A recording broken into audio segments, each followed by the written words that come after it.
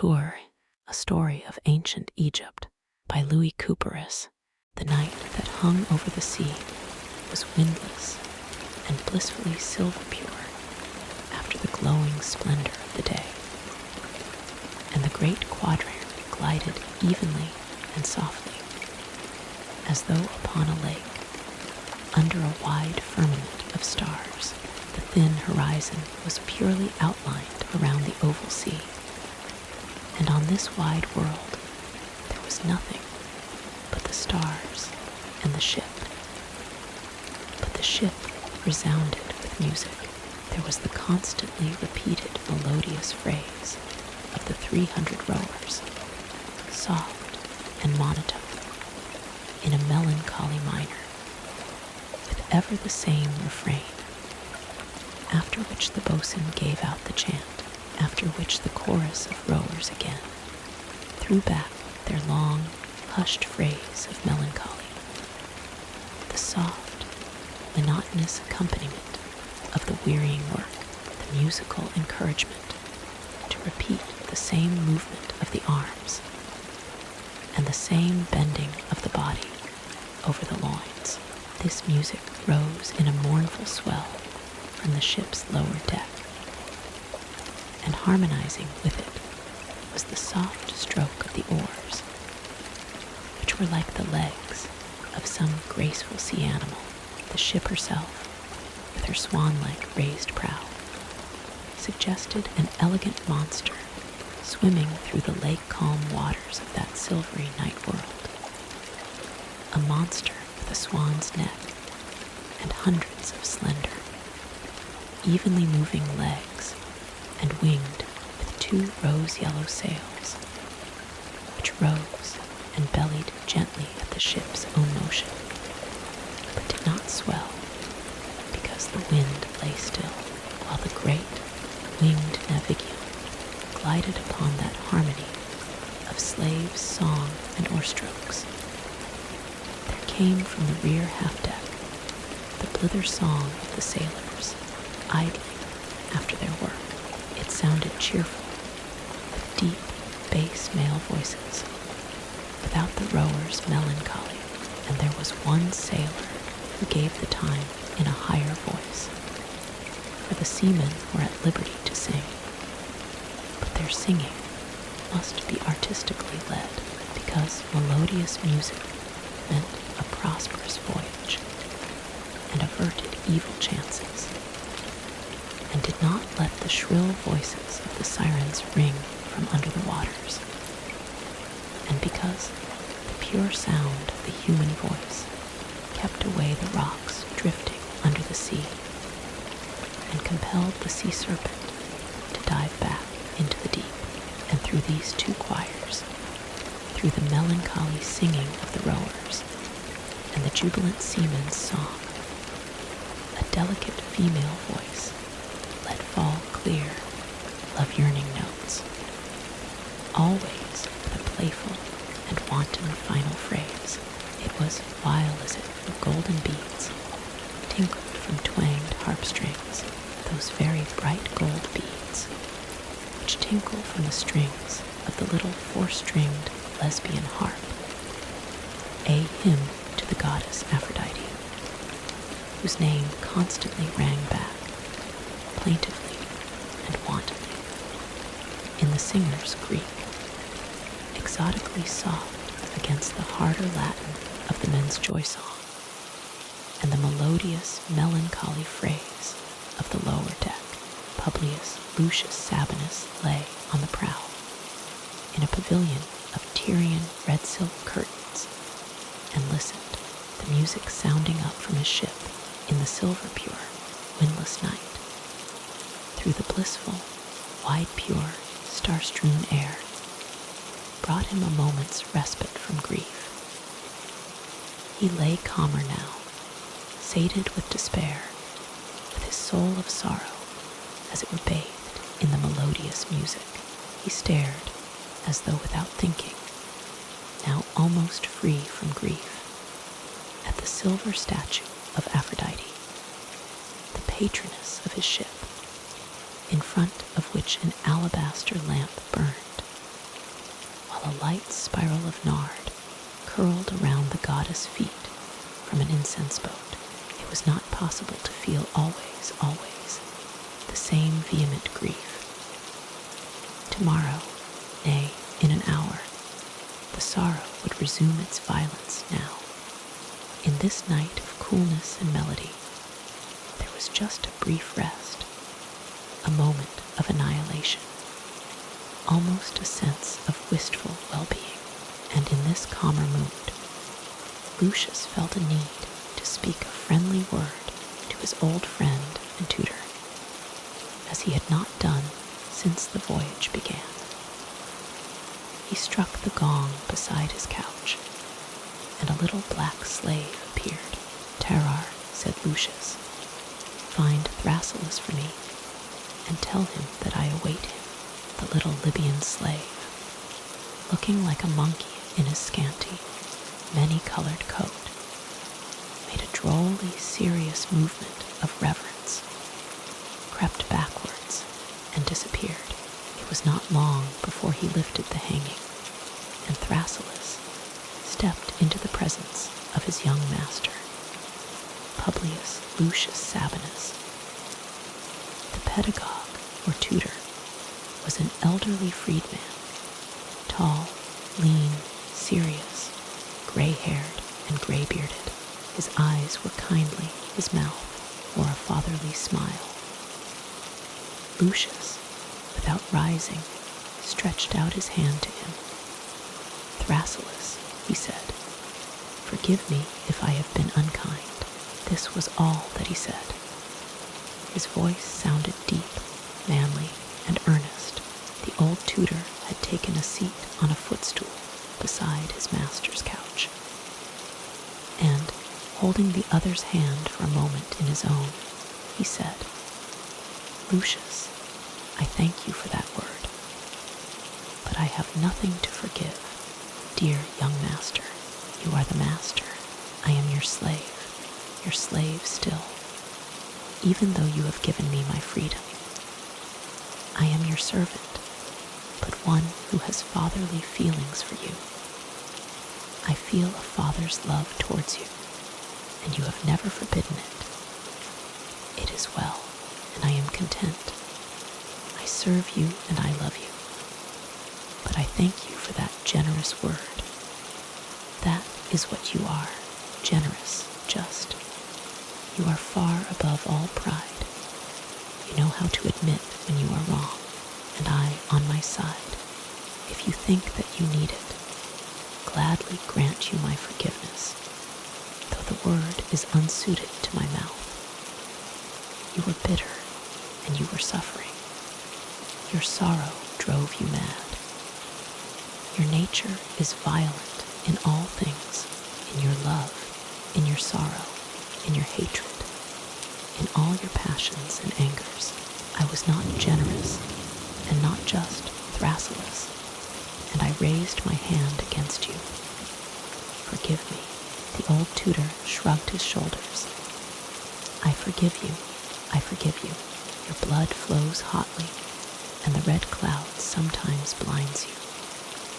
Certainly, you must control and master yourself. But I am your slave, though I feel for you like a father, and that you raised your hand against me. What of it? It was a movement of anger. You are as meddlesome as a young colt, and sorrow drove you mad. It does so still. Sometimes it is as though I felt a fury of frenzy here, inside me, in my breast. Then I must have her back, have her here, beside me, in my arms, at my breast, at my lips. Oh, ye gods, ye gods, ye gods. He drew a deep breath, moaned and sobbed. Be still, dear young master, said the tutor. Try to forget, and try to be resigned. She is gone. She is not to be found. We have searched everywhere. You have vainly squandered treasures to find her. Ilia is gone. It is 3 months now since she disappeared. She was probably kidnapped by pirates while bathing. She used often to bathe in the sea. Among the rocks is the villa at Bay sold. I won't go back to it. Since she is no longer there, since she has disappeared, she has disappeared. She has disappeared without a trace. Just one sandal on the shore. It was a calm sea. She cannot have been drowned. In my house she was queen. My Ilia.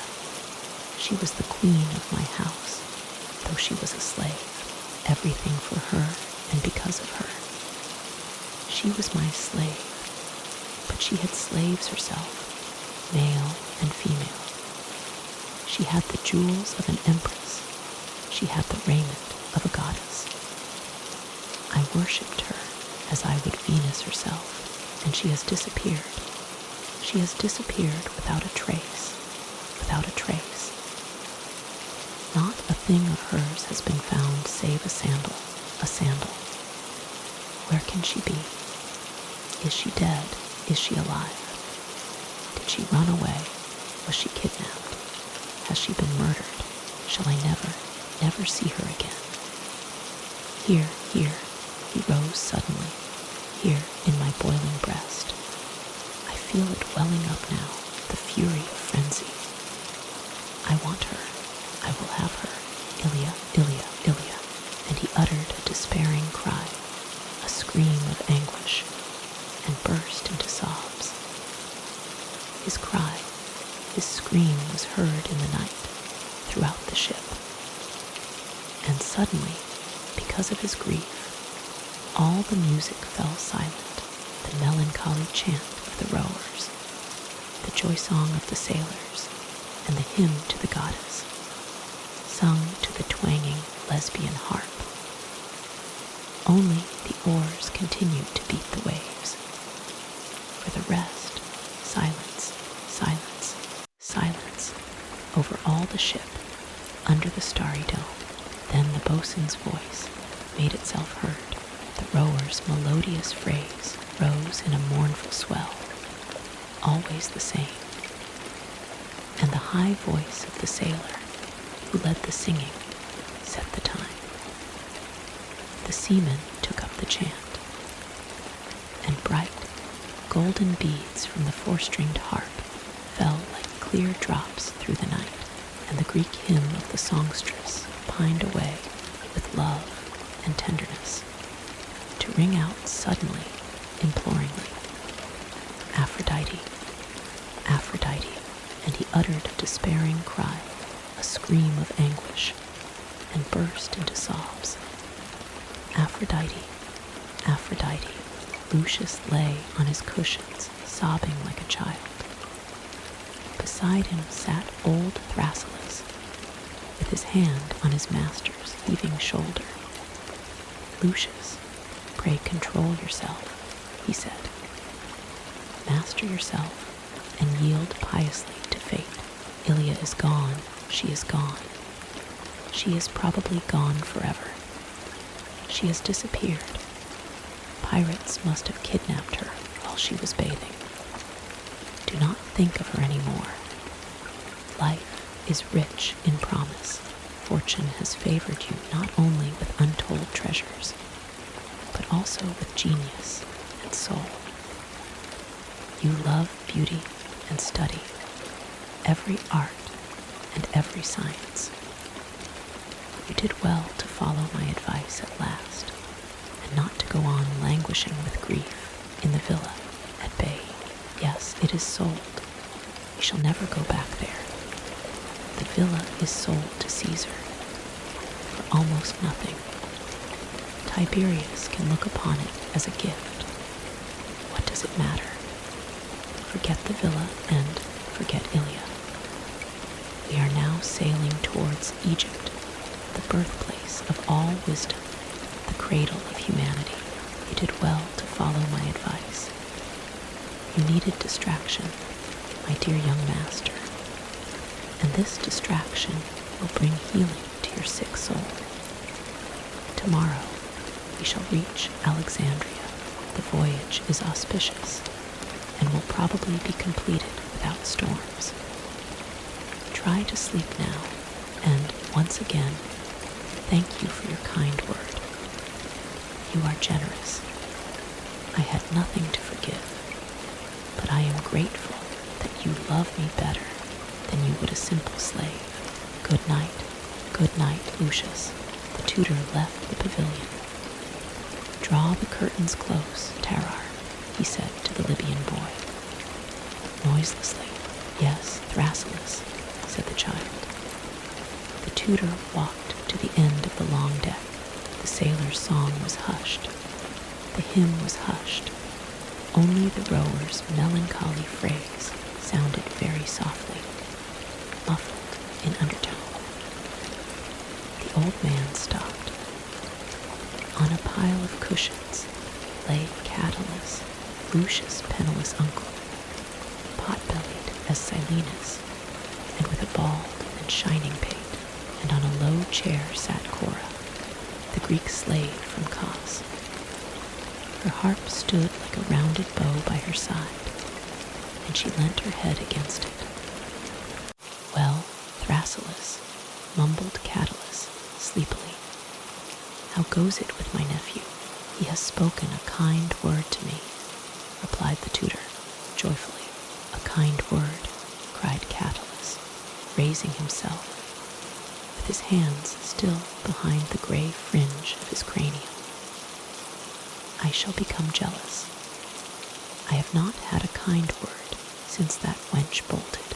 SSH, be silent, worthy Catullus, said Thrasyllus. He believes that she has been kidnapped.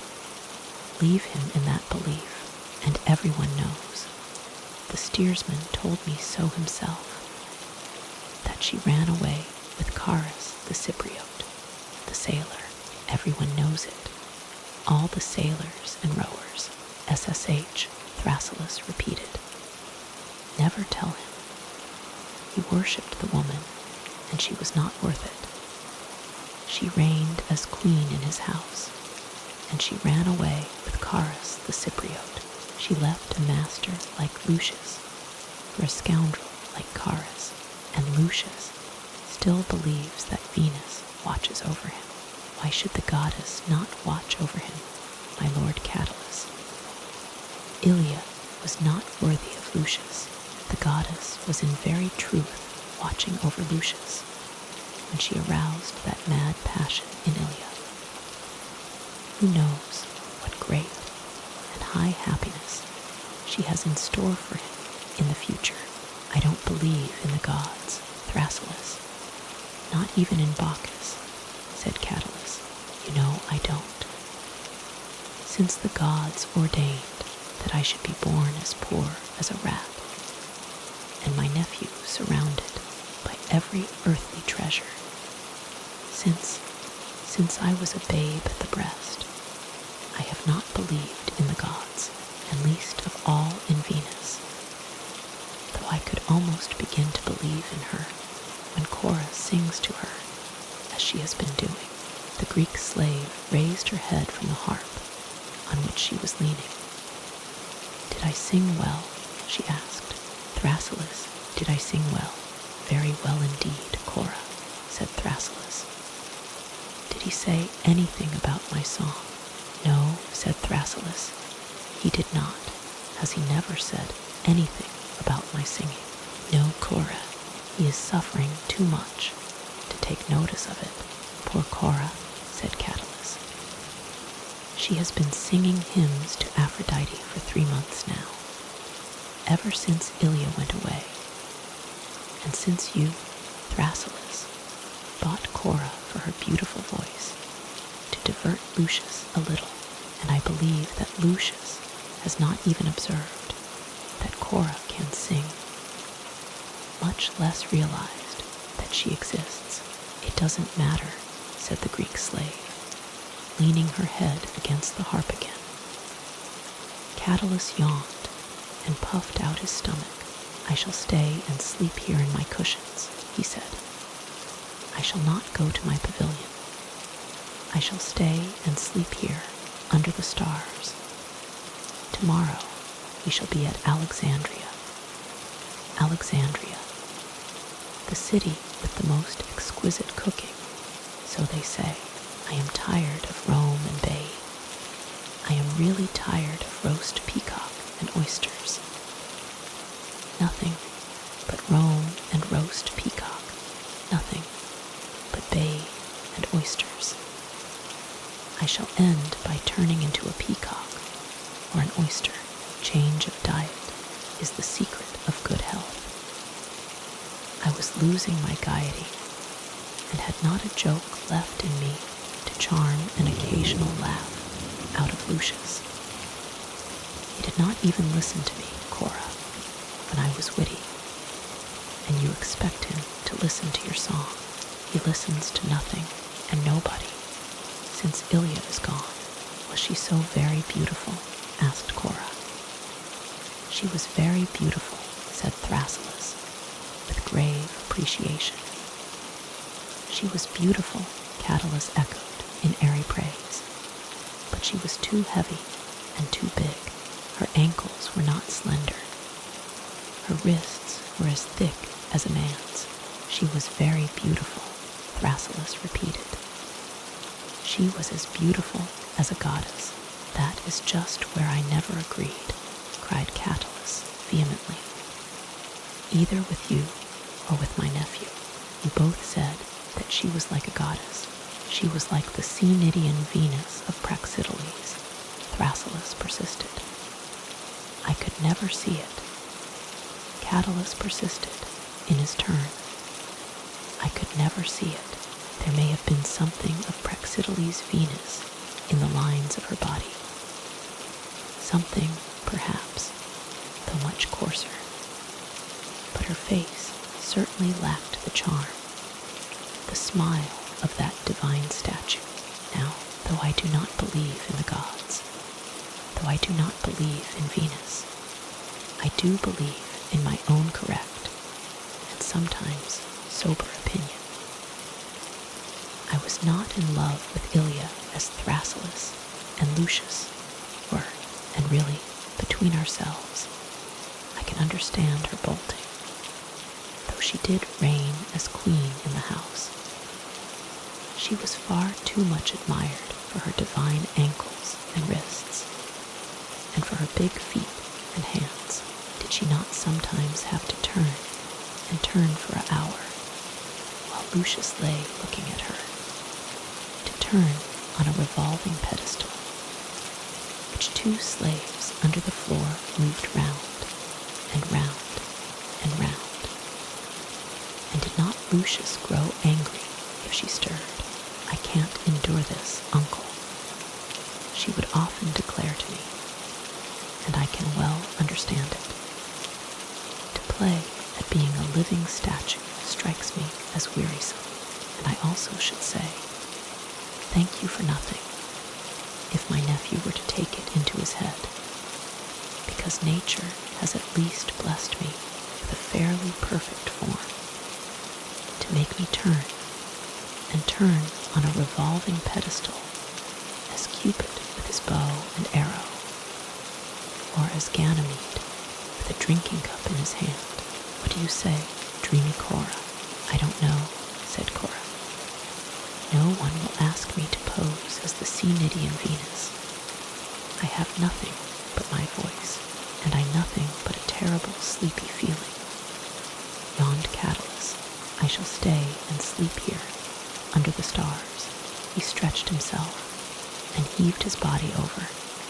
Two slaves approached and covered him carefully with silken sheets and woolen blankets, and pushed pillows under his head, his loins, and his feet. He accepted their attentions like a child. And when he had turned over, he at once fell asleep like a child, with not a wrinkle of care in his bald forehead, which shone like ivory in the soft light of the stars. Cora had risen to her feet. Good night, Thrasyllus, she said. Good night, Cora, said the tutor paternally. Greek slave, her heart tucked into her arm, moved away slowly. She lifted the hanging of a cabin, which she shared above deck with some other slaves. These were sleeping in 6 or 7 narrow beds close together. A rose-colored lantern shed a vague glimmer, here over a hip rounded in sleep, there over a face with shut eyes, framed in black tresses and white, raised arms. The slave undressed in silence. Her muslin peplos, woven with gold flowers, fell from her. She stood naked. She looked at her wrists, which were slim like a patrician's. She stooped and looked at her ankles. She arched the instep of her narrow, shapely foot, and she passed her slender fingers over her hips, which were like a virgin's, and over her waist, round which she could almost make her 2 hands meet. Then she took up a metal hand mirror and looked at herself in the light of the rose-colored lantern. She half closed her big eyes, which were like gigantic sapphires in mother-o'-pearl shells, very soft, very bright, very big, with the streak of antimony stretching to the temples. Then she smiled. But next she gave a very deep sigh. She lay down on her little narrow bed between 2 other beds. A slave had moved slightly in her sleep, muttering. Cora drew a sheet over herself, and her great eyes stared, without seeing, into the rose-colored lantern. In the windless night, the ship glided over the sea, which was calm as a lake, and there was nothing but the beating of the oars and the lulling, melodious phrase of the rowers, sometimes a sing-song order from the steersman, up in his lookout turret, and then a creaking of heavy ropes over great pulleys. Next morning, the soft, even light of a tea-rose dawn spread over a magic spectacle, beautiful as a marvelous dream, flimsy as a vision, compelling as an enchantment. The ship had glided past the monumental, marble, 9-storied pharos into the great harbor, and Alexandria lay before the eyes of the delighted travelers. Lucius, Thrasyllus, Catullus, shining pink, through diaphanous, mother-o'-pearl gleams, and a slowly lifting silvery mist, like a city of magic and fairy tale.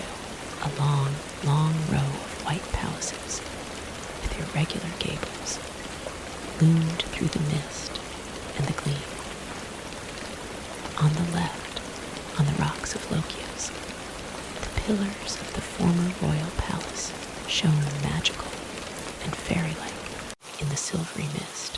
Thrasyllus knew that, since Egypt had become a Roman province, the legate resided there, surrounded with royal honors. Under the palace, the little square basin of the palace harbor showed, gay with the purple sails of the legate's triremes, with the little island of Antirhodos, behind which pillars, and yet more pillars outlined more and more clearly the white theater, with the bite of the Pisidium, where stood the temple of Poseidon, and the great emporium, the great market of the merchant shippers, while a pier ran into the harbor on which, dainty as a marble ornament, stood the villa of the Timonium, built by Mark Antony, a riot of luxuriant green gardens, with the stately crowns of palm trees and the dreamy delicate crests of tamarisks, flung cool, dark nosegays between all those gleaming white buildings which began to blink in the ever fiercer sunshine. Thrasyllus pointed with his finger. along the harbor, the long row of palaces of the sea seraphim, the huge docks and yards teeming all motley with people and industry, to the Hepte Stadium, the promenade jetty, which stretched out to unite the city with the island of Pharos, whence the lighthouse took its name. On the one side of this pier, with rostra and statues on the marble balustrade and gates, lay the harbor of Eunostus and the naval docks of Sybaris. The water on every side was crowded and swarming with vessels, biremes and triremes, battleships and merchant ships.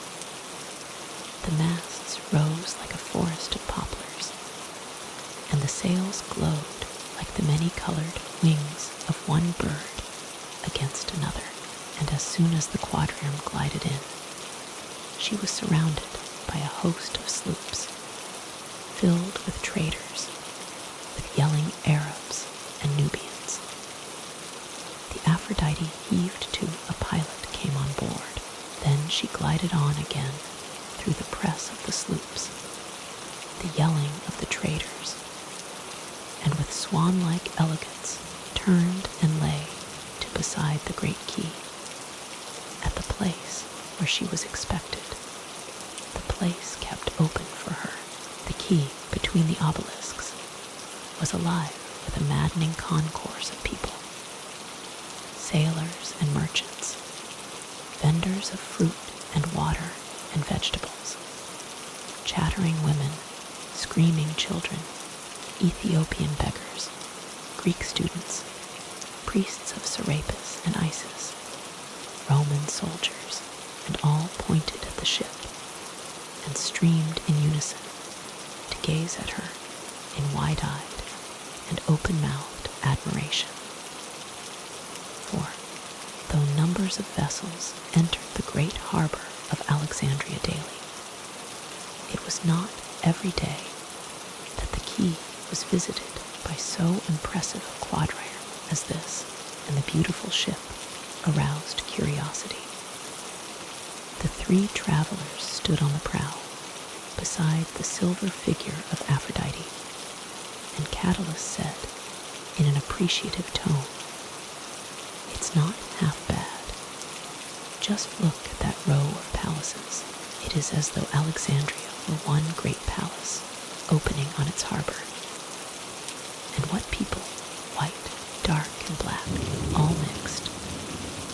And what a noise they make. What a noise. We are much calmer in Italy. Do look, Lucius, at all those ibises walking about on the quay, quiet and tame, pecking here and there, upon my word, as though they were at home. Do you see the ibises, Thrasyllus? I thought that they just stood and dreamed on one leg, beside the Nile, like poetic birds. And the moment I arrive, I see great flocks of them actually walking on the quay of Alexandria's harbor. White ibises, black ibises, piebald ibises. What a crowd of ibises. What a crowd of them. And so dignified, much more dignified than the people. Ye gods, what a noisy crew the Alexandrians are. The gangway was slung from the ship to the quay, and the master was receiving the port authorities, to whom he had to show his papers, when two men came hurrying across the gangway, which was hedged in by a guard of sailors to protect it against any intrusion of the gaping populace. One of them was an obvious Latin, the other a dark-skinned Sabaean. "Well, Vedius," said Lucius, welcoming the Latin, who was his steward, "I am glad to see you again, and I hope that your voyage was as prosperous as ours." Vedius, the steward, bowed low before his young master, bowed ceremoniously before fat Uncle Catullus.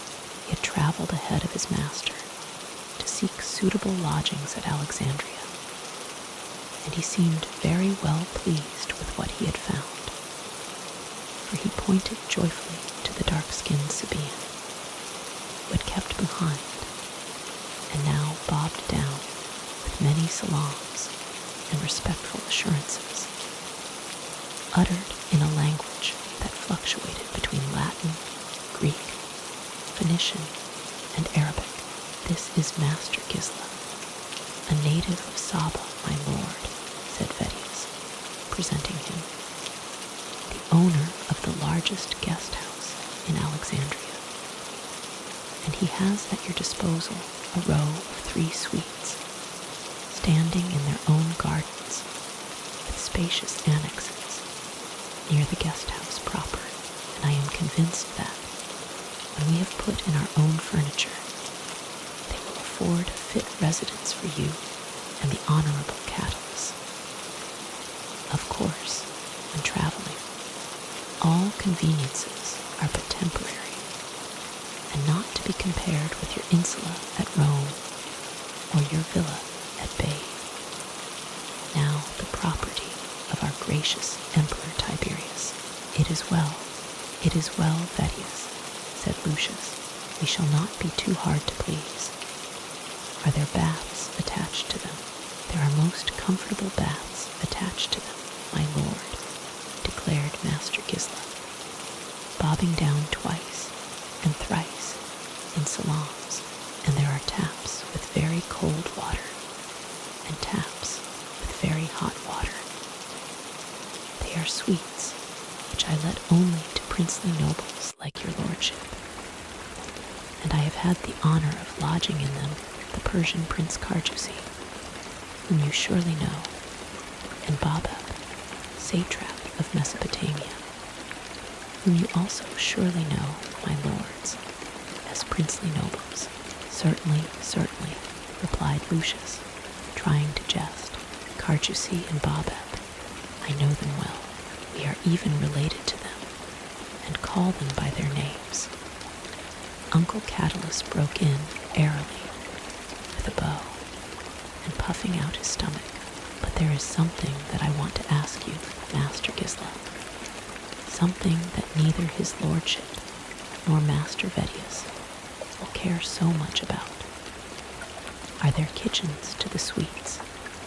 Kitchens where our trusty cook can prepare us this or that simple fare? There are most comfortable kitchens to these princely suites, my lord," Master Gisla assured him. "His Highness the satrap Babab often gave very sumptuous banquets, and would invite His Excellency the legate to his table every other day. And near the kitchens there is a well of water clear as crystal." "I don't drink much water," said Uncle Catullus. "We have old Merodes wine in our cellars, my lord, wine thick as ink, dark purple as molten princely sealing wax, and fragrant as the own lotus of Our Lady Isis, blessed be her name. We have also the rose-colored date wine of Meroe, and the fine topaz yellow liqueur of Napata. We have all the Ethiopian liqueurs." "That's better than water," said Uncle Catullus, smacking his lips. "What say you, my dear Lucius?" Lucius had made a great effort that morning to control his grief. Together with his uncle and the tutor, he had stared with interest at the splendid panorama that unrolled itself before their eyes as they entered the great harbor. He had welcomed his steward Vedius with a kind word. He had interested himself in the apartments which he was to occupy. Now, however, tired and listless, he had sunk into a seat beside the silver image of the goddess, and sat looking disconsolately in front of it. He was a tall, comely fellow, with an athletic frame developed by wrestling exercise, and his dark eyes, though now veiled with melancholy and longing, gleamed with a deep spark of intelligence, immensely rich, the sole heir of various relatives who had died childless. He had joined for but a short time in the mad orgies of the young Romans of his own rank, and had soon devoted himself to many branches of science, to astronomy in particular, philosophy, magic, the favorite passion of that period. He amused himself with modeling and sculpture. As a collector, he loved everything that was beautiful, pictures and statues, old coins and old glass, and his Etruscan antiquities were famous all over Rome. Certainly, he had always desired to see Egypt, to travel through Egypt, and the sight of the marble palaces of Alexandria had already charmed him for a moment. But his grief and longing returned to him immediately after. Red anger awoke in him once more, and impotent fury that Ilia, his best beloved slave, had vanished one inauspicious morning from his villa at Baiae, without leaving a trace behind her. "Come, Lucius," said Catullus. "We're going on shore now, my dear fellow. There are our litters waiting for us, prepared by Master Gisela's care, with excellent, powerful Libyan bearers, my lord, bearers whom I reserve exclusively for princely nobles like you, and if you care first to take a turn through the city," Sir Vedius proffered, "I will see to it that the furniture and baggage are conveyed from the ships to your apartments, so that you will find everything arranged in time for luncheon." Although Lucius, of course, traveled with his own litters and his own bearers, Gisela and Vedius had judged that 2 Alexandrian litters with 12 Libyan bearers would serve his purpose better at Alexandria, especially because here they were accustomed to move quicker at a trot than in Rome, where the pace was statelier and slower. Master Gisela, therefore, who would not fail to charge the litters and bearers in his bill at double the price and more, had quickly and slyly set out his litters in front of the gangway, before Rufus, the under-steward, had even thought of preparing his master's own litter. "Very well, Vedius," said Lucius, making an effort and rising. "I see 2 litters. Those are for Uncle Catullus and me. And how is our good Thrasyllus to accompany us? For he knows the city already from the writings of Eratosthenes and Strabo. He can tell us much that is interesting on the way, and the tour would not afford us half the same pleasure without him. I have had a good donkey saddled for Master Thrasyllus," said Master Gisela, with a salaam. In fact, an ass, held by a boy on a leading rein, stood waiting behind the litters, among the open-mouthed populace, and if the Sabaean hinted suavely, "If I might entrust the noble lords to the conduct of my younger brother Caleb, he will go in front of the noble lords and act as a guide, with whom they will doubtless be no less satisfied than were the prince of Persia and the satrap of Mesopotamia, Carjusi and Babel." Uncle Catullus completed mischievously, "2 pleasant, simple fellows. I'm sorry they're gone." But Gisela pointed to Caleb, who now came up with a flourish of salams and bowed. As against Gisela, who was tall, lean, and dignified, Caleb, the younger man, was vivacious and sparkling, with dark eyes, flat flashing teeth and a gay, smiling mouth. He wore wide, striped trousers of many colors, a white burnous, a red turban, and large rings in his ears. And he spoke better Latin than his brother, with now and then a few sentences of Greek. Lucius accepted Caleb as his guide, and they went on shore, and Lucius and Uncle Catulus took their seats in their litters. Thrasyllus mounted his quiet donkey, but Caleb flung himself with a swagger on to a jet-black, gaily caparisoned Sabaean mare, who neighed, and she felt the red heels of Caleb's sandals in her flanks. So the procession started. First, 3 ebon-black outrunners, with whips which they cracked right and left to make room, to drive barking dogs away, and to keep beggars at a distance.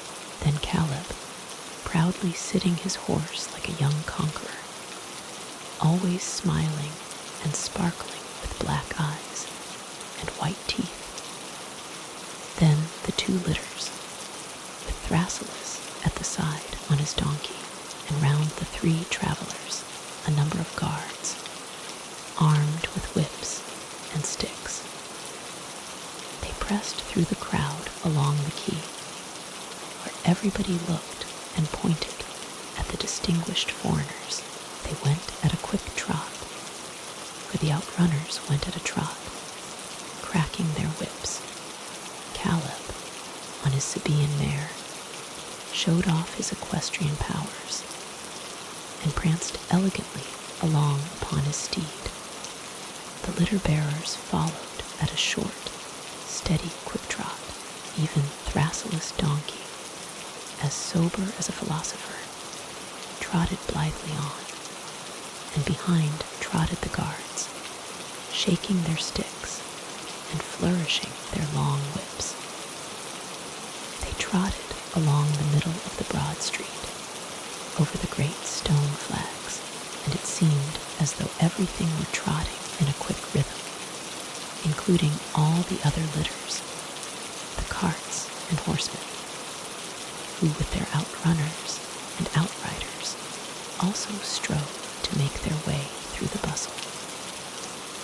So the cavalcade trotted on, and the street boys scattered, and the ibises scattered with outstretched necks and wide flapping wings. What crowds of ibises! Catulus cried. Thrasyllus, isn't it comical to see so many ibises walking and fluttering through the streets of Alexandria? My lord, cried Thrasyllus from the back of his dancing donkey. The ibises are Alexandria's scavengers, I dare say, but they are unclean birds themselves for all that, and they are counted among the sacred animals, cried Uncle Catulus.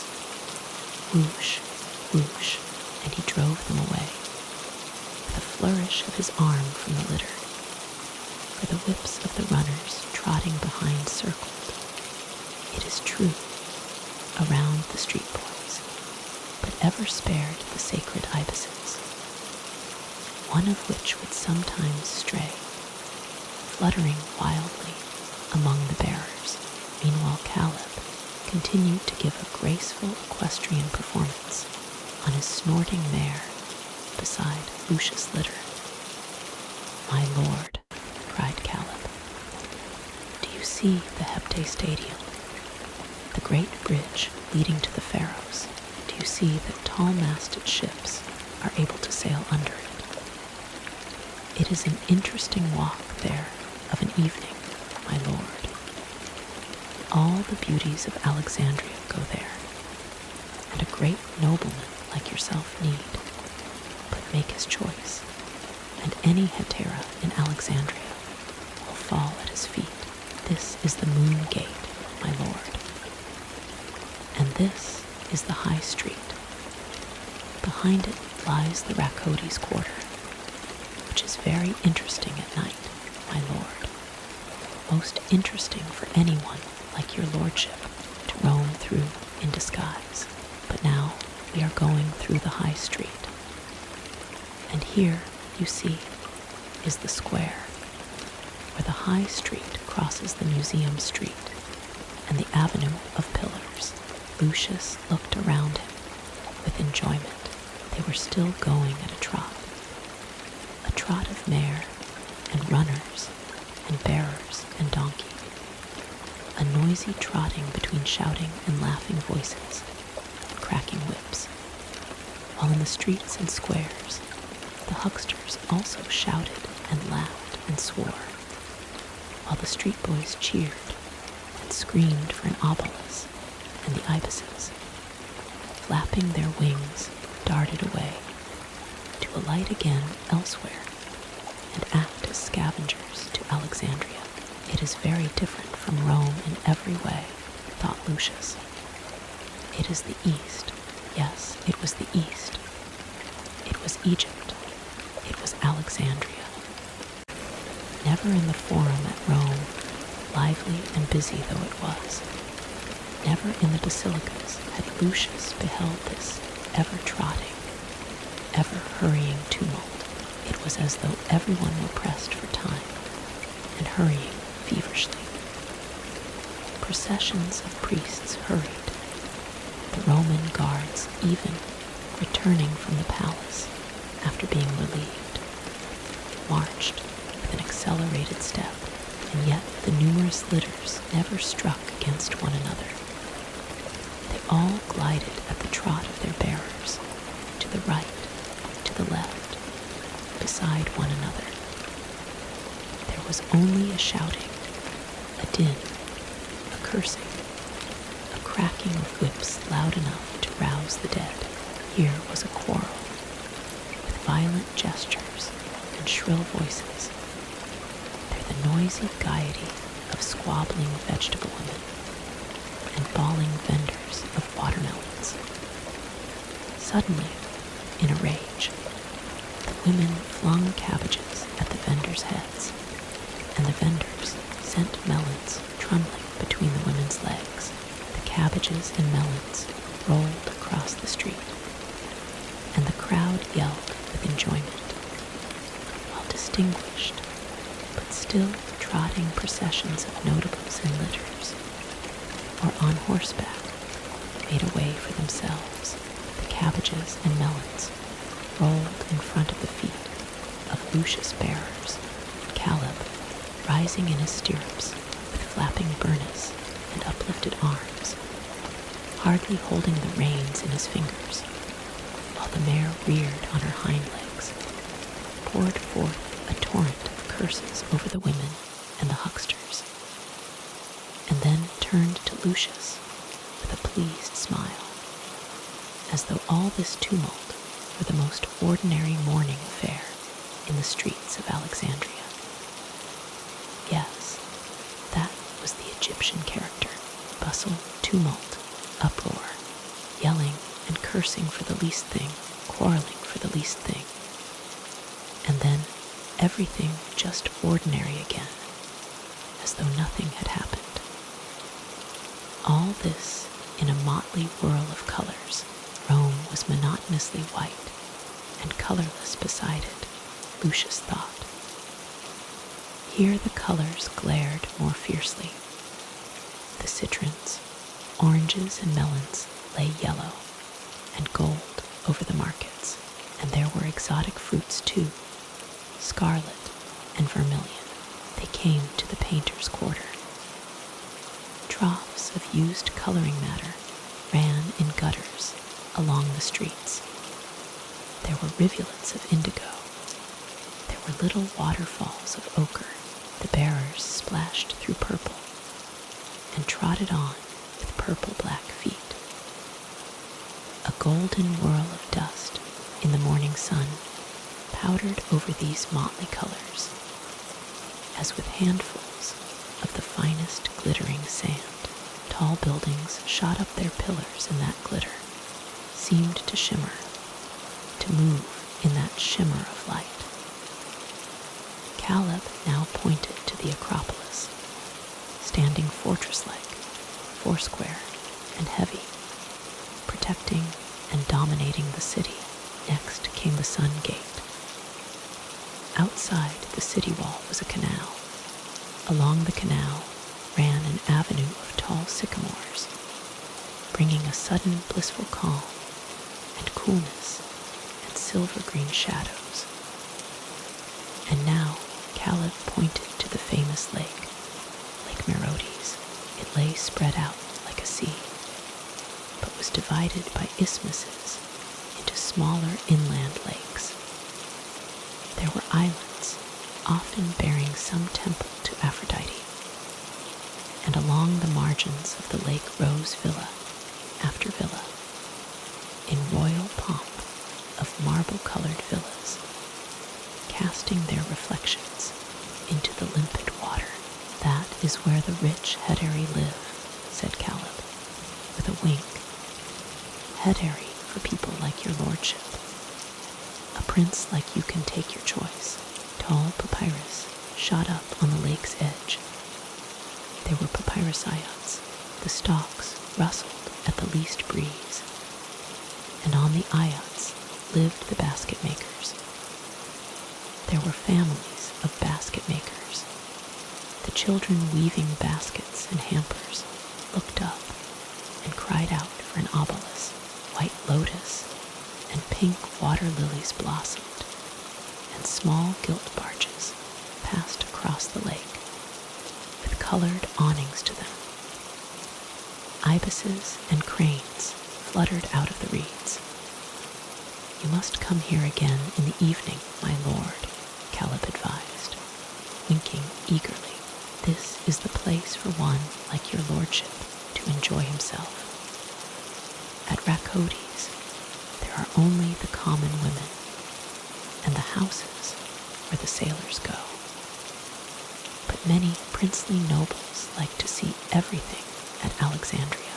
The procession trotted back through the Gate of the Sun, which made a wide breach in the city walls, a vaulted arch above Corinthian pillars, and Caleb said, "We are now coming to the Avenue of Pillars and to the museum. Here again were the bustle, the tumult, the uproar, the shouting and cheering and cursing, the multitude, litters, horsemen, pedestrians. The Avenue of Pillars also was swarming, mainly with students, philosophers, and loose women. The sun blazed down in the middle of the street. There were golden patches of light and blue-purple islands of shadow, and there was always the golden glitter of dust, as of the finest sand whirling through the air. Here were the hairdressers and barbers. Here were the baths. Here the tailors' shops with their riot of colors. And here the glittering jewelers' shops, and here, behind tables, stood the money changers. There were stretches of green garden, and behind the gardens loomed the colonnades of the museum. Close by were the gymnasium and the athletic school. "Will your lordship visit the museum?" asked Caleb, still parading his horsemanship on the Sabaean mare. Thrasyllus thought that it would be interesting to visit the museum, and the travelers alighted. There was a great rush to see them. Uncle Catulus threw oboli among the street boys, who rolled over one another, fighting. Beggars approached, gray-bearded men like prophets, and old women like sibyls, and Lucius flung a coin here and there. The runners and guards drew themselves up around the two litters, the mare and the donkey, but Caleb walked in front of the travelers, mincing elegantly on the tips of his red riding boots, and holding the hem of his burnous in his swaying hand. It was as though he were always dancing, whether on horseback or on foot. The museum, Caleb explained, is As your lordships know, the Academy of Alexandria, founded by the beautiful Cleopatra.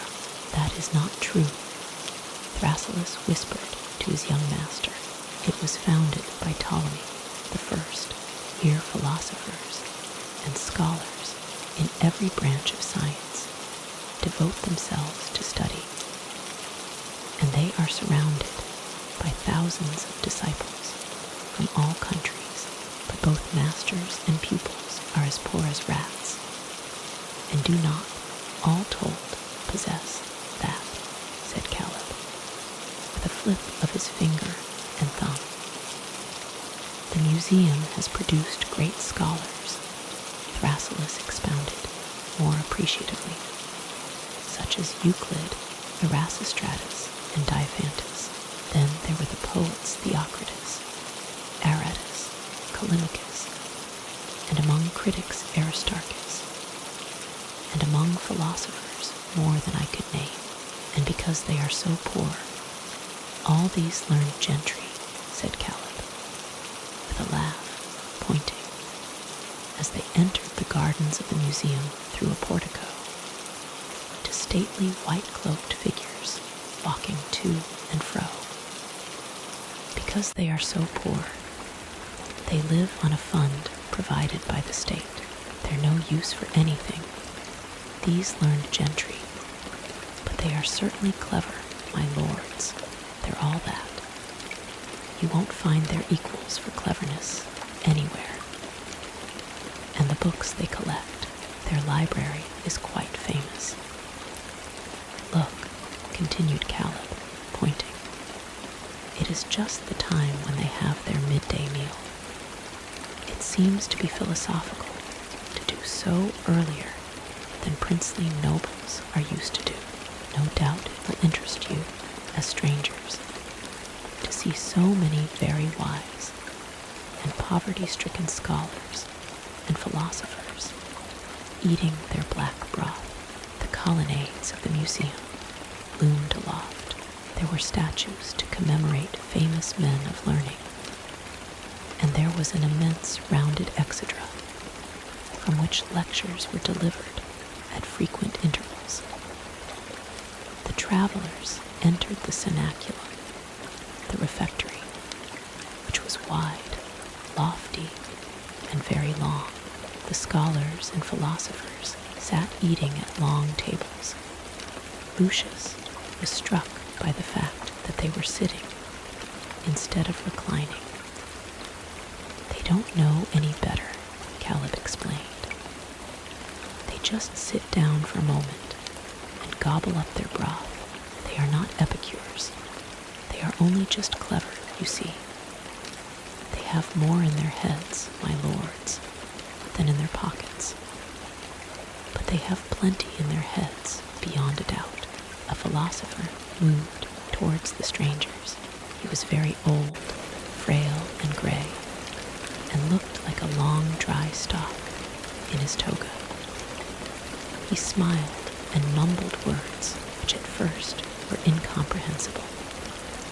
From the folds of his garment he stretched forth a claw-like hand. He was begging, and Lucius gave him some money.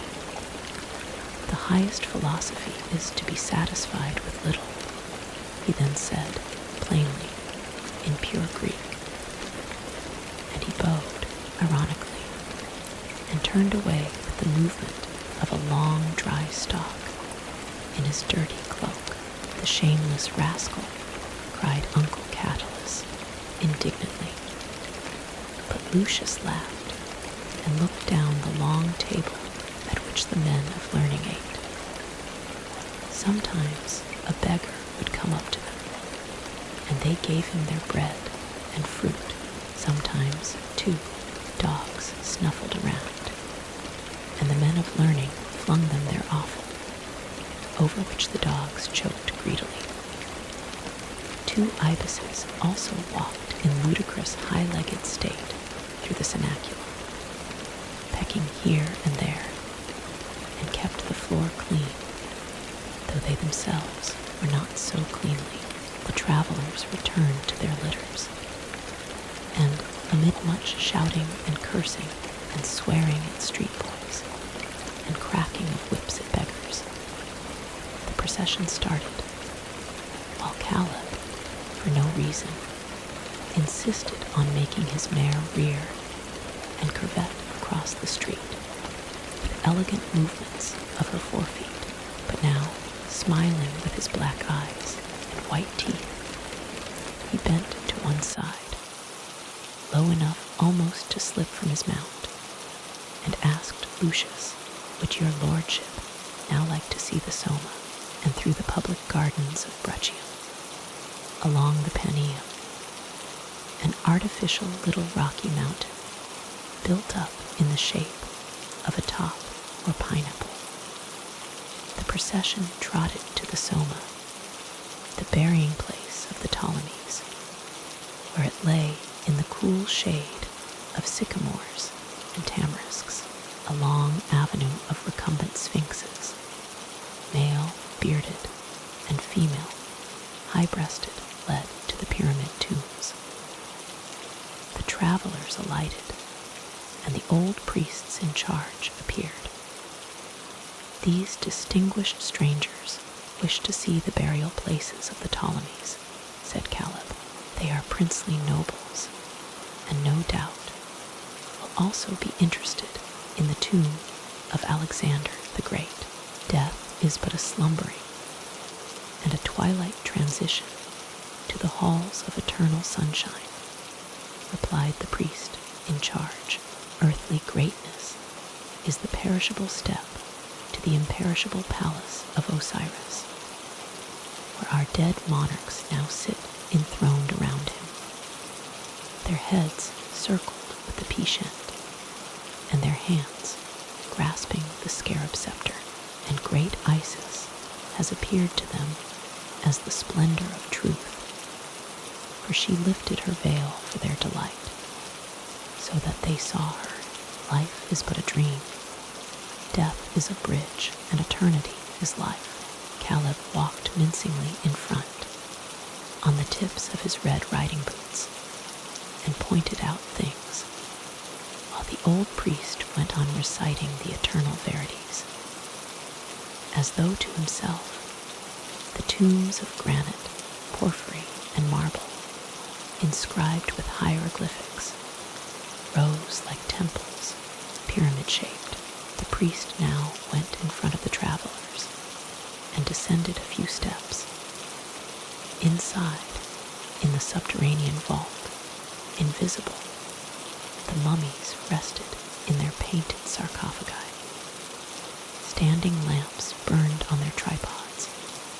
Perfumes rose in a cloud from vases and dishes and daintily colored glass vessels, filled with oil, honey, and fruit, stood on low bronze tables, while amphorae of consecrated water awaited the hour of the resurrection, when the dead should rise and be baptized into the true new life, which was eternity. There was an overpowering scent of sickly sweet aromatics, and in the midst of the perfumes, the big, wide-open eyes of the painted images on the sarcophagus lids stared, ghostly and superhuman, straight before them into the brightening future. They were images of bearded kings and ibis-crowned queens. Sometimes they were images of children. Through the mist of the aromatics, the golden, winged suns gleamed in the embrace of the snake's coiled tail in mouth. Sacred Horus, son of Osiris and Isis, the radiant redeemer of mankind, who descended out of pity on a sinful world, bestrode Typhon, the grinning spirit of evil. There were images of the god Apis, of the god Ra, of Thoth and Anubis, with the heads of an ox, and Ibis, a dog. After this, the shade of the sycamores and tamarisks outside the tombs was silver green and cool and the pure air of the sunny morning seemed strange after the perfumed, sickly sweet atmosphere of the sultry underground sepulchres. The priest in charge stopped before a gleaming marble pyramid. The narrow bronze door hung tapering upwards between pilasters carved with lotus capitals. "The tomb of Alexander of Macedon," said the custodian solemnly. They went inside. Again, burning lamps shed their fragrance. There was a heavy mist of nard. Behind a bronze railing on a basalt pedestal stood a sarcophagus of transparent crystal, polished and engraved. And within this thick crystal, in a green watery light, where the flame of the lamps was mirrored in the glass, a mummy lay visible. It was like the chrysalis of a gigantic moth. The face was stained brown with balsam and salve, and stared with eyes of beryl. The hair and short beard were painted gold. Many colored bandages wrapped the body in a close sheath, and the legs also were closely fastened together in a case of gold filigree. The mummy lay on a mattress of striped byssus, the head on a byssus pillow. The scarlet lips seemed to grin in the crisp golden beard, and the beryl eyes were full of amazement at what they saw in eternity. "These are the sacred remains of the great Alexander," said the priest in charge. History teaches us that Ptolemy, son of Lagus, took the body of the hero and conqueror from Perdiccas, who was bringing it back from Babylon to Macedon, but was passing through Egypt in the hope of conquering our sacred country. Ptolemy marched against him. Perdiccas had hardly set foot in Egypt when he perished at the hands of his own soldiery on an island which had been surrounded by Ptolemy's troops. With Perdiccas were the royal family, Alexander's pregnant widow Roxana and her young children. They were allowed to embark for Macedon, but the body of Alexander the Great was carried to Alexandria and buried in state in a massive gold sarcophagus. This sarcophagus was stolen by Ptolemy Parasactus, a pretender to the Egyptian throne, who invaded the country from Syria with a host of troops. Alexander's body, however, was rescued from his hands and laid in this crystal coffin. Here it lies. Lucius and his companions stared, greatly moved by the sight of this corpse, nearly 3 centuries old, embalmed and bandaged, with its feet in a sheath of gold filigree, and its beryl eyes staring with surprise. Was this chrysalis all that remained of the great Alexander, whom the oracle of Ammon had declared to be the son of Ammon-Ra, son of the sun god? Only Caleb remained indifferent, with his mincing gait and an incredulous little laugh at the genuineness of Alexander's body, to which he had already conducted so many princely nobles, including Carjusi of Persia and Babel of Mesopotamia. "Here lies Alexander the Great," continued the priest in charge, "the warrior, the conqueror, the king of kings, the son of the sacred sun god, Ammon-Ra, descended upon earth. He lived to be 33 in this terrestrial life, but this life is a dream, and death is the bridge to the life that is the eternal reality. The soul has departed from this house, embalmed with precious ointments, And he added in a different voice, "Even to your excellencies, the charge is only 1 gold stater ahead. I will pay for you, my lord," smiled Caleb, with an elegant bow to Lucius. And he paid the priest, who went on speaking, with the gold coins shining in his uplifted hand. Generosity is a great virtue. He who gives more than he is asked to give earns the favor of Thoth, who sows the good chances of fortune upon the earth. Caleb grinned with flashing teeth to show that he understood, and dropped another half-stater into the priest's palm. The travelers stepped out of the sepulchre. The sunny morning outside seemed strange, with silver-green shadows between waving tamarisks and rustling sycamore leaves. Lucius was pale, and he said to Thrasyllus and Uncle Catulus, "Death, death, she is perhaps dead.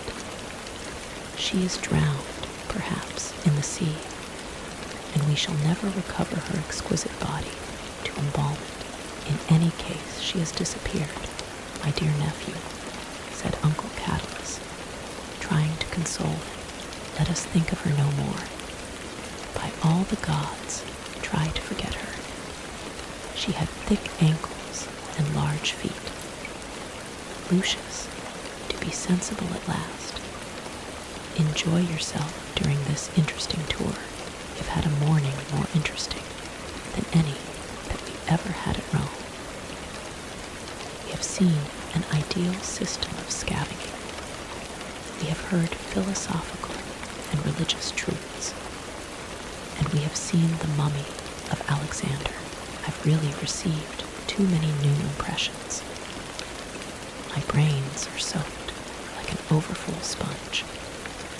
They can contain no more this morning. That sated condition of the head makes my stomach feel empty as my pocket when your liberality has forgotten to line it for your old uncle. My dear Lucius, when traveling one must be sparing of one's powers. I suggest to our indefatigable guide that we should go home and see if, in our absence, our trusty cook has remembered that, though life is a dream, even the dead, and therefore all the more the living have to be fed. The dead are sustained with oil, honey, and fruit. I am curious to see what our cook's pious thoughts have prepared today for the living. The procession trotted home through the gardens of Bruttium, the palace quarter, and along the hippodrome to Master Gisela's great diversorium, or guest house. It stood near the Canopian gate in an oval garden, behind a hedge of tall cactuses. The door opened between 2 figures of Hermes. Here sat the janitor, or porter, and the travelers were struck by the fact that a winged head of Hermes, in marble, crowned the marble architrave of the door. Caduceae, or Hermes wands, with winding snakes, were carved on the pilasters of the door, for the diversorium was dedicated to Hermes, and known in the quarter as the Hermes house. The janitor rose and bowed, with his hands stretched to the ground. Master Gisela also, standing beside a statue of Hermes in the middle of his garden, bowed in this fashion, bending low, with his hands stretched groundwards. The procession trotted in. The travelers alighted, but Caleb sat his mare, bowed gracefully, and stooping forward, whispered in Lucius' ear, "After you have rested, my lord, I will take you whither you please. I will procure you whatsoever you please, for your lordship's pleasure and gratification, whithersoever you please, and whatsoever you please." I wish you good luck at your repast." With that, he threw the mare on her haunches, stood up in the stirrups, waved his burnous, uttered a cry, and rode away in a cloud of graceful gestures. The diversorium consisted of several low buildings. It harbored Arabian and Phoenician merchants who looked out curiously, squatting on mats or lying at their meal, served by black slaves. But Master Gisla led his princely guests to their own suites, and Vedius and Rufus received the travelers on the threshold. They had worked to good purpose, conveying furniture, boxes, and packing cases on camels and mules. A Babylonian carpet lay upon the floor. The travelers' own beds were ready. In the corners of Lucius' bedroom stood bronze and marble statues. For no important Roman with any pretension to taste traveled without carrying a few of his treasures with him, and perfumes burned before the statues. There were curtains hanging from rings, and garments lay ready, neatly folded and strewn with fragrant flowers on long, low sycamore wood tables. There were metal mirrors on bronze pedestals, all the brushes, tweezers, and unguent sticks, in gold adorned with agates, lay spread on bronze tables. All the jars, pots, and vases essential to the toilet stood filled with cosmetics, ointments, and perfumes. All this furniture and upholstery, all these useful and artistic possessions had been brought over from the ship. My diversorium boasts every possible comfort, my lord, and all the latest conveniences, bragged Gisla, which visitors like your lordship demand in these days. He lifted a curtain beside Lucius' couch. There was in fact a marble basin with taps under a canopy. "And here," said Master Gisla, "is your triclinium." The dining room, which Master Gisla described by this high-sounding name, was a pleasant, spacious, airy apartment, with sun-blinds between pillars, and as Lucius entered, he was greeted with the music of harps. For all the wealthy young Roman's family were drawn up there in 2 rows, awaiting his arrival. Vedius and Rufus and Terrar, the little black slave, all his slaves, male and female, all the great household, without which no distinguished Roman thought it possible to live, even indeed especially when traveling. And amid the female slaves stood the Greek slave from Kos, Cora, with 2 other harpists, and they drew long, descending chords from their strings, while Cora sang a short song of welcome to the gracious master. Incense burned on dishes. 2 S-shaped couches coiled round a long, low table covered with a yellow and white cloth, and already laid with yellow and white crockery and gleaming gold plate. A little fountain of verbena water played in the middle of a bowl filled with blue lotus. Lucius assured Vedius and Rufus that he was really pleased. Indeed, it was as though he were at home. Then, because Uncle Catalus said that he was starving, he invited his uncle and parasite, who had so often diverted him with a merry jest, to lie down, lay down himself, and motioned Thrasyllus, his friend and tutor, to a stool by his side. For though Thrasyllus shared his pupil's meals, as a freedman he remained the inferior 3 girl slaves waited, while Cora and the 2 harpists struck a soft melody from their strings or danced a little ballet. Uncle Catulus was glad to have neither oysters nor roast peacock set before him. Lucius, cook, had surpassed himself in this first exotic repast, with a first course of peppered watermelon in sugared wine sauce, with which was served an Egyptian spiced bread named cases, next young tunnies surrounded by savory eggs, stuffed olives, and finely chopped cockscombs. Next, a sucking pig served on breadfruit and cucumbers. Lastly, a honey tart, covered with a cream custard containing stoned dates and cinnamon. They had the celebrated Merodes wine, thick as ink and purple as molten wax, poured by Master Gisla himself out of a jar still warm from the sun. And there was the topaz-yellow Ethiopian liqueur of Napata, which he dripped drop by drop into goblets filled with snow, and which spread an aroma as of roses steeped in sylphium. Uncle Catulus ate his fill, and Lucius too did honor to the meal, however much his heart still suffered and craved, while Thrasyllus was moderate as always.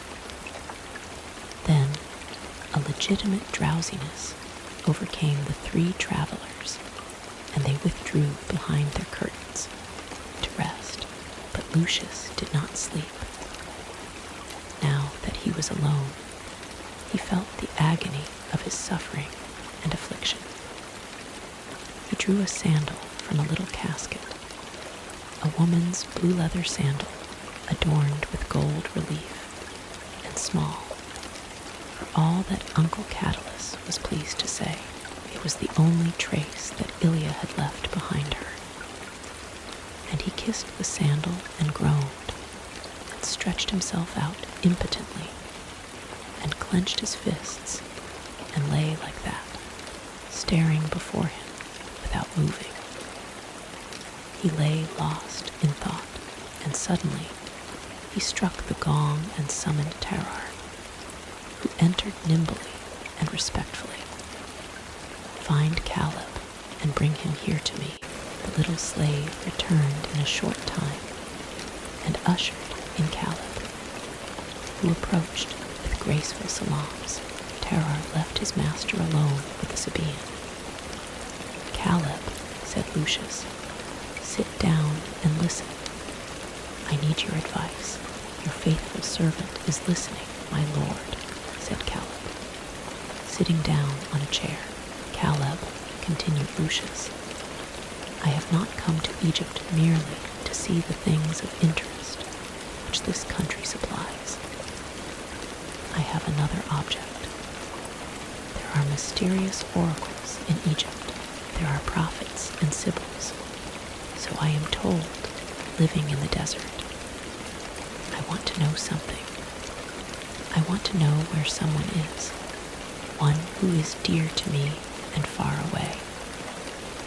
I want to consult the oracles and the prophets and sibyls who must conduct me, without saying a word to my uncle or my tutor, because they do not approve of the attempts which I wish to make to find this person, whom I love.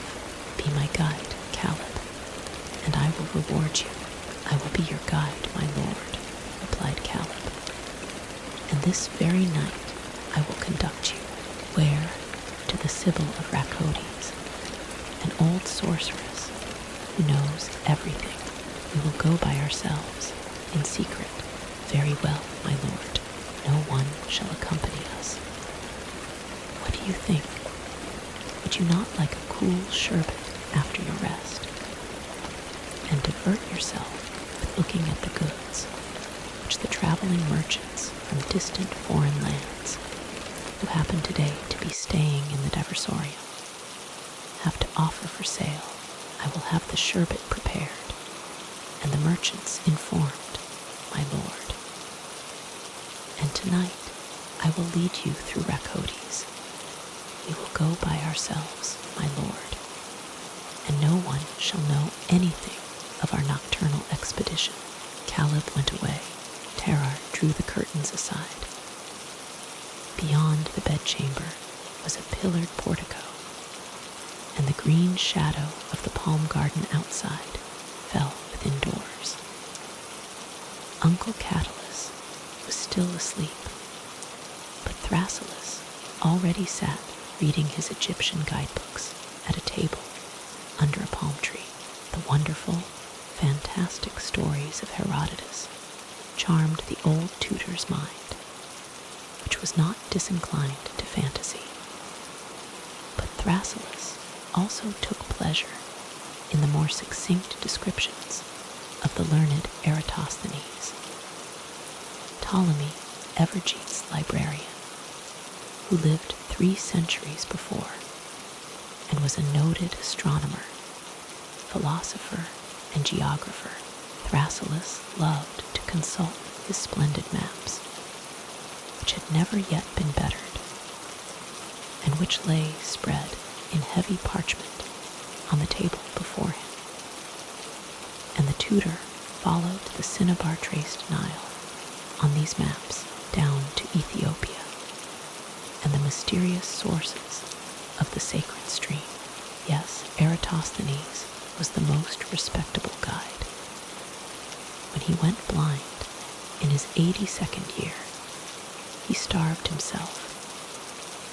Thrasyllus honored him as a martyr of science, but the tutor also consulted Artemidorus and Hypsicrates, for he wished to be well informed about the country which he was about to visit, that mysterious country of age-old history and colossal art, while also he did not despise the quite modern writings of his contemporary. Strabo, what a contemporary told about a country over the whole of which he had traveled, was perhaps most important of all, because of its practical utility, and also because of the freshness of the new impressions. So Thrasyllus sat under his palm tree at a table strewn with unrolled papyri. More scrolls stood in a case by his side, and his fingers followed the cinnabar-traced Nile. Lucius, in the portico, smiled in kindly approval, but the traveling merchants, led by Caleb, arrived through the garden. They were Indians, Sabaeans, Arabs, Phoenicians, and their slaves twirled under their heavy bales of merchandise, which were slung on pliant sticks over their shoulders. The merchants bent low in salams before the wealthy Roman, bowed down to the earth, kissed the ground which his foot had trodden, all eager to sell their exotic wares at a profit above the ordinary to so distinguished a traveler. The Phoenicians made their slaves spread out Damascus tapestry, but Lucius looked at it with scorn, and the Phoenicians at once rolled up their inferior tapestry. Then, however, they displayed embroidery from Nineveh and Tyre, and Lucius turned a little pale because he thought of Ilia. It was all very beautiful in hue and very curious in pattern. "Call Uncle Catulus here," he said to Terrar, who was squatting beside him like a faithful little monkey. Terrar hastened to Catulus, who thereupon arrived, sleepily rubbing his eyes in a wide silk indoor simmer. His gray hair stood in a tangle around his bald skull. "Uncle," said Lucius aside, "look here, if you please, those embroideries from Tyre and Nineveh. I want them." bargain for them, for Uncle Catalus knew how to bargain. He began by turning up his nose at the embroideries, and the merchants uttered loud cries of protest and lifted their hands and invoked all the gods. But Uncle Catalus scornfully shook his head and said, "No, I won't buy that trash. Show me other things." Then the Phoenicians showed gold vessels from Tartessus, but the Arabs offered perfumes and aromatics from Jeddah and Zebed. The Sabaeans displayed wonderful amulets which bring luck and blissful dreams. The Indians showed tame, trained snakes as domestic pets. The snakes had a small sardonyx encrusted in their heads, where it had grown into their scaly skin, and they danced on the tips of their tails to the piping of the Indians' flutes. They were attractive little creatures, and did not cost more than 1 stater apiece, with the ebony casket in which they were kept. And Lucius impatiently bought them at once, partly because Terrar found them so attractive and grinned, where he squatted and looked on while the snakes danced and twisted one among another. But at last a Mongolian merchant arrived, with a pale yellow face and narrow eyes, which looked as though they were closed, and his hair around his shaven head ended in a pigtail of purple silk with a tassel to it. This merchant offered little black balls to be smoked in peculiar pipes. He asked Lucius to accept a pipe and a couple of little black pills in a yellow silk bag without payment, and to smoke them when he had the opportunity. The intoxication which they produced was something very peculiar, said the merchant. Meanwhile, Uncle Catalus had duly succeeded in acquiring the embroideries from Tyre and Nineveh at a really laughable price, and presented them to his nephew, who of course paid for them in his stead. But when Lucius held them in his hands, they were narrow strips embroidered with Assyrian lions and strange unicorns. He grew sad and said, "What use are they to me? After all, time was when I should have given them to Ilia as a border for her stola." Terrar put the pretty embroideries away, with the Mongolian pills and all the other rubbish which I have bought without wanting to, the little gold vases and the Sabaean amulets and the dear little snakes, my lord, asked Terrar with glittering eyes. "You may keep them to play with," said Lucius carelessly. Meanwhile, Caleb had had the cups of sherbet handed round. Uncle Catalus thought it particularly good, and considered that Lucius Cook ought really to write down this Egyptian recipe. But Lucius gave his to Terrar, who scooped up the sherbet greedily with his black fingers. Night had fallen over the city, a dark, starless night.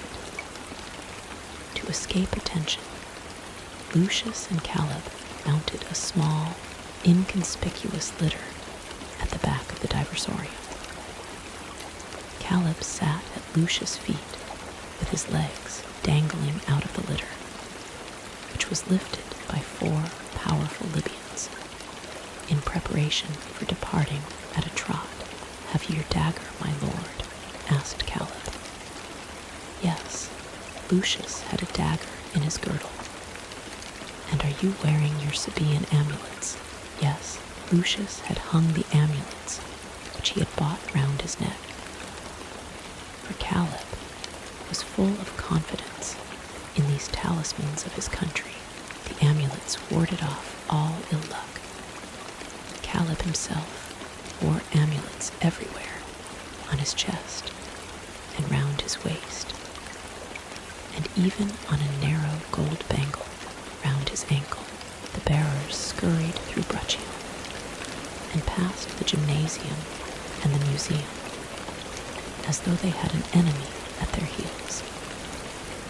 They came to a square that lay higher than the great harbor, and Lucius looked out across the quays at the different harbors. Red and green and yellow lights and signals shone over a variegated, patched throng of ships and boats and swarming people.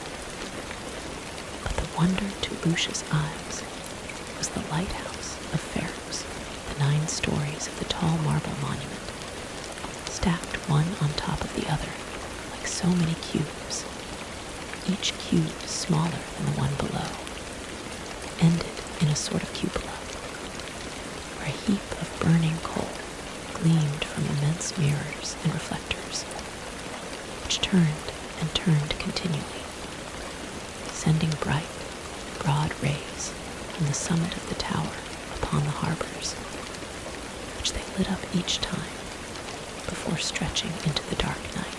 Sometimes the wide sheaves of light struck the high marble bridge of the Hepte Stadium, which led to the lighthouse itself, and which at this hour was crowded with women and idlers.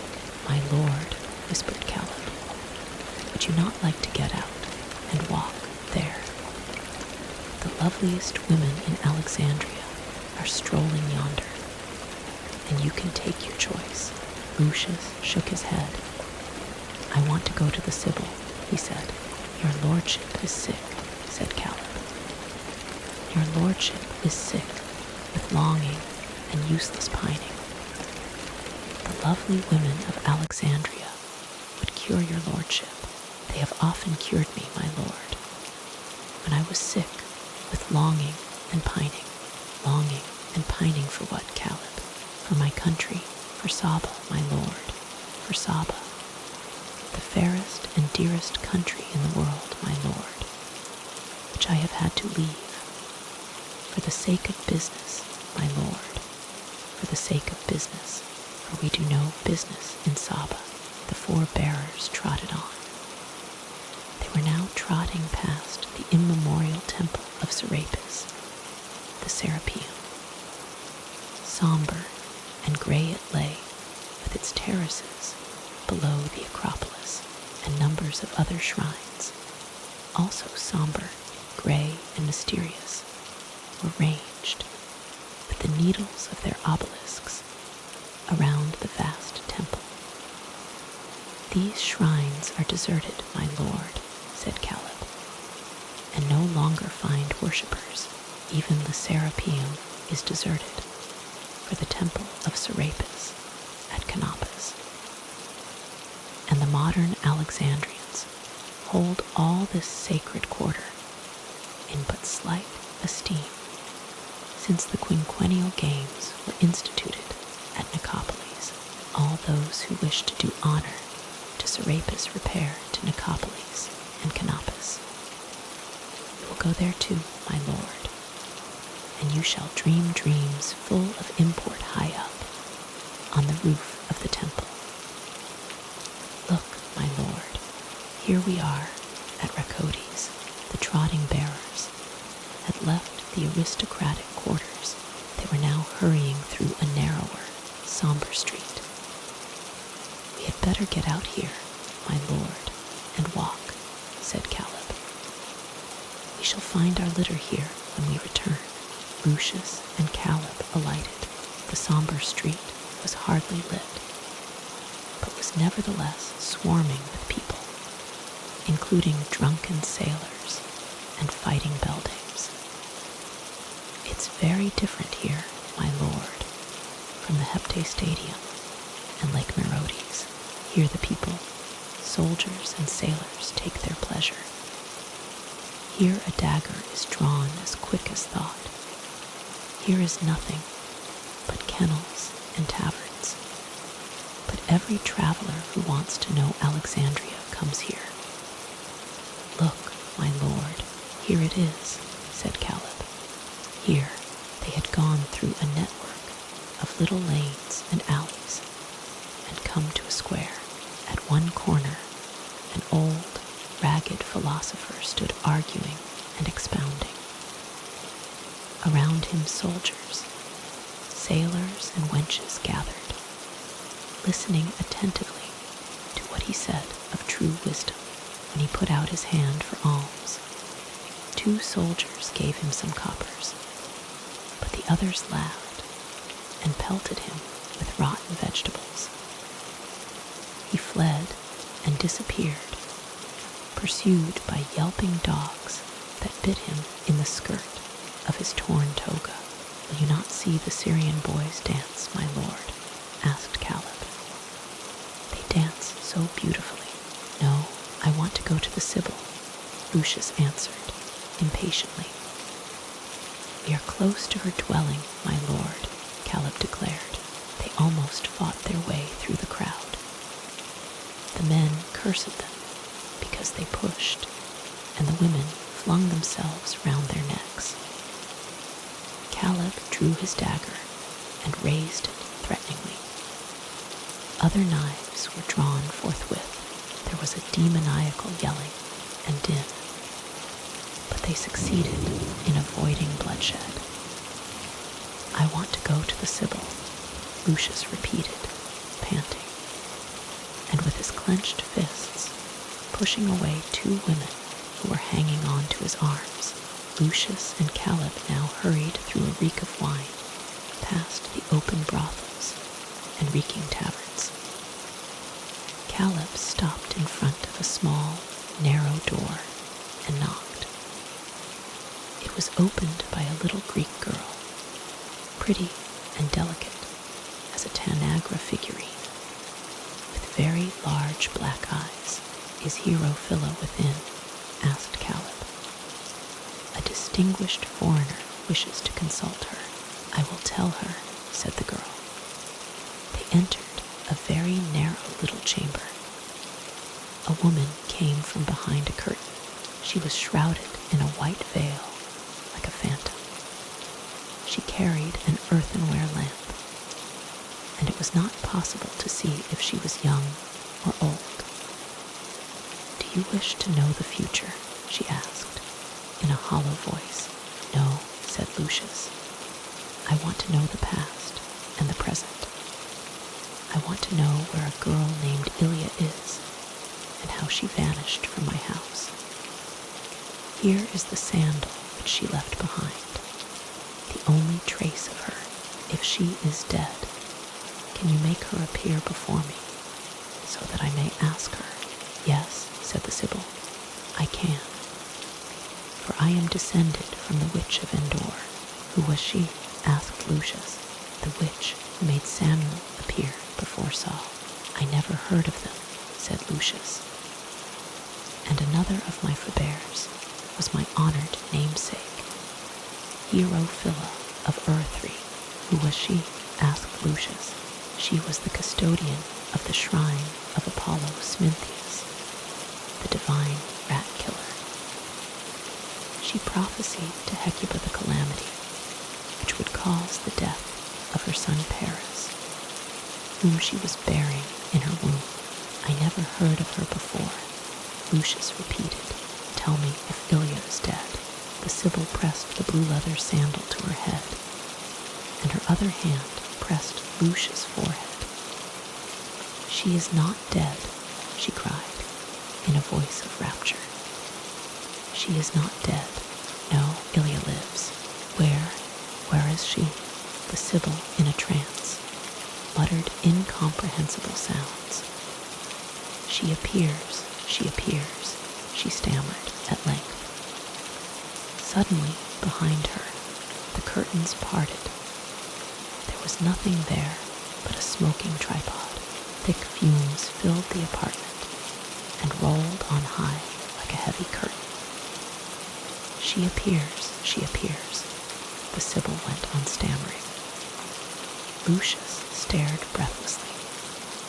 Suddenly, in the fumes, a figure was vaguely outlined as of a dainty woman, flimsy and thin, a shade that moved to and fro. "I see her," cried Lucius. "Ilia, Ilia, speak one word to me. Come back to me. I cannot live without you." The vision had vanished. The smoke clouded away. The curtains closed again. "It is difficult," said the Sibyl faintly, "to hold the astral bodies of living persons for more than a single moment. I can summon the dead for you for a longer time. But Ilia is not dead." "Then where is she?" cried Lucius. The Sibyl now pressed the sandal to her forehead, and her other hand lay on Lucius' head. "I see her," said the Sibyl. "She is lying in a boat, swooning. The sea is raging. Now rough, bearded men are hurrying her away." "She is kidnapped," cried Lucius. "By pirates." "Yes," cried the Sibyl, and fell into a faint. The pretty Greek girl appeared and said, "The fee is half a Ptolemy, in gold." Caleb paid. Lucius looked down in despair upon the swooning Sibyl. "Tomorrow night, my lord," said the Greek girl, in a sing-song voice. "Hero Philip will be able to tell you more, where Ilia was taken by the pirates." But Lucius clenched his fists. He foamed at the mouth with sudden anger and roared, "She has merely read my own thoughts. No more, no more." He glared round him like a madman, drew his dagger, and made as though to fling himself upon the Sibyl's swooning body. "My lord," shouted Caleb, holding him back and gripping him in his strong arms. The Greek girl, standing in front of the fainting woman, spread wide her arms and cried, "Do not murder a holy woman, my lord. Do not murder a poor, holy woman." And as she stood thus, Lucius saw that she was like the shade of Ilia, and he burst into sobs. Those were sad days. Lucius would lie on his bed, sobbing like a child, then rise suddenly in transports of rage, tear his clothes, or take up a stool and hurl it at a marble statue, which fell down in dust and fragments. He showed Thrasyllus the door, and Uncle Catulus kept out of the way. Lucius had ended by banging terror against a table, and the little slave had a deep wound in his forehead. Caleb, who was a good hand at doctoring, had himself bandaged Terror's head. Anxiously, in the palm garden, the traveling merchants whispered about the wealthy Roman who was sick with sorrow, and Uncle Catulus whispered in their company. Thrasyllus consoled himself by visiting the libraries of the museum and the Serapeum. Lucius refused to hear any music. He did not leave his bed. He did not eat. He did not sleep. He looked unshaven, lean-cheeked, and hollow-eyed, as one who was desperately sick. They were sad days. The first charm of Alexandria was past, and Lucius cursed his journey. His whole life and everybody, in his impotent pain, he groaned, sobbed, and raved. Master Gisla ordained silence and quiet around his rooms. Not a sandal creaked, not a voice sounded. Lucius listened to this stillness. It was after luncheon, which Uncle Catulus had taken alone with Thrasyllus, and in the burning sunny stillness of that glowing June, Lucius suddenly heard a child sobbing. He rose from his couch. The sobs came from the back garden, and Lucius raised the curtain and looked out. There, listening for his master's gong, sat Terrar, huddled like a little monkey in a gaudy coat. He wore a napkin round his head as a bandage, and he was weeping with little sobs, as if he were in great sorrow. "Terrar," cried Lucius. The little slave started up. "My lord," he answered, and he rose and approached with comical reverence and sobbed. "Terrar," said Lucius, "why are you weeping? Are you in pain?" "No, my lord," said Terrar. "I beg pardon, my lord, for weeping. I must not weep in your august presence. I humbly beg your pardon, my lord, but I am weeping because I am so unhappy." "And why are you unhappy?" "Because I struck you. Because you are in pain. Because you fell and made a hole in your head." "No, my lord," said Terrar, trying to control himself. "Not because you struck me. I am your little slave, my lord, and you have the right to strike me. And also not because I am in pain. There is only a little burning pain now, for Caleb bandaged my head this morning with cool ointment. The hole is not so very deep either, and when it is healed, the scar will remind me that I belong to you, my lord, and that I am your little slave." "But then, why are you weeping, Terrar? And why are you unhappy?" "I am weeping, my lord," Terrar began, "because," and then he could restrain himself no longer.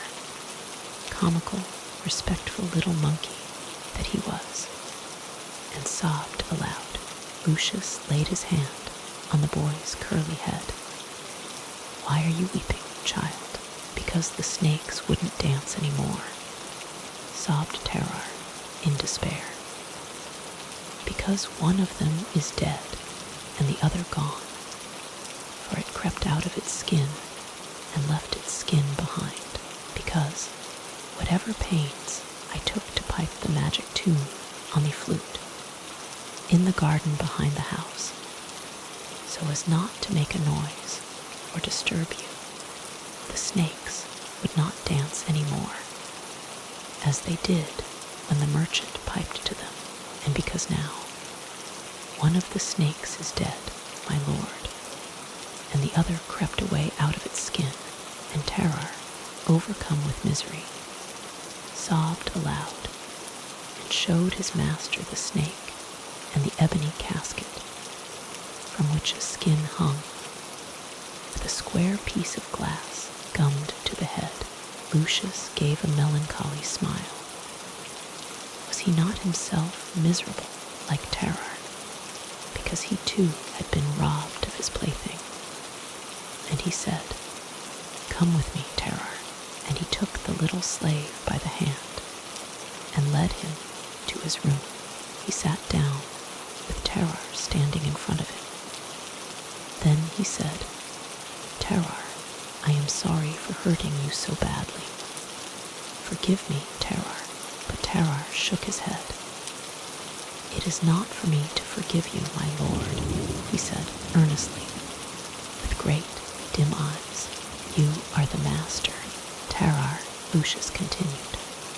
"When we are back in Rome, you shall be free. I will set you free, and you shall no longer be a little slave, but you shall go to school, to the freedmen's college, and learn all sorts of things, and become very clever like Thrasyllus. And I will give you money, and you will be able to do whatever you please." Terrar was a little taken aback. "You are very kind, my lord," he said, "but if I go to school, who will fold your clothes and listen for your gong? You are not driving me away, my lord, because I was so unhappy. I would rather stay with you, my lord. I would rather remain your little slave, and I will never again be so disrespectful as to weep. I would rather remain your stupid little slave. You shall be free, Terrar, but you will be allowed to serve me. All the same, I don't want to be free, my lord. What use is freedom to me? I am your little slave. I should always be your little slave, just as before. Then ask me something else, Terrar. Something that you would like very much. Terrar grinned, with his white teeth through his tears. May I tell you, my lord? Yes, Terrar hesitated. Then he said, shyly, 2 other little dancing snakes, my lord. Lucius laughed softly. Child, he said, I will give you 2 other little snakes, but I fear that those also will refuse to dance, as only the Indian merchant can make them dance. I fear so too, said Terrar, reflecting. The snake that is still alive has crept back to the merchant, I expect. Out of the skin which it left behind it, I also fear that the new snakes would refuse to dance. Then I would rather have nothing, my lord. I don't want anything. If only I may serve you, then get everything ready to shave me. And tell the slaves to prepare the bath. Yes, my lord, said Terrar, with alacrity. Mother of Eros, hear thy slave. Child of the foam, great goddess of love, Aphrodite, look down from above. Thou, who dost madden the gods with desire, thou, who fulfillest men's hearts with thy fire, all but the heart of my lord that I crave. Hark to thy slave, spill this hot blood that courses in vain for him. Darken these eyes that are heavy with pain for him.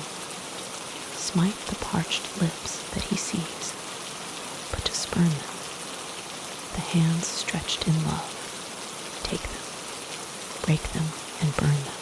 Then, in the place where lately he strode, mingle mine ash with the dust of the road. Thus, though I win not a glance from his eye, thus, though as ever he pass me by careless, unseeing, at least my lord's heel cannot but touch me. At least I shall feel the embrace of his foot, and his sandaled sole shall kiss my dust and make me whole. Then let the heart that he has pressed, the ashen lips by him caressed, sink low in the lowly dust of the road, lest another tread where late he trod. Mother of Eros, hear thy slave. Child of the foam, great goddess of love, Aphrodite, look down from above. Thou, who dost madden the gods with desire, thou, who fulfillest men's hearts with thy fire, all but the heart of my lord that I crave. Hark to thy slave. Cora's song rang through the falling night, her clear voice, tinkling as though with little golden bells, at first soft and hushed, rose throbbing in passion, and then broke like a crystal ray, and melted in mournfulness and plaintive prayer.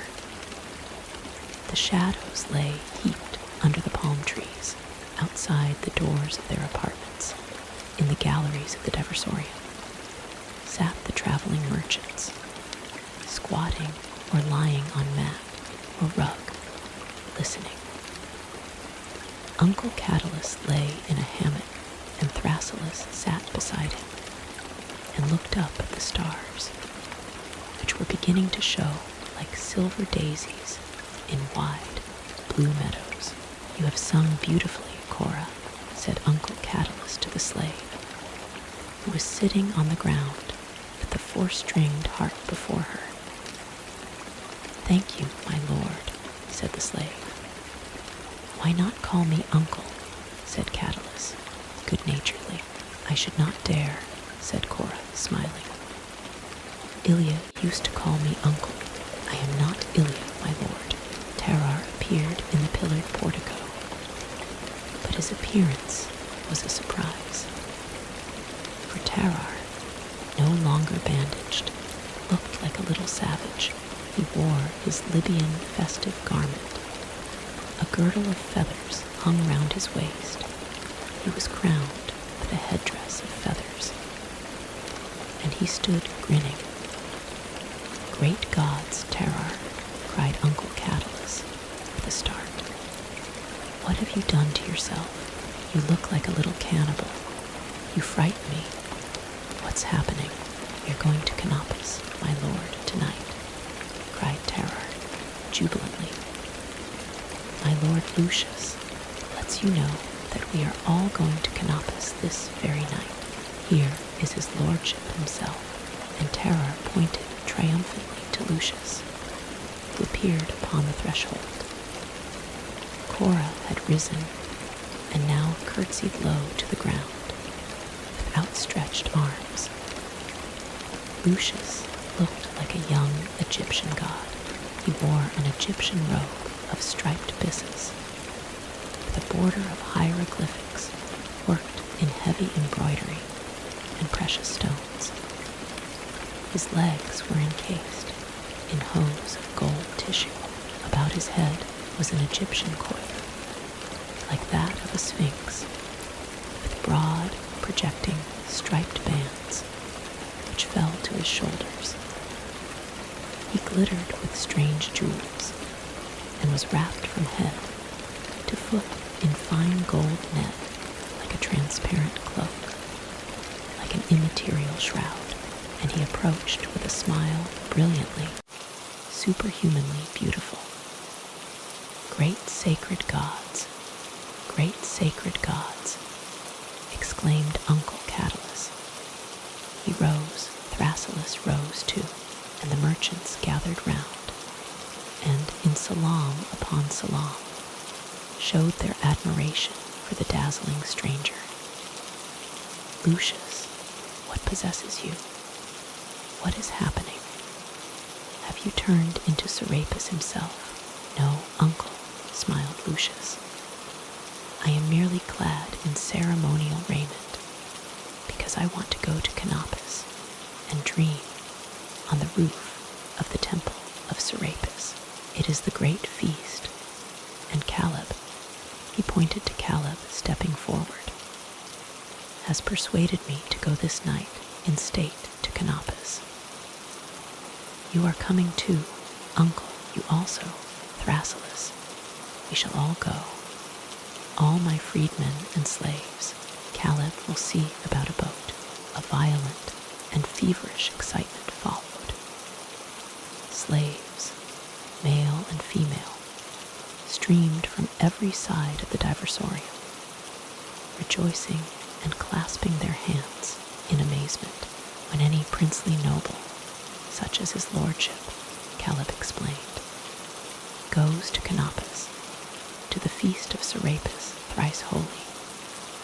He goes in the greatest state, with all his household to accompany him.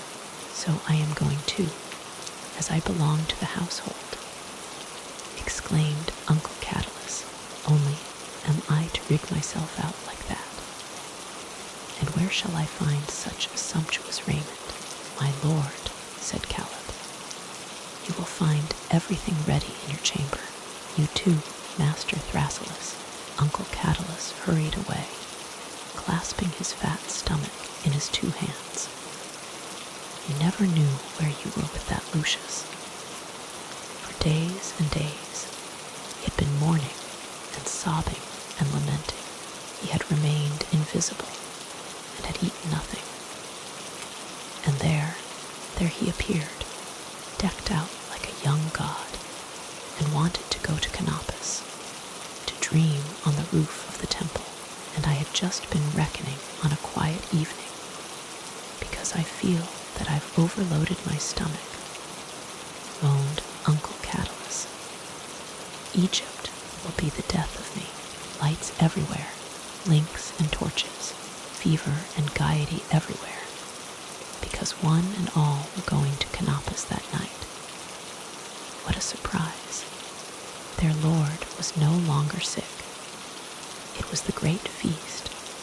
It was the feast of Serapis, the feast of dreams, the water festival and the boat festival. It was the summer festival of Canopus. Vettius and Rufus, the two stewards, gave orders here, there, and everywhere. One and all, they said, were to deck themselves in festive garb. Ione, the old female slave, who had charge of the harpists and dancers, was given leave to buy from the merchants whatever she needed, veils and ornaments. "We are going to Canopus. We are going to Canopus," cried the women in joyful chorus. "Quick, Ione, hand me the poppy rouge. Here, a stick of antimony. I want a blue veil, Ione, and blue lotus flowers for my hair. Quick, quick, Ione. The master is ready. We are going to Canopus.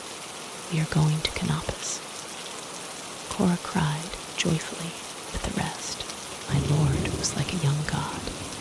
He looked like Serapis himself. "Ione, I must have a net of gold thread, and a dreaming veil of gold thread, and pink water lilies for my hair. I want a wreath of pink water lilies." Lucius from afar beheld this stir in the reflection of the lamps and torches in the night. Slaves were running to and fro. Litters were prepared. He thought only of Ilia. He wanted to wrap himself in the dreaming veil and to lie on the temple roof and dream where Ilia was, where she had been carried by the pirates.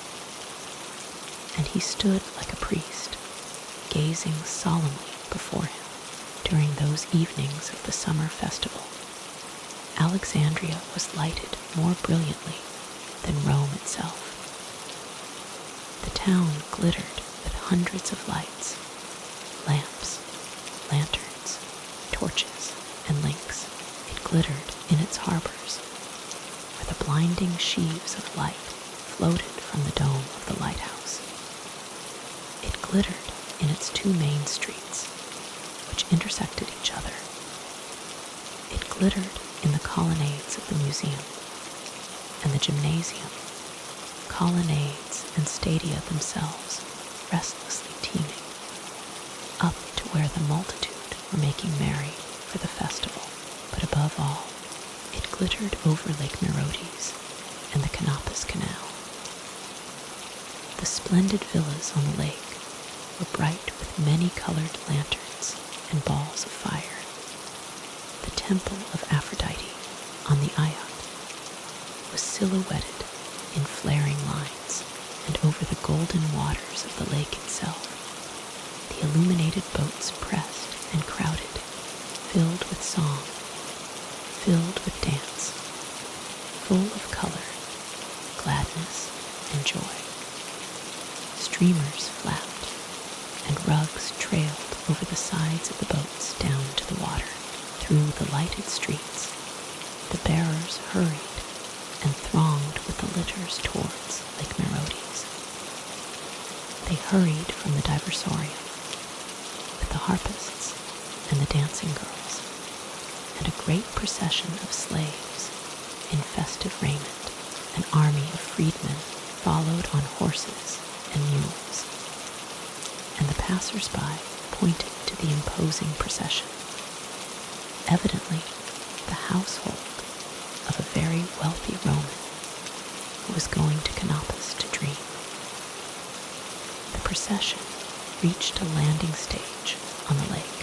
Here a great barge lay moored, a thalangus which Caleb had succeeded in hiring at the last moment for a vast sum of money. The thalangus was painted blue and gilded, with blue and gilt oars, which stuck out like so many swan's legs. Caleb had had her covered with tapestry and adorned with wreaths of flowers and festoons of leaves. The silver statue of Aphrodite stood on the prow, with incense burning before it. The troop of slaves, male and female, and freedmen, with Claudius and Rufus, hastened on board to await the master's coming. A dense multitude pressed round to look on greedily. Now a Roman litter approached, recognizable by its square shape. Yet another, and the master alighted with the aid of his slaves, male and female.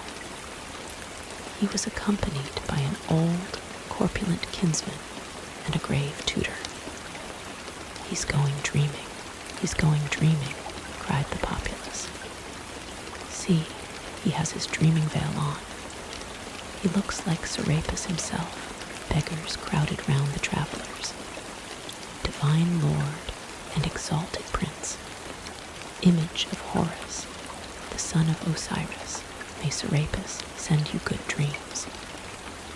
May Serapis load you with blessings. May he keep bad dreams locked far from you." In the shadowy underworld, the stewards distributed money among the beggars. Lucius had gone on board. The slave girls scattered flowers before his feet as he walked. The song of the rowers was heard from the body of the boat. The creaking ropes were cast off. The barge glided towards the middle of the lake. She gleamed with blue, green, and yellow lights, and left a trail of brightness in her wake. The water was bright around her. On the banks, the villas and palaces of light stood in gardens of light. Hundreds of other barges were gliding slowly in the same direction. Above the monotonous drone of the rowers' song rang ballads and hymns.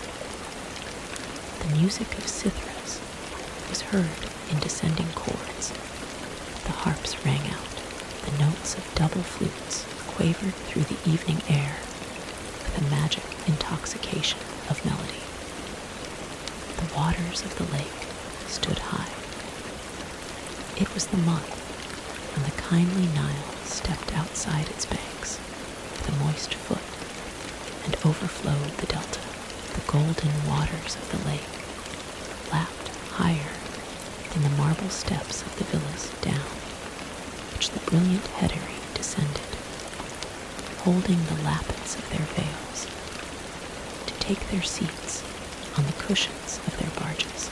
Flowers fell on the water, in unison with the notes of hymn and song.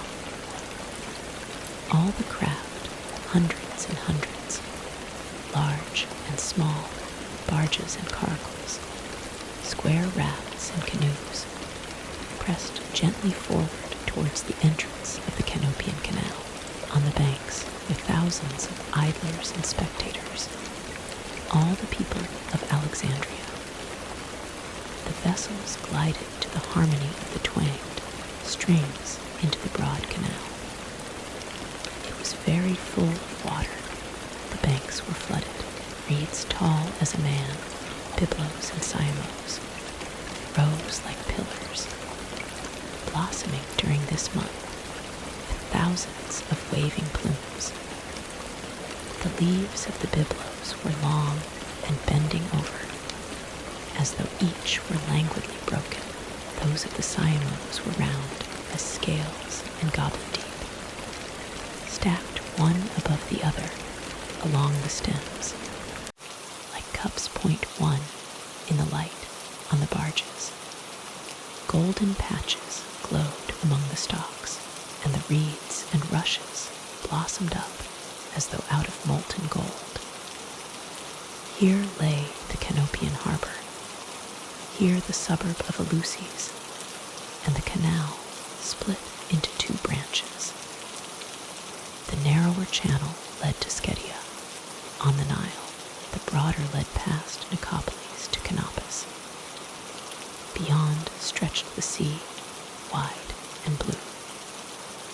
Only a narrow strip of land separated it from the canal, and it lay boundless under 1,000 twinkling stars. "Lucius," said Thrasyllus, sitting spellbound at the feet of the young Roman, who sat on a raised throne and gazed in front of him like a priest, full of longing for his dream of that night. Lucius, my lord Catullus, look, we have passed Nicopolis, with its amphitheater and stadium, and yonder lies Taposiris, with Cape Zephyrium, and on a height I can see the temple of Aphrodite Arsinoe. I see, said Lucius, turning his eyes towards the temple, which was lit with lines of fire, and rose above the water like a mansion in Olympus. I see, echoed Uncle Catullus, seated by Lucius' side. I was reading, Thrasyllus explained, that at the same place where that temple now stands there, once stood the city of Thonis, named after the king who hospitably entreated Menelaus and Helen.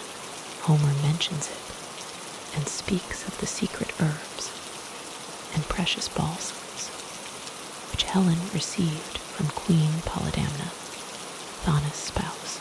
You know everything, Thrasyllus, said Uncle Catullus warmly, and it is a joy to travel with you.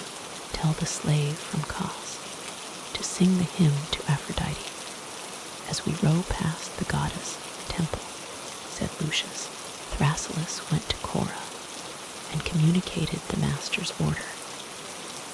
Forthwith, a group of singers and dancers rose to their feet. Cora herself struck the resounding chords, and she sang, Mother of Eros, hear thy slave, child of the foam, great goddess of love. Aphrodite, look down from above. Thou, who dost madden the gods with desire, thou, who fulfillest men's hearts with thy fire, all but the heart of my lord, that I crave. Hark to thy slave. She stood as one inspired while she sang, with her fingers on the chords, facing the temple. Around her, the girls danced to the song.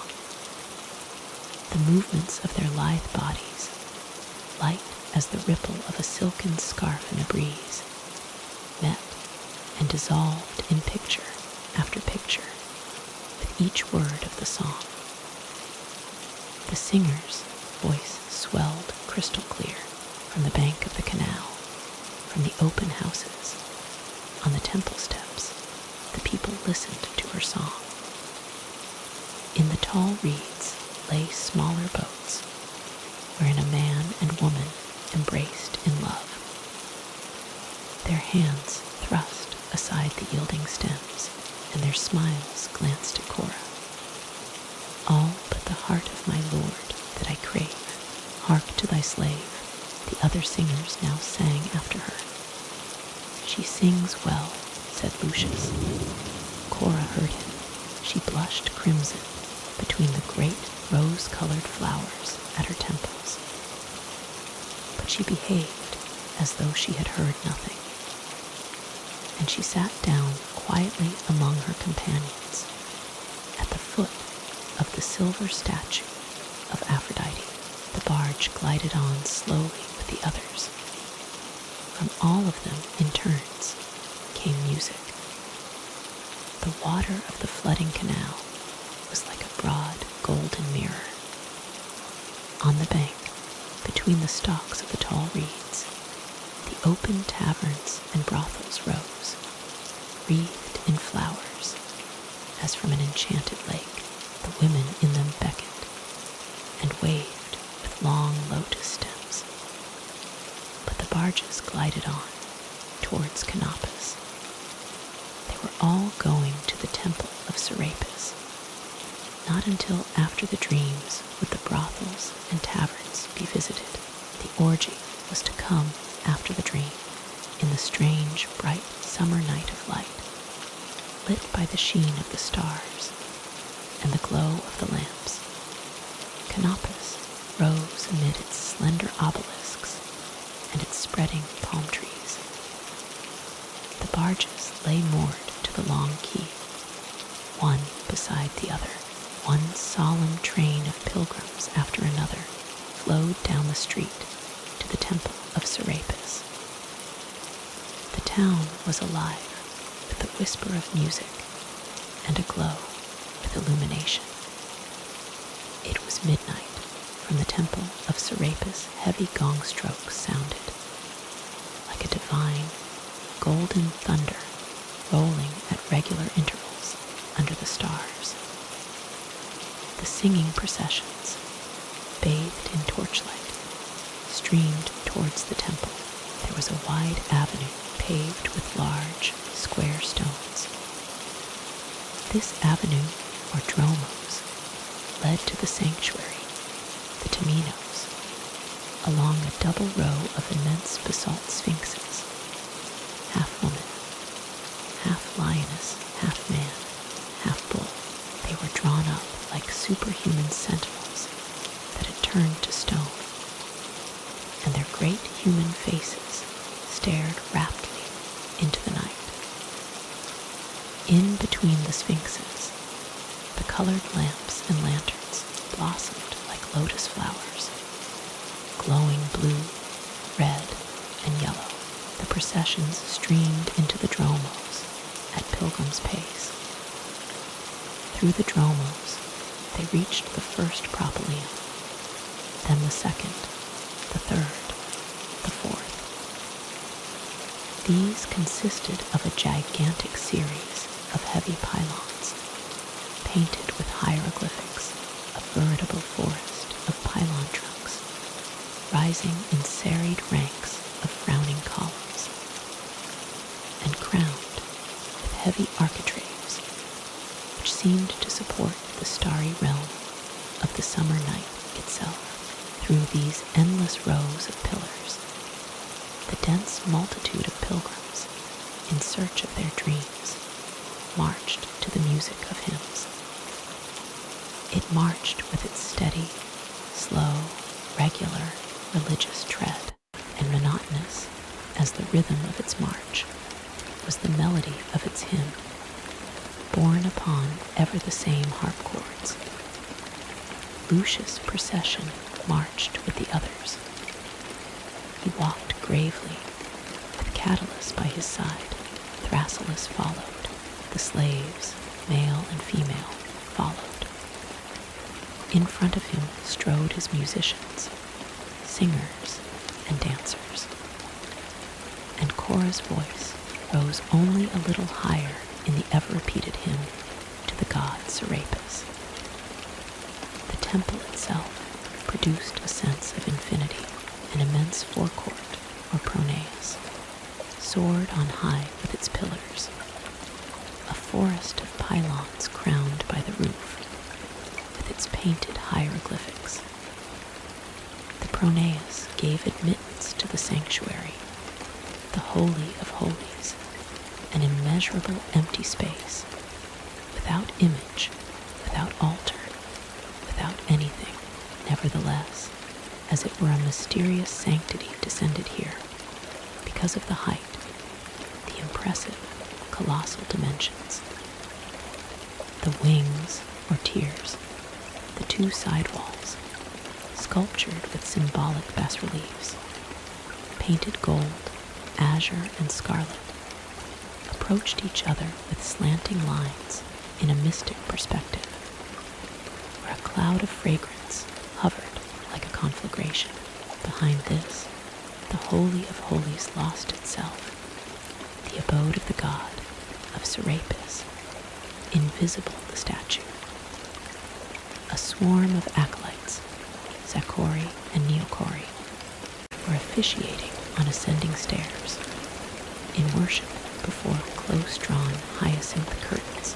The processions divided themselves along the wings, the side walls, as directed by the temple keeper's wands. It was as though a broad stream were dividing into two rivers. At the end of the wings, behind the Holy of Holies, flights of stairs widened in the open night, leading to terraces, the one ever higher than the other, so that they could not be overlooked. The golden gong strokes solemnly rolled and thundered, Over the terraces, in a constant round, up and down, marched the chief priests, the hieropsalts, the hieroscopes, the hierogrammates, the pastophers, the sphagists and the stolists. The hieropsalts sang the hymns to the sacred harps. The hieroscopes prophesied from the entrails of victims.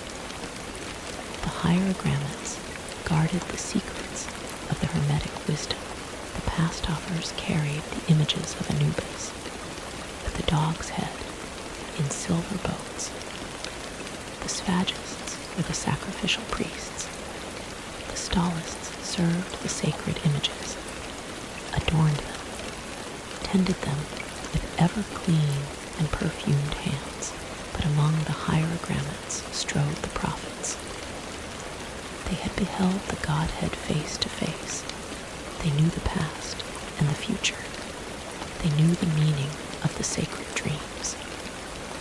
They were very holy, and the oldest of them were most holy. Whenever they approached, the people sank to the ground and kissed the pavement with hands uplifted.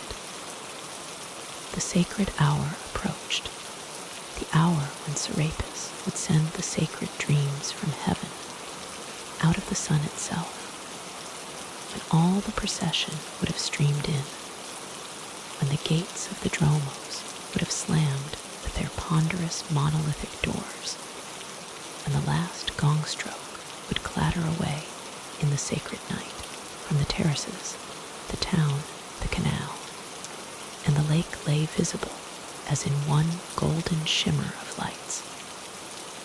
But on the terraces themselves, suddenly, an incredible stillness reigned. Not a voice, not a rustle sounded from out of that multitude of thousands, and on the granite pavement, the pilgrims were stretched one beside the other.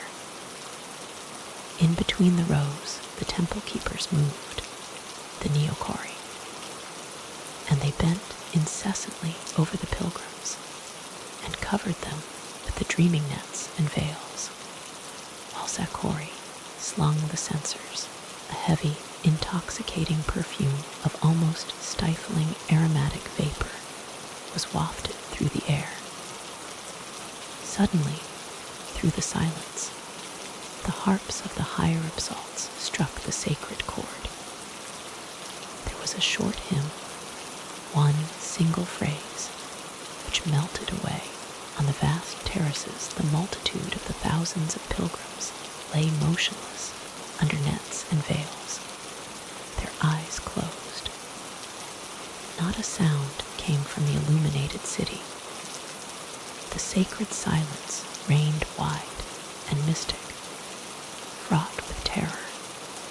Over the sea, along the starry sky, over the city and the temple, for Serapis, invisible, was rising from the underworld to bring the dreams.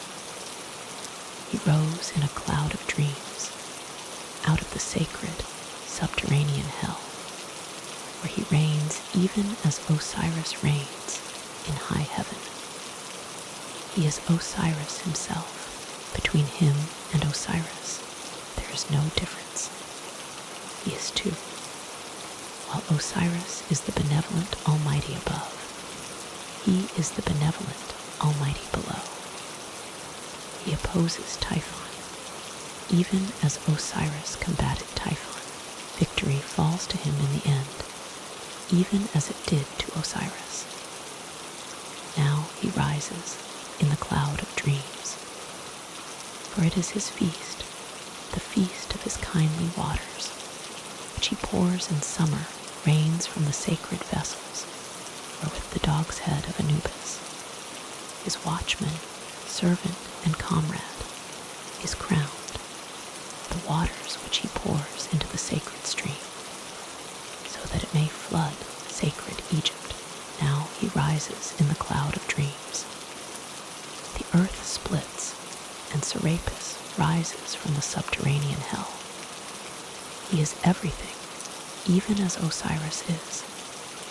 He is feminine, neath, the beginning, and masculine Ammon eternity. He is what the last will be, and he cannot be other than the benefactor. He makes the dreams hover like butterflies around the foreheads of those who believe in him. His healing power makes whole the sick. He pours the secret of that healing into the minds of the servants of sufferers, who shall dream in their master's stead. His dreams advise what must be done or left undone to achieve prosperity, fortune, consideration, happiness, and love, and he will make Lucius dream where to find a beloved woman who has disappeared. In the silence, the young Roman lies, covered with a gold network, like a precious mummy. Straight out, his arms beside his body, his eyes shut. Near him lie all his followers. The cloud of the perfumes is wafted over their eyes, reverently closed under the veils. The sacred silence continues, hour after hour, unbroken. Had Lucius slept? Had he dreamed? Had the fragrant cloud drugged his senses? Had a strange, mystic power spread over him? Had Serapis descended upon him? Had the dreams surrounded him? It seemed to him that a golden thunder roused him from his heavy, motionless lethargy. The gong strokes rolled through the temple, and far away into the starry night. Harp chords sounded. A hymn was intoned. He felt his veil wet with thick rising dew. Round and round the terraces, singing, moved the long procession of the priests. It was still night. Everywhere around Lucius the dreamers arose, drunk with sleep and dreaming in the reflections of the lamps and torches. Their faces were ghostly, spiritualized as after a long prayer, after protracted adoration and ecstasy, wherein their thoughts, desires, and souls had been refined. On the topmost terrace, round which the whole city shimmered visibly with light. On the one side, the nocturnal blue of the sea. On the other, the silvery forking of the Nile's mouths through the delta. The learned hierogrammates, the keepers of the sacred writings, sat each on his throne. In their hands, they held unrolled the sacred scrolls, whose hieroglyphics gave answer to all things. Temple slaves behind them lifted high the colored lanterns. In front of them, the multitudinous dreamers thronged. Great was the thronging. The dreamers wanted to know the interpretation of their dreams. But those who had dreamed were so many that the priests did not answer save with a few words full of dark meaning. Many, disappointed, went down the terraces. Orgy awaited them in the taverns and brothels along the canal. Lucius had risen in the midst of all his followers. He stood stiff, motionless, veiled in the gold net, like a god entranced. Lucius, Thrasyllus asked, "My dear child and master, tell me, have you dreamed?" "Yes," replied Lucius, in a trance. "I too," said Uncle Catulus. "It was a nightmare, most unpleasant. I had dined too heavily. My stomach was overloaded, and I am now shivering with this chilly dew. Egypt is most interesting, but Egypt will positively be the death of me." Caleb had approached. "My gracious lord," said Caleb, "your Sabaean amulets have no doubt inspired you with a favorable dream. You must have your dream expounded, but not by the hierogrammates. Look, the dreamers are crowding in front of them. There's no reaching them. You must have your dream expounded by a most holy prophet, by Amphras, the centenarian.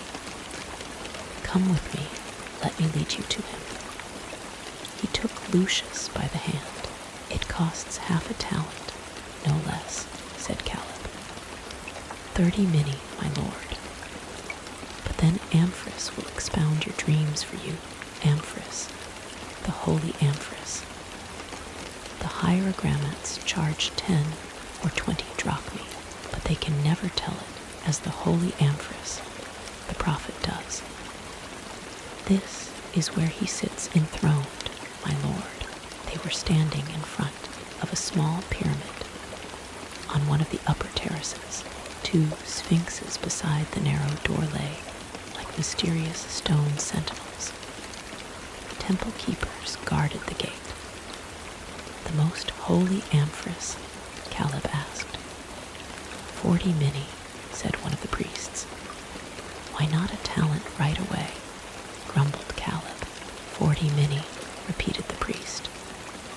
Caleb took the gold coins from the long purse at his girdle and slipped them into the priest's hand. Enter, my lord, he said, pointing to the open door. Lucius entered. Seated on a throne was an old man who looked like a god of age and wisdom. Lucius himself was as beautiful as a young god. A strange light, as of soft moons, shone from blue globes.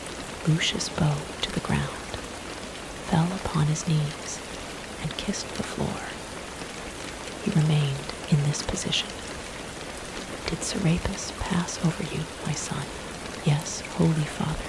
What did he make you see in your dreams? The woman whom I love. The prophet had laid his long, thin, transparent hand on the dreamer's head. But who did not love you, he said, gently and quietly. How do you know, holy father? I saw the pirates who kidnapped her, but by whom she was not kidnapped. How do you know, holy father, and by whom she was not sold as a slave? Where is she then, O father? What did Serapis make you see in the dream? Lucius sobbed. I do not know, father. I saw her, and those who kidnapped her. How many were they? Many, old and young. No, they resembled one another like brothers, like doubles, because they were not many. Not many. No. How many were they, father? They were one. Not more. They were one, repeated the prophet. My son, your soul is sick. It is sick with sorrow and love. Love is strong, but wisdom is stronger. Gather wisdom, my son, my child. I can see into your soul. I see it lying tortured and trembling. There is no comfort if I do not find her. There is comfort. Isis, seeking for Osiris, recovered all the pieces of his body, except that piece which fructified her. And yet she found comfort in the end. Give me comfort, holy father. I am wisdom, child, and you are young. Serve wisdom, but honor love. Father, why did the pirates resemble one another? Because they were one. One pirate. One pirate. Where is Ilia, father? My son, even my wisdom does not tell me that whereof you have not dreamed. You dreamed of many pirates who resembled one another like doubles. There was one pirate, my child. Who was he? Did Serapis conjure up his image before you? I no longer see it. Then go in peace, and let love and wisdom comfort you. Lucius went. On the threshold of the pyramid, he met in Hetera. She glittered like an idol in her ceremonial garb, sewn with jewels, and looked at him with painted eyes. It's Tamaris, my lord, said Caleb. She is going to consult Amphras. She has paid a talent. has Amphras interpreted your dream. The doorkeeper, who also is wise, has interpreted mine for me, and for only 5 drachmae. 1 pirate, 1 pirate, murmured Lucius, and he clenched his fists impotently. The multitude streamed away along the terraces. The barges glided back on the canal in the night, and constantly, near the pleasure houses and taverns, the vessels stopped and the dreamers alighted. Here mead flowed, and foaming golden beer, and heavy Merodes wines, and the intoxicating liqueurs of Napata. Here the naked women who beckoned with lotus stalks twisted in the dance. Back, cried Lucius, back to Alexandria. The barge stopped at no pleasure houses, at no taverns. The master sobbed, his head wrapped in his golden dreaming veil. There was no music. Only the plaintive song of the rowers made itself heard from below. Behind, in the east, the dawn paled in one long, rosy line above the sea, while the festal lamps flickered out and died. Serapis had opened the floodgates of the sky. The first spring rains had already descended in heavy torrents. The water gods had already poured the kindly streams from their urns into the swelling Nile. The river surveyors, who had consulted the Nilometers too at every place, declared that the sacred stream was steadily rising, and that the maximum gauge would be reached that summer. The rains clattered down in white curtains of pouring waters. The palm garden of the diversorium was inundated. Master Gisla made his slaves dig little canals to carry the water to cisterns. There was much joy and gladness at all this water. The air was fresh, though midsummer was approaching. An equable coolness tempered the atmosphere around Alexandria. No river mist spread seeds of disease, and the great dampness brought relief even to this ground, which had dried up during the winter, and to the parched air the travelers remained indoors. After the night of dreams at Couperus, Lucius had come home in one of his impotent fits of fury, locking himself in his room in despair, and refusing to see anybody whatever. Uncle Catulus abandoned himself to long siestas. Thrasyllus studied books, maps, and globes. In the porch of the slaves' quarters sat Cora. As she was forbidden to sing or play, she sat crouched with her arms around her knees, gazing mournfully at the rains. Their lord's sickness spread melancholy among all his household. Caleb squatted beside Cora. Like her, he sat with his arms around his knees, and he smiled with his flashing eyes and teeth, and said, "Cora, I love you very much." Cora did not move. She merely answered, very gently, "I am not free. I belong to the master. I should like to buy you, Cora, and then you would be free."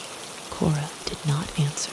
The rain poured down in an endless gray sheet, and in the palm garden, under an umbrella, Master Gisla drilled his dripping slaves. "You would be free," Caleb repeated. "You would not be my slave, but my wife. I am rich. We are rich. Gisla and I, we do a very good business. Our diversorium is the finest in Alexandria. We make a great deal of money because all princely nobles alight at our establishment. Cora, you would be its mistress. You would have slaves, male and female. I would pay your master whatever he asked. It would be deducted from his bill. For business is business, you know. But I could pay for you, if necessary, in ready money, and then, Cora, when we have grown very rich, then we would go back to Saba, to my native land. It is the sweetest and most beautiful country in the world to live in, you know. But there's no business to be done there. You have to be rich there, then it's delightful. When we are rich, we will go back there. Cora, shall I tell you about Saba, about my country, even if it were only, Cora, to divert you? Now that it's raining and you mustn't sing, I am listening, Caleb. Saba, dear Cora, is the mightiest kingdom of Arabia. Saba is Arabia Felix, Cora. Saba is the sweet land where the balsam trees grow and the precious spices are gathered, myrrh and frankincense and cinnamon. All the herbs and flowers, Cora, are scented in Saba. There is no herb and no flower that is not scented. Under the sky, which is transparent as empty blue space, the clouds of perfume waft up and rise to the feet of the gods, who always glance down smilingly upon my country, upon my happy country. The palm tree is scented there, and the calamus reed is scented there. The scented papyrus blossoms there. Nowhere are the flowers so big and of so many kinds, or the trees so densely leaved or so green. Nowhere are the nights so mild and the days so blissful. The nights are for feasting and the days for resting. We climb up long ladders into the tall trees and sleep in leafy nests like birds. Mariaba is my town, the golden capital of my sweet land. Have you ever seen a fairy city in your dreams, Cora? That is Mariaba. There are temples of chrysolite with domes of blue crystal, which imitate the firmament. The streets are strewn with golden sand. Mariaba is situated on a hill, like the palace of a god. The king, Cora, is a descendant of Balkis, our great queen, who brought Solomon the treasures of Ophir. The king lives at Mariaba in a palace walled with gold. The walls of his apartments are like blue mirrors, and he treads on carpets that are woven of flowers and hourly renewed. He does not eat, but lives on perfumes. He is sacred, but he may not leave his palace, for an oracle has commanded his people to stone him the moment that he comes out. Everything in his palace and in the town is luxury and delight. There is no commerce, there is no business. The Sabaeans surrender the trade in the precious products of their country to the men of Syria and Mesopotamia. They themselves, Cora, are rich and as gods. When we are rich and you are my wife, we shall be as gods in Mariaba, and you shall see the king behind a transparent hanging of gold glass while he feeds on those perfumes. We shall live in a house of alabaster, which is transparent, but only to those inside. We shall have a barge of blue leather with red silk tassels and little golden tinkling bells. When the evening wind is fresh, we shall warm our hands at glowing cinnamon. I shall anoint your body with fluid laranum, which is the most costly of aromatics, and is not exported, not even to Caesar. We shall have no plate except of gold, and an ivory couch inlaid with jasper, or perhaps with sard, and you will go about on an elephant with silvered hooves, many gold bands round his trunk, and at night 2 little lanterns on his tusks, Cora.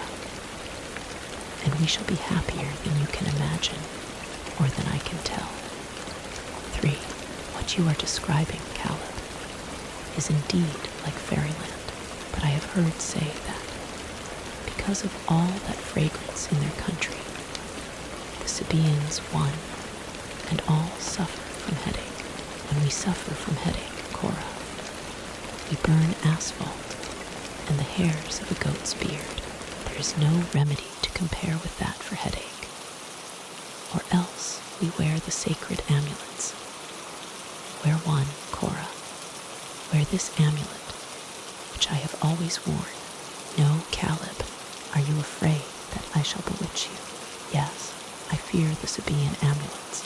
It is perhaps because of one of them that the master dreamed the bad dream, which has made him ill and sad. Cora, I love you so much. Will you permit me to buy you from your master? If you bought me, O Caleb, I should be a faithful slave and sing and play the harp to you, but I should be unhappy, even if I were your wife and free, because I should be so far from my master, whom you love. Cora hesitated.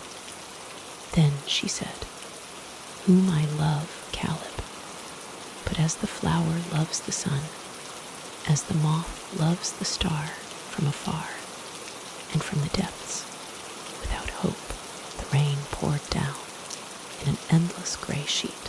In the garden, Master Gisla was swearing at the slaves and wading, with tucked-up tunic and lean, hairy legs, through the puddles. Caleb rose. He said nothing and went away, his head sunk in melancholy. Then he came back and resumed.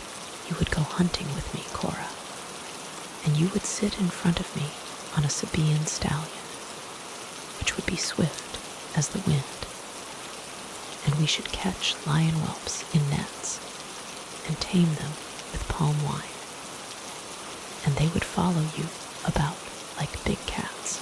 Cora only smiled and said nothing. I know, Cora, why you will not be my wife. It is not because you love your master, for even if your master loved you, you would be a slave. My wife would be a free woman and reign as queen in my house, but you will not be my wife, because perhaps you know the Sabaean law, which prescribes that a married woman is also the wife of all her husband's brothers. But Gisla, dear Cora, would not dare to touch even the hem of your garment. I did not know that law, said Cora. There was a king's daughter in our country, Cora. She was dazzlingly beautiful and was the wife of 15 brothers who were princes. All the 15 of them glowed with love for her, and one of the brothers wished to tarry in her chamber. He set his stick outside the door as a sign. Then the others passed their way. When she wearied of their eagerness to love her, she devised a stratagem. She had sticks made for her, like the brothers. When one of the princes left her, she placed one of these sticks outside her door. In this way, she enjoyed peace. But one day, all the brothers happened to be in the square of the town at the same time. One of them went to visit her and found outside the door the stick of a brother whom he had just left in the town square. Then he thought that his wife, the wife of the 15 brothers, was unfaithful to them with a 16th, a stranger, and he sought his father and told him of his suspicions. But it appeared that the wife was innocent. And not only the father, but the 15 brothers and their spouse laughed at the stratagem and were happy. But you, Cora, would never need to put a stick like mine outside your door, for I have only one brother, Gisla, and he would not dare to touch so much as the hem of your garment. Cora laughed, and Caleb laughed, and his eyes and teeth flashed and glittered. In that case, I'll think it over, Caleb, laughed Cora. In that case, I'll think it over. Do think it over, Cora, laughed Caleb. If you are willing, I'll buy you from your master, and we shall have a pleasure boat of cedar wood, but with sails like a bird's wings, so that we can either sail about on the sea or soar high into the clouds, and then on some nights we could visit the moon, where all the people are transparent like shades. This is not a fairy tale, Cora. It's as I tell you. We have those magic ships in our seas, in our skies. Think it over, Cora. Do think it over. And while Cora was still laughing incredulously, Caleb girdled his tunic high and waded barefoot through the puddles of the palm garden, looking round and laughing as he went, for Gisla had called to him to see the canals which the slaves were digging to carry off the rainwater to the cisterns, but Libyan bearers carried a litter into the garden. The litter was close curtained with blue canvas against the rain, and a veiled woman peeped through a slit in the curtains and beckoned to Caleb. Is he at home? She asked. Caleb recognized her, but he answered with an air of innocence and asked, "Who, gracious lady?" He, repeated the woman. "The young Roman, Publius Lucius Sabinus. He is at home, gracious lady," said Caleb. "But he is unwell.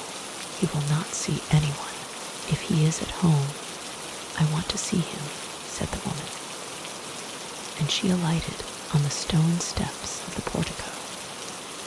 She was closely wrapped in her veils, but Caleb had recognized her, and she offered Caleb a gold coin, which Caleb did not refuse, because business was business, and a well-invested stater brought him still a little nearer to his native land, for which he was longing. "I do not know whether I can let you in," said Caleb, hesitatingly. The woman produced a second piece of gold. It disappeared in Caleb's girdle as though by witchcraft. "Where is he staying?" she asked. "In the prince's building, of course," said Caleb, proudly. "Where his little black slave is squatting." The veiled woman went up to Terrar, squatting on a mat outside a door. "I want to see him," said the woman. "I want to speak to him. Take me to him." "The master is asleep," said Terrar. "Wake him. The master is sick," said Terrar. "Tell him that I can cure him." "I dare not," said Terrar. "He would be angry. It would be against his orders. He is accustomed to have us obey him." "Announce me." "No," said Terrar. "You're a little monkey," said the woman. And she opened the door and lifted a curtain. Terrar and Caleb, dismayed, tried to stop her. "She's inside," said Caleb. "The master will beat me," said Terrar, shivering. That impudent wench, but Caleb, with his finger to his mouth, told him to be silent, and listened at the door. The veiled woman stood in Lucius' room. Lucius lay on a couch in mournful meditation. He opened his eyes wide with amazement. "I am Tamaris," said the woman. "Lucius, I am Tamaris. I am famed for my beauty, and I have kept kings waiting on the threshold of my villa, on Lake Merodes, merely out of caprice. I once kissed a Negro slave while the king of Pontus was waiting, and when my black lover held me in his arms, I called the king in, and then showed him the door and drove him away. "That's not true," said Lucius. Tamaris opened her veils and laughed. "No, it's not true," she said. "But what is true is this, that I have been burning with love for you since the day when I saw you, beautiful as a god, on the threshold of Amphris Pyramid. Lucius, I want to be your slave. I want to serve and love you. I will cure you and make you laugh. I shall make you forget all your sorrow. Lucius, I have served the sacred goddess Aphrodite since I was a child of 6. She has taught me, through oracles and dreams, the utter secret of her science, the secret of her highest voluptuousness, which she herself did not know until she loved Adonis. Lucius, if you will love me, I shall be your slave and reveal the secret of Adonis to you." "Go away," said Lucius. "Lucius," said Tamaris, "I have never asked a man to love me, but my days, since I looked into the mournful depths of your eyes, have been like withered gardens, and my nights like scorched sands. I suffer and I am ill. I have an everlasting thirst here in my throat, despite draughts cooled with snow and fruit steeped in sylvian. See, my hands shake as though I were in a fever. See, Lucius, how my hands shake. They want to fondle you, to fondle your limbs, and go away," said Lucius. "Lucius, I long to be your slave, like Tamaris, the famous hetera, who possessed treasures as you do, and the largest beryl discovered in Ethiopia. I long to be your slave, and I long to shake your pillows high and soft, and to lave your feet in nard, and to dry them with my kisses, kiss after kiss, until they are dry." Lucius struck a hard blow on the gong. Caleb and Terror appeared. "Call the guards," Lucius commanded, "and drag this woman away if she does not go." "I am going," said Tamaris, "but when I am dead, O Lucius, burnt out with love, I shall haunt you and my ghost will twine around you, without your being able to prevent it, and I shall suck your soul from your lips, until I have you inside me, inside me." "Gracious lady," said Caleb obsequiously, "the rain has ceased and your litter waits." "I am going," said Tamaris. "The prince of Numidia expects me. He has come with 20 swimming elephants over the sea and straight across the lake to love me.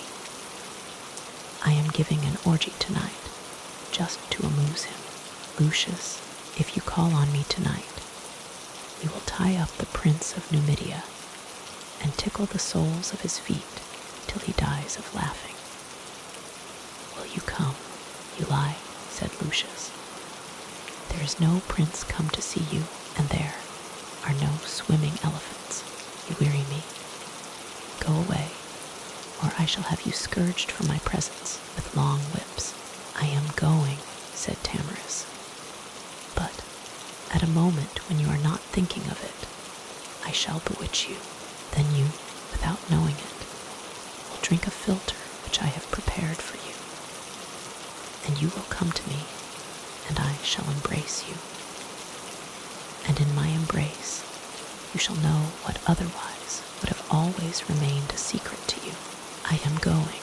That night Lucius went to Tamaris, but he returned the next morning, disillusionized and disappointed.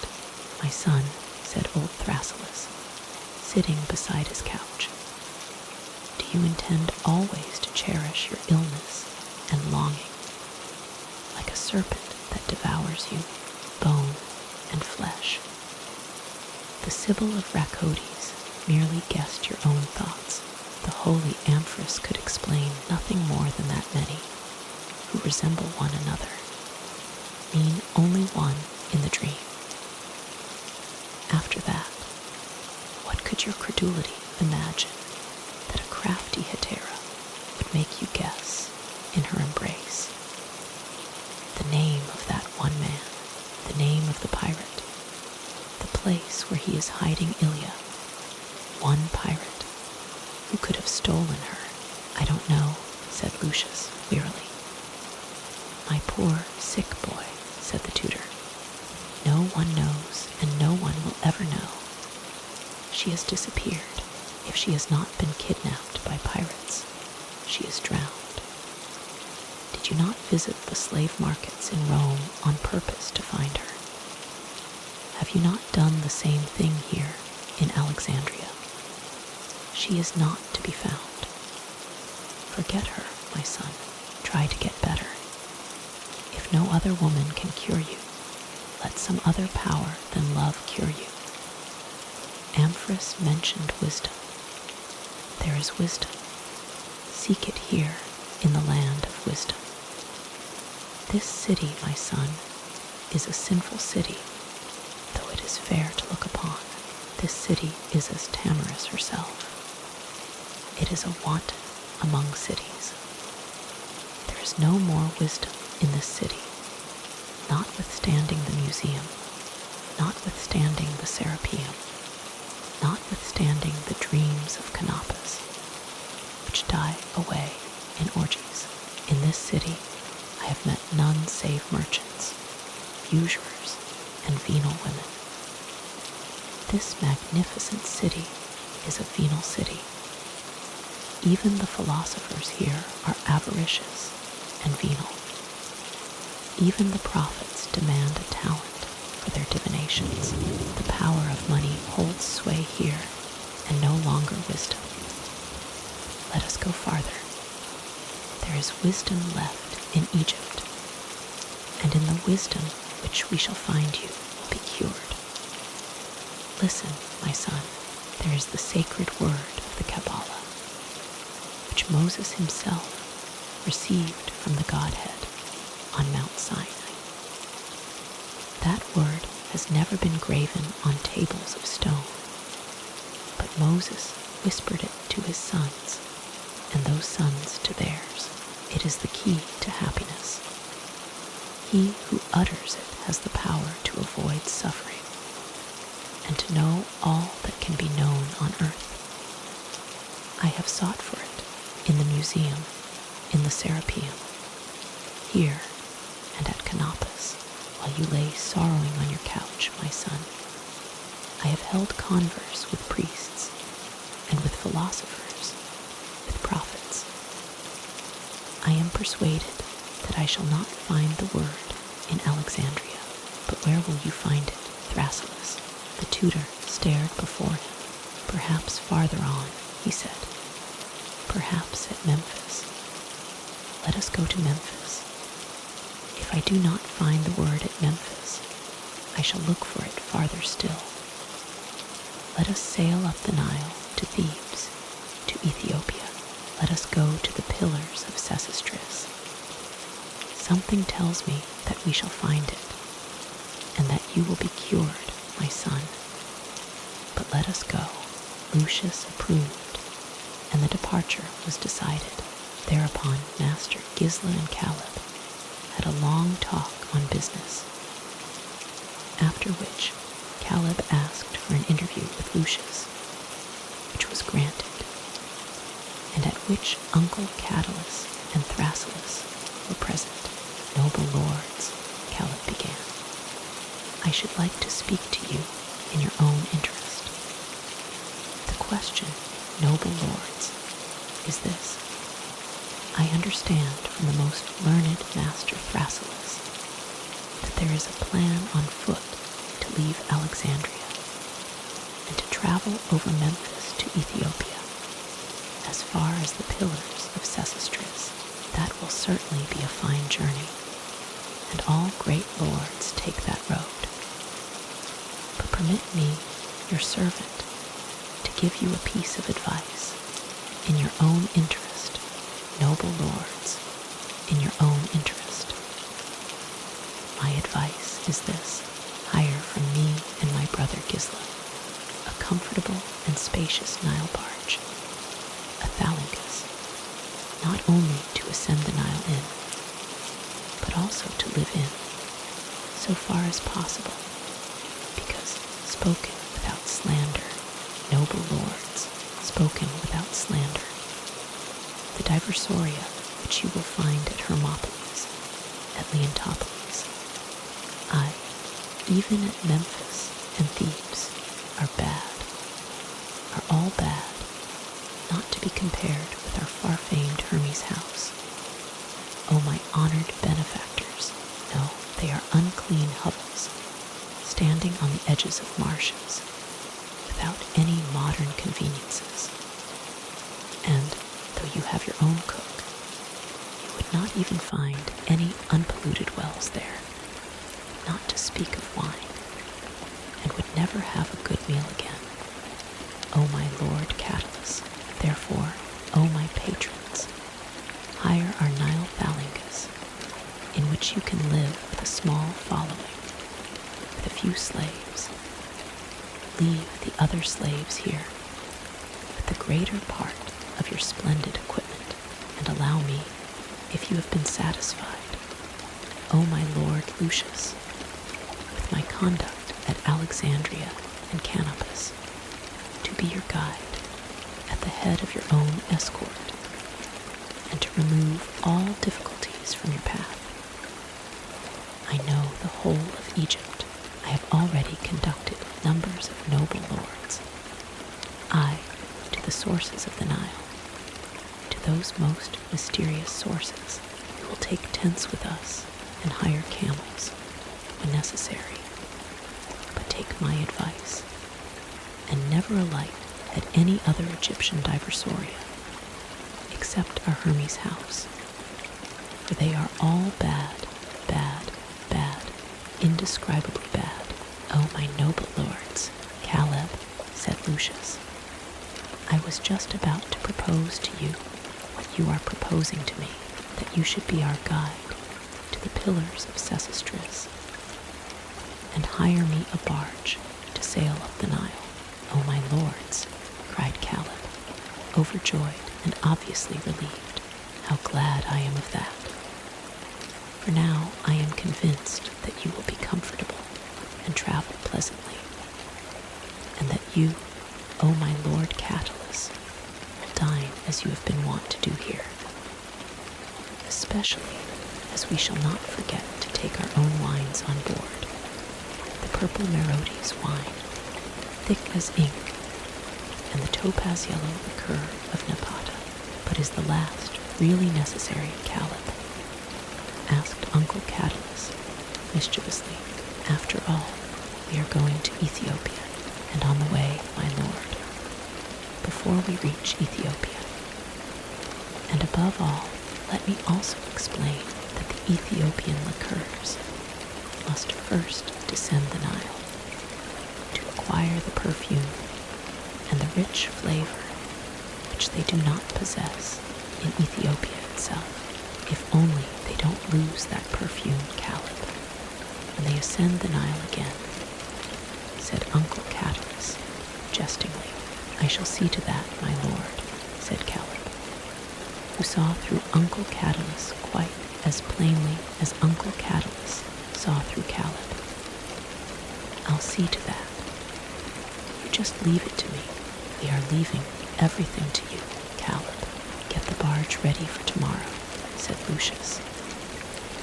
Then we shall go up the Nile next day, my lord, said Caleb, happy and delighted. And he retired with salam upon salam, and Master Gisla in the palm garden, pretending to be busy with the little canal, but in reality full of eagerness to know the result of Caleb's advice, whispered, "I say, brother." "Yes, well, Caleb, well?" asked Gisla, anxiously and looking a little pale. "They're hiring the Thalingus. They're alighting at no other diversorium. They're sleeping in our tents. They'll travel with our camels. And, well, Caleb, and what else?" asked Gisla, rubbing his hands. "They're drinking our wines, all the way to Napata, where you'll pretend to lay in a fresh stock of liqueurs. You leave that to me, brother Gisla. You just leave it to me. May the gods bless you, brother Caleb. May Thoth, Hermes, and Serapis bless you. Quick, let us look in the cellars, if we have enough in store." There came a sudden shower, as though poured from an urn in the sky by an invisible water god, and the two brothers, with their garments girdled up, rushed bare-legged through the puddles of their palm garden to their wine cellars, which lay warm as stone cupolas in the sun, or else were kept cool, with double walls filled with snow. In the still and silent night, the delta lay flooded by the kindly waters of the sacred river. From the Canopic to the Sebennytic mouth, from the Fatmetic along the Mendesian to the Pelusiac mouth, the delta lay flooded, one still and silent sea in the night, a wide, silver sheet of water, without a ripple, stretching farther than the eye could reach in the soft falling sheen of the full moon. Between the river mouths, the canals lay in streaks of silver light, full of water to their edges, past the blossoming reeds, past the blossoming lotuses and water lilies. The great barge glided up the stream as in a vision. There was not a sound amid the silence, but the dripping from the oars. The night was muffled, wide, and immense. It was as though the moon, up above, had inundated the sky, even as the flood the sacred land below. It was as though the flood of moonshine were drenching the sacred sky, also with a calm, unrippled sea, but a sea of light. The night was like a noiseless, silvery day. The night was like a shadow of the day. In that inundation of the light of heaven, the stars paled, innumerous, like a silvery powder sprinkled by the moonshine. There lay the lake of Budos, wide and mystic and gleaming. Island emerged after island. Palms stood in clusters, stately, motionless, and delicate. A shrine appeared and vanished as the dream barge glided down a bend of the canal. Country mansions stood peacefully linked together. There were taller dikes and patches of golden, shadowy wheat. Sheaves of corn looked like the images of gods, reverence compelling, ranged in order beside one another. Against the wall of a barn, a peculiar scent was wafted by, a fresh aroma as of always moist flowers. The outline of a village came into view, and hamlet joined itself to hamlet, with shrines and mansions in between. Suddenly, farther up, in the sea of glory, in the sea of light, huge needles rose on high from the ground, with quivering lines, and became lost in the midst of light. Thrasyllus, standing by Cora, on the forecastle pointed, the obelisks of sighs. She turned with a start, and was silent. The barge that afternoon had left Naucrates along the canals, which seemed the Satic nome, or province. They were now nearing the capital size, the capital of all Lower Egypt, already saw the Anubis Avenue. And suddenly, at a bend, between very tall reeds blossoming with tassels, and bowing before the barge, Thrasyllus pointed. The temple of Isis Neith, there were sphinxes. They seemed to lift their basalt heads in prayer to the moon and the sky. Lamps and lights twinkled like stars. The thalamgus hove to, orders rang out. The sailors moored the vessel. The temple of Isis Neith, Thrasyllus repeated to Lucius, who approached with Catullus and Caleb. They were all arrayed in long, white linen robes. Cora also was similarly clad, in a long, white, close-fitting linen robe. She wore a wreath of wheat ears and lotus flowers at her temples. For it was the night of the glowing lights, the feast of the burning lamps. Nemufa is waiting for me in the temple, said Thrasyllus. I wrote to him, and he has consented to receive me. He is the high priest of Isis, and tonight he receives those who come to consult him. I thought, Lucius, of going alone. Nemufa is one of the holiest prophets in Egypt. One word from him can perhaps enable me to guess much. But if you accompany me, with only a single thought in your sick brain, you would break the mystic thread which might be woven between the high priest's spirit and mine. Let me go alone. I have no other care than your happiness, even though we are not agreed on the form which it should take. Go, Thrasyllus, said Lucius. I don't think that I shall go on shore, said Uncle Catullus. The night of the glowing lights and the feast of the burning lamps leave me cold. It is colorless and cheerless. It will be a spectral orgy. I am too old and fat, Lucius, for spectral orgies. Go on shore alone, and amuse yourself as you may. Lucius assembled his slaves, male and female. They were all in long white robes, the women wreathed with ears of wheat and lotus flowers. You are all free tonight, said Lucius. You have a night of liberty. Until sunrise you belong to yourselves. Go your ways and do whatever you please. Rufus handed each a small sum of money. The slaves bowed low and disappeared between the palms in the direction of the moonlit, twinkling city. Only a guard of sailors kept watch on the barge. Uncle Catullus retired to his cabin. Terrar also did not wish to go on shore and remained to sleep at his master's threshold. The feast of Isis made many shudder who were not accustomed from their youth to its shivery mysticism. Thrasyllus had gone. Lucius also went on shore. He saw Cora hesitating under the palm trees, while the other women slaves had already gone gaily to enjoy their night of liberty. Why don't you join your companions, Cora? Asked Lucius. My lord, Cora replied, if you permit me, I would rather stay here. You are free tonight. What should I do with liberty, my lord? You can do what you please.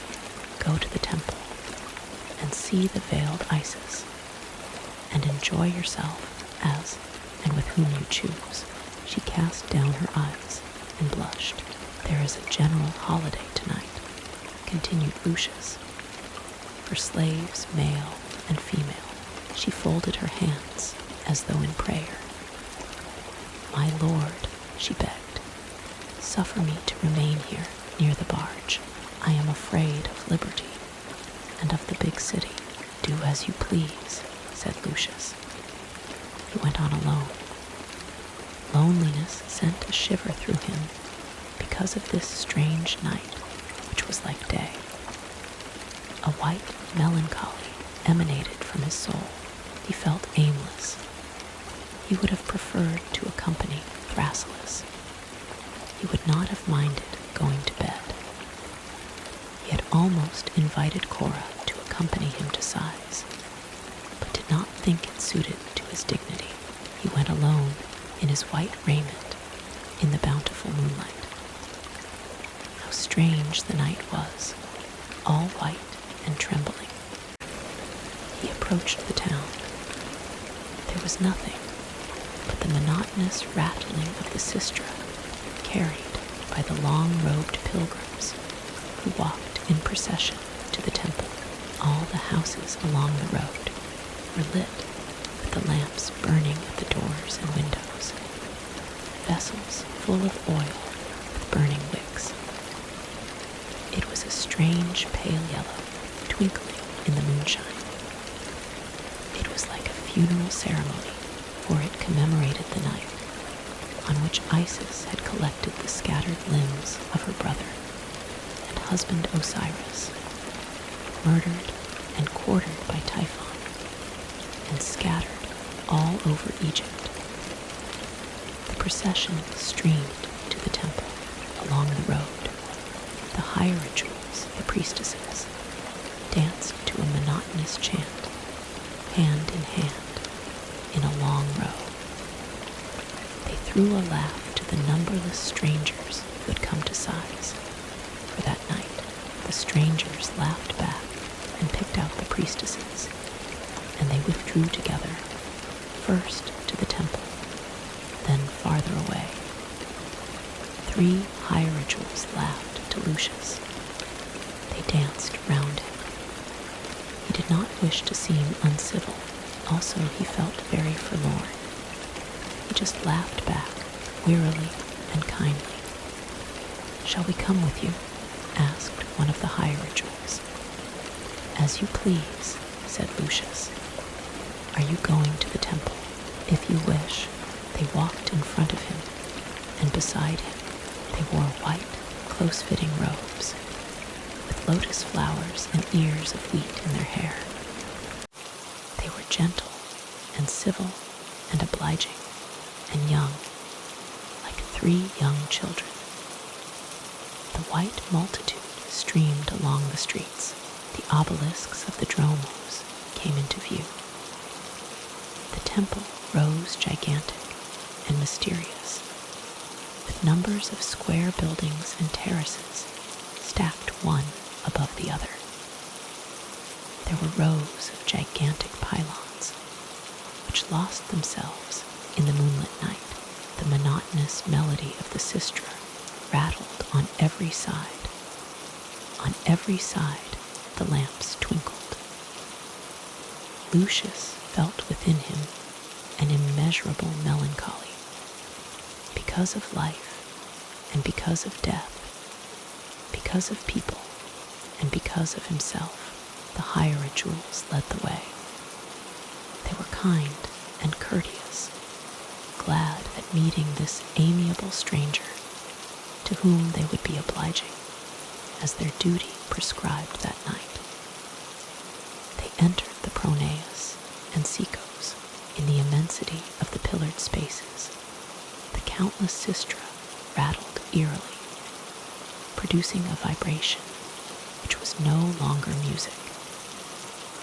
It was as though the pylons and pillars themselves were rattling, as though the very earth were rattling. Suddenly Lucius felt a cold shiver pass through him. In the Holy of Holies rose the veiled Isis. It was an immense statue, 5 fathoms high, and surrounded entirely with a silvery film, seamed with hieroglyphics. Above the image on the architrave was written, "I am who have been, who am, and who shall be, and no one has lifted my veil." Around the image shone thousands of burning vessels, of glowing lamps.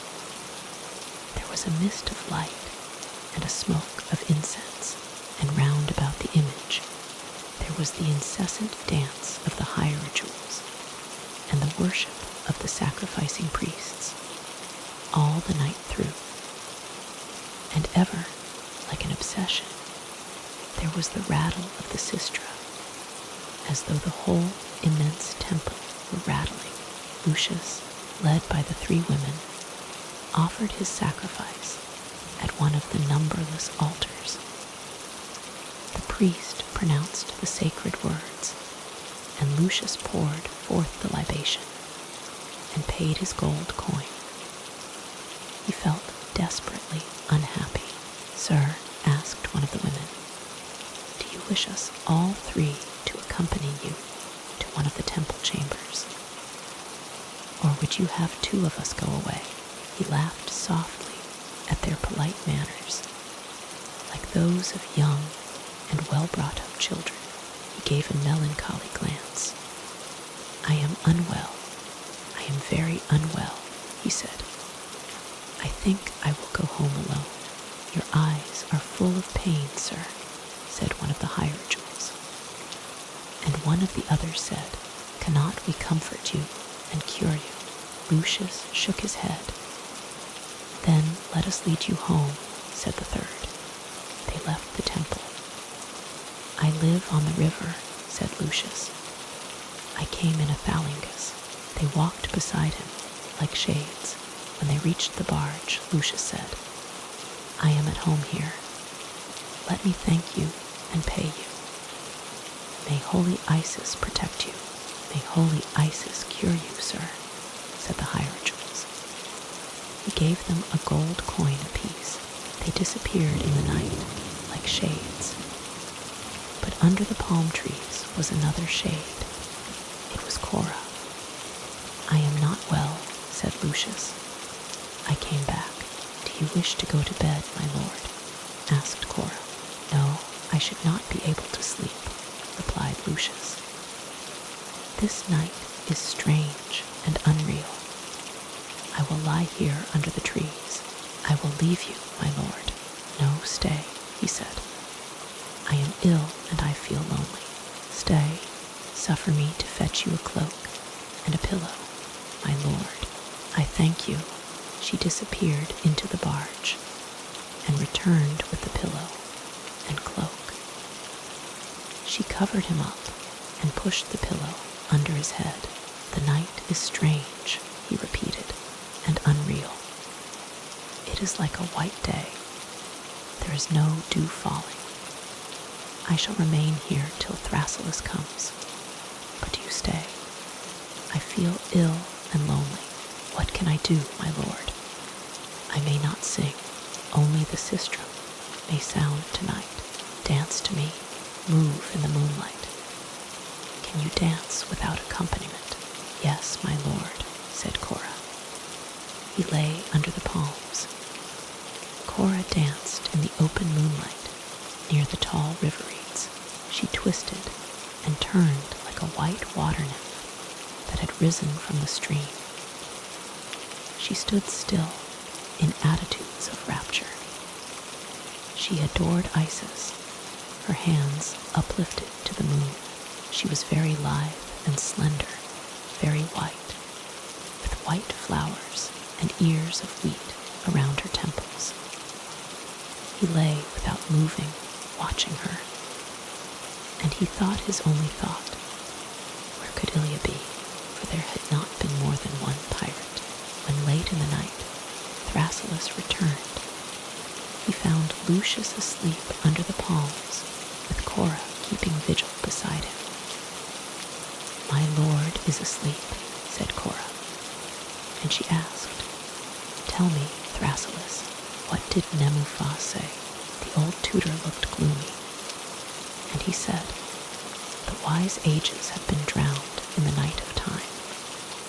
Egypt is Egypt no longer. Size is size no longer. If wisdom still tarries here and is still to be found, I shall find it not by the sea, not in the delta. This is the granary and the emporium of the world.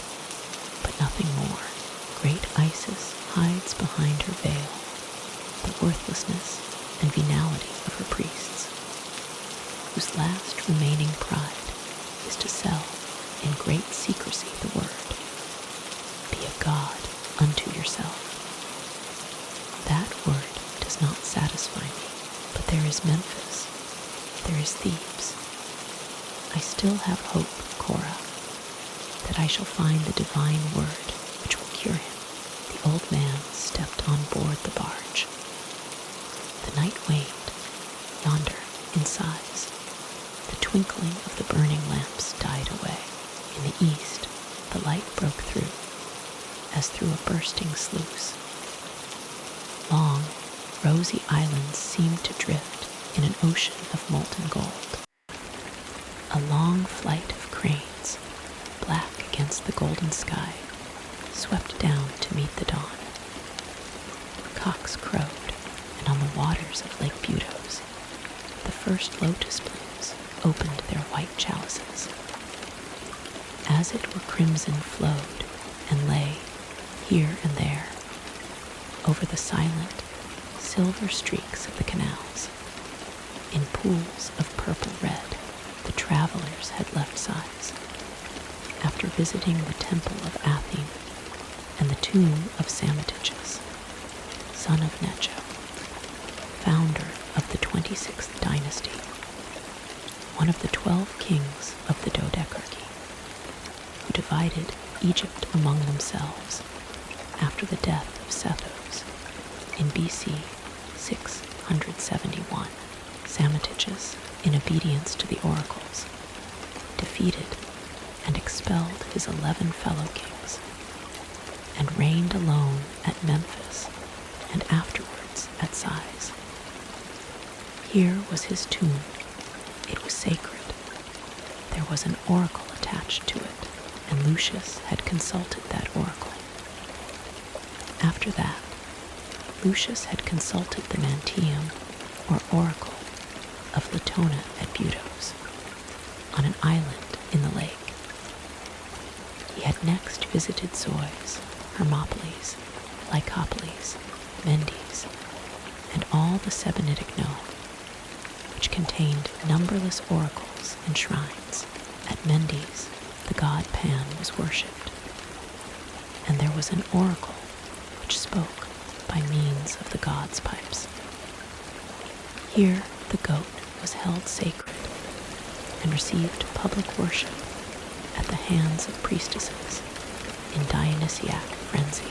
The travelers next visited Diospolis and Leontopolis, Busiris and Conopolis, and all the Busirytic Nome. All these towns, with numbers of villages in between, covered the islands of the flooded delta, densely peopled and luxuriously cultivated. The great farmsteads and country mansions stood linked along the canals, which were filled high to their banks with the flowing waters. The ears of corn swelled with ripeness along the shores, and the cattle gleamed and glanced, grazing in the rich meadows. The fat fields were fragrant in these last days of the summer month of Epiphi, with a strange, moist scent as of nameless flowers ever drenched in dew. The sun was warm, but not burning, as though the moisture of so many waters tempered all the heat. The fierce rays did not burn, as though they were ever drinking the excessive damp. And from the marshes, which the Nile had turned into lakes, rose no mist, but the scent of the water flowers, lotus, nymphea, and nenuphar. The rains seemed to have ended. The maximum gauge in the nilometers appeared to have been reached. Only the morning dew was often heavy, like rain. But the days glided past in an immaculate glory of sunshine tempered by moisture, while the rich, fragrant country lay stretched under smooth skies, which changed cloudlessly from morning rose to midday blue and evening gold, in a gradual fusing of tints. There was hardly a breeze in the evening. The atmosphere retained an ideal perfection of heavenly, temperate warmth. This summer warmth was fresh and cool. The thalamgus glided headed up the Nile. The river was as wide as a sea everywhere in the noonday sun. The pools of the waters glittered in among the farmsteads, mansions, and shrines. On the horizon, the outlines of the towns, with the needles of the obelisks, shimmered in the damp haze at every moment. Dense palm clusters or sycamores raised their regular canopies along the river, forming an avenue, or else tamarisks luxuriated, and their branches threw fine shadows like blue stripes upon gold. There lay the Athropitic nome and the Prosopitic nome, whose capital is Aphroditopolis. Lucius went on shore with a great retinue. The town, consecrated to Aphrodite, was peopled by none but hierodules, priests and priestesses of the goddess. Lucius consulted the oracle. Next morning, after the orgy, he was lying under the triple awning of the barge, which was gliding still higher up the river. Around him were screens of plaited, transparent reeds, interwoven with flowers. Thrasyllus sat by his side. Nemuphah told me, said Thrasyllus, that both Plato and Pythagoras spent years and years on the steps of the temples of Isis before they were deemed worthy of learning one word of the Hermetic wisdom. Well, I never imagined that Nemuphah would unlock the Hermetic wisdom to me, but I did hope perhaps to learn a single word with which, continuing to meditate my own thoughts, I could have unlocked the secret, Lucius, of your happiness. But Nemuphah did not speak that word to me.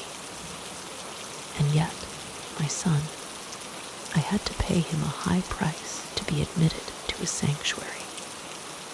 I am sorry for wasting your money. Lucius smiled. Nevertheless, Thrasyllus, the oracles, even though they never satisfy the questioner wholly, say very strange and impressive things. Shall I make you a confession? I certainly hope that I shall one day know who robbed me of Ilia, and when I know, I shall not rest until I have tortured him and made him die 1,000 deaths. It was the pirates, Lucius, said Thrasyllus evasively. Unless Ilia was drowned, it was one pirate, Thrasyllus, said Lucius. All the oracles now never speak except of one pirate, and it is for me as though I saw him before me. The dog. The barge was gliding past Latopolis, on the right, on the left, standing farther back from the river. Heliopolis showed faintly. They were nearing Babylon, but the travelers were to go through to Memphis. Look, said Thrasyllus, starting up in rapture. The pyramids. Lucius turned with real interest there on the horizon, like an enormous mystic geometry.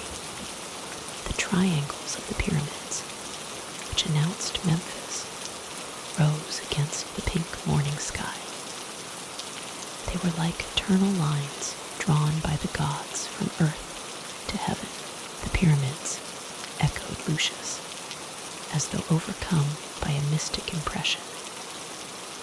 On the other side, Heliopolis was now more clearly outlined, standing high on a hill, with the temple of the bull Nevis.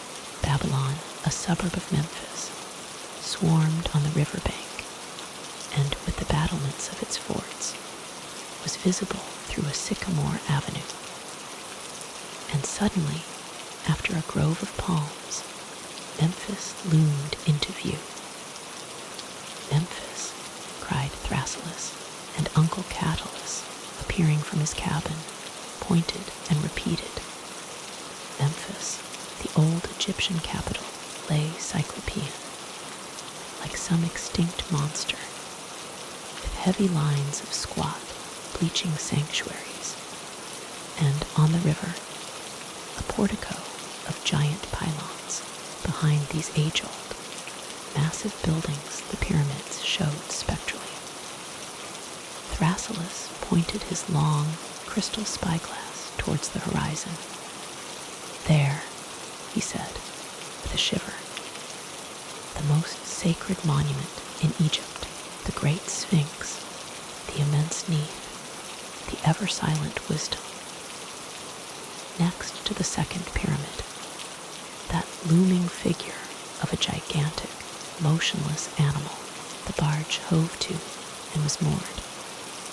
Caleb proposed that they should go on shore, here even on the quays. The riotous bustle of agriculture and commerce had ceased to reign. Under the palms, there was not the metropolitan press and throng of Alexandria, the world's marketplace and emporium.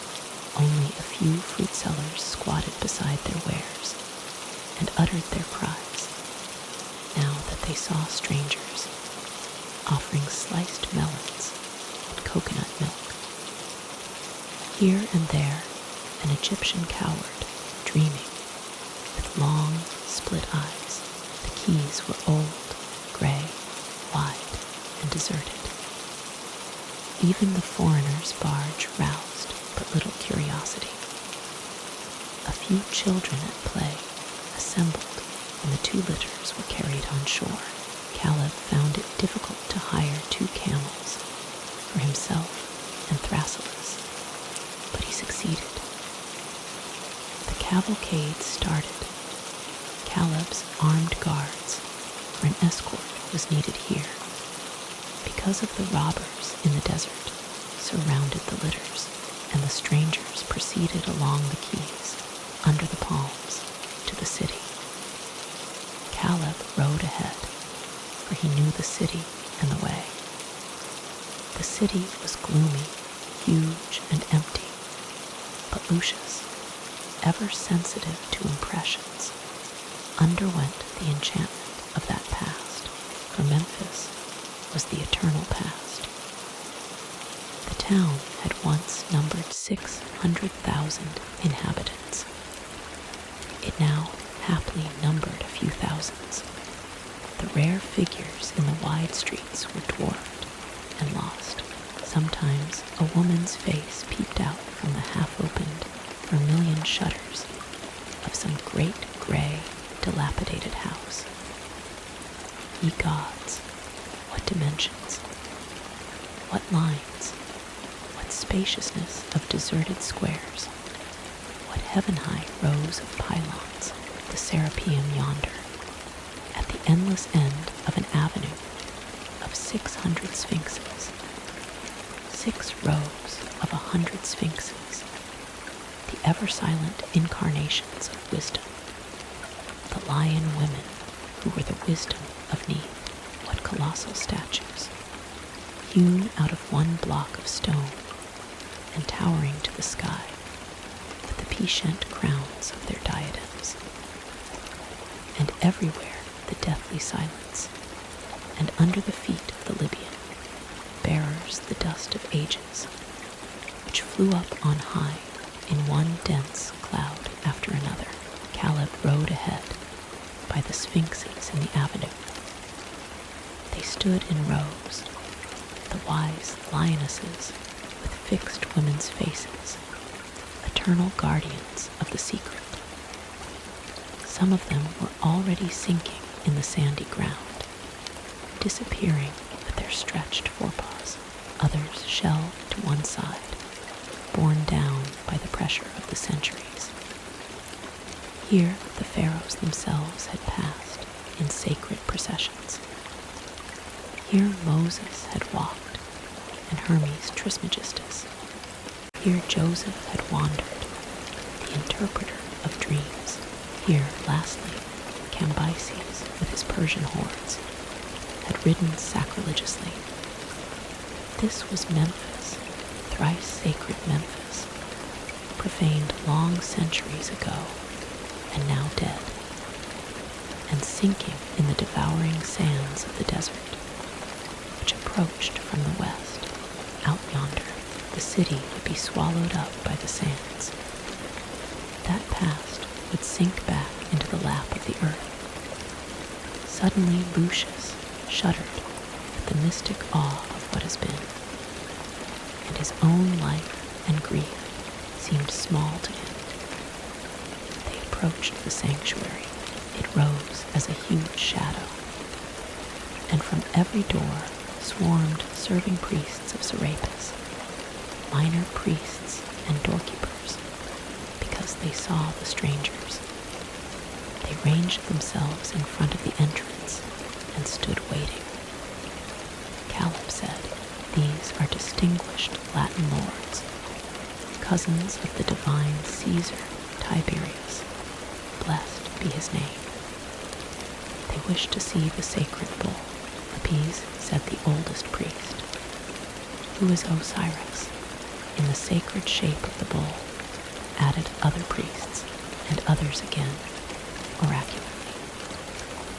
"And who drew the plow through the fields of sacred Egypt, when he disguised himself with the other gods, under the forms of animals, from the eyes of Jupiter Ammon, who wished to reign alone." "The same," said Caleb.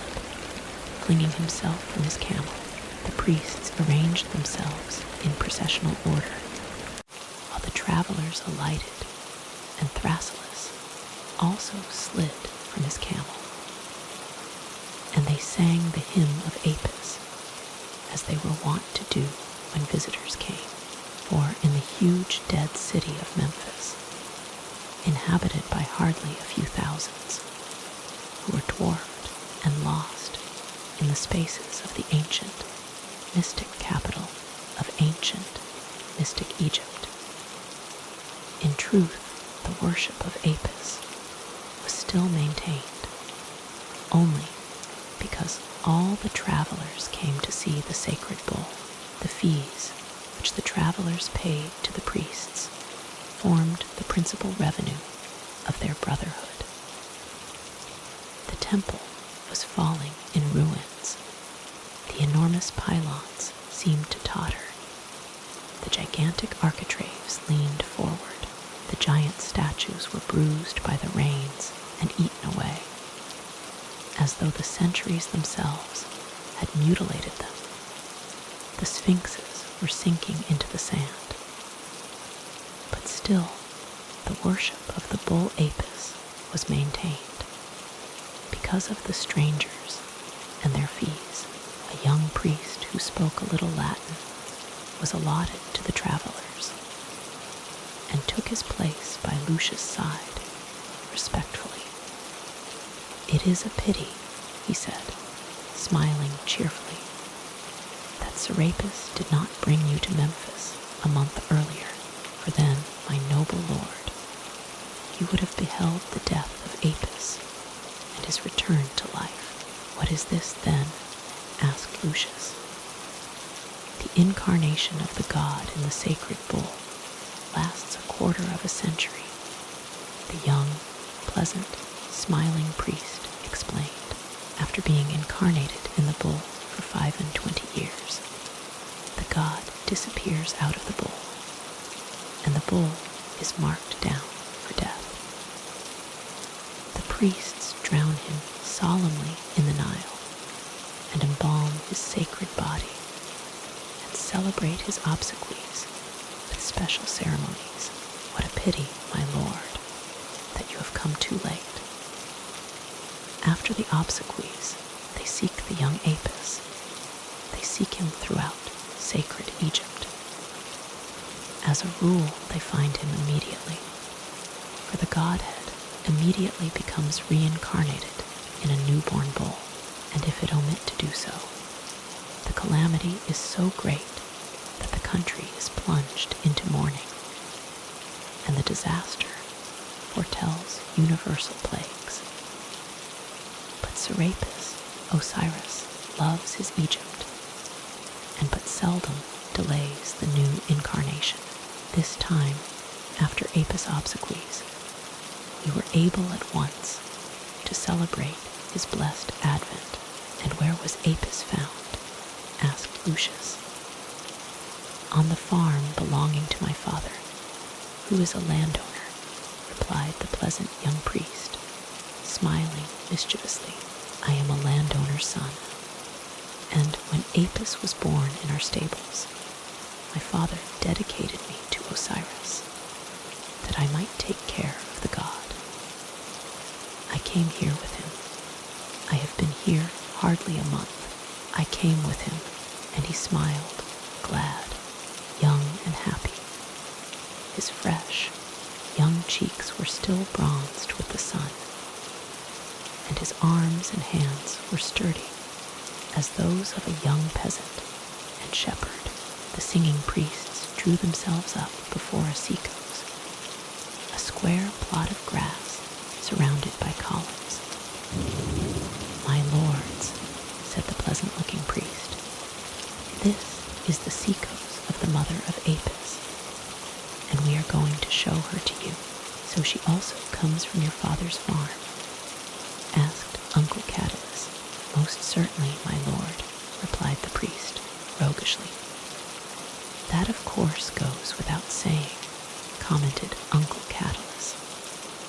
The young priest opened the gate of the seacoast. At the far end was the sacred stall, like the wide interior of a temple. The priest vanished in the shadow, and when he reappeared, he was leading, merely by pressing his hand against her snow-white flank, a handsome, sleek cow. He led her to the strangers. She shone, well-tended and well-fed. She had placid eyes of bluish gold, beautiful, large, soft, and womanly, the eyes of Hera herself. Her horns were gilded, and her hoofs were painted red. The pleasant-looking priest led her to the strangers, and was glad and happy, because Apis' mother was so comely. Is she not handsome? He asked proudly. The strangers smiled and agreed that she was very handsome, and the priest, with respectful familiarity, stroked her snow-white flank and pointed out that she had one black foot. Then he kissed her fondly and reverently on her moist muzzle and led her back with the pressure of his hand to the temple that was her stall. She went solemnly, as though aware of her high, sacred dignity, which existed only because of the strangers and their fee. The priest, still smiling, returned, and the other priests sang their hymn. And, by the priest's pleasant manner, Lucius seemed to observe that he ought to pay.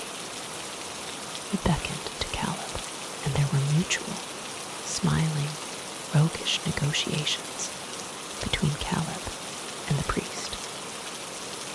For Caleb always tried to pay the fees which he distributed on Lucius, behalf a little less liberally. Then he set them down on the long papyrus scroll of his bill, and he generally succeeded.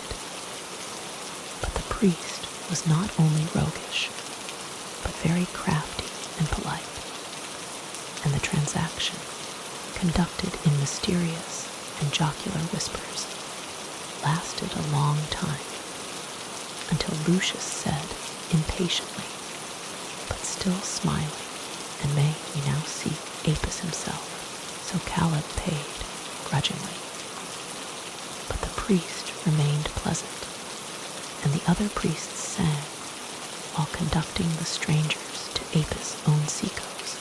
This sanctuary was even bigger and more impressive than that of the white bull mother. There was a square in front of it with obelisks, and the pleasant-looking priest entered between two sphinxes, but the pillars, the obelisks, the sphinxes seemed to totter, to slant, burst with old age. The priests sang the hymn, and suddenly, like a whirlwind, a young bull came trotting out of the stable over the grass plot. It was Apis, and the priests lifted their hands in adoration as they sang. But if his mother was stately and aware of her dignity, Apis himself carried his divinity with the recklessness of his hot youth. He ran across the lawn, glad to have escaped from his stable, and the pleasant priest, laughing, ran after him. But he could not catch him by his gold collar, and, panting for breath, the little priest said, proudly, "Isn't he beautiful and playful? Isn't he most delightful, our Apis? He was beautiful and playful, and most delightful," the visitors granted. He was a splendid bull calf. His coat gleamed black as jet, and he was painted in accordance with the sacred prescript, without which there is no incarnation. A white moon, like a snowy little crown, shone like a sickle between his gilded horns, and two other little white crowns adorned him on either side above the forelegs. His eyes blazed as might carbuncles, with a light kindled behind them, and he stared from under his curly forehead with an almost human glance. His neck already fell into powerful, heavy folds. His chest was broad, and he lashed his tail like a whip. His hooves were vermilion, and he trotted round his grass plot and pushed out the sods with his horns and scratched with his red hooves. The pleasant-looking priest now went up to him, laughing, and took him respectfully and yet firmly by the gold collar, and talked to him and laughed.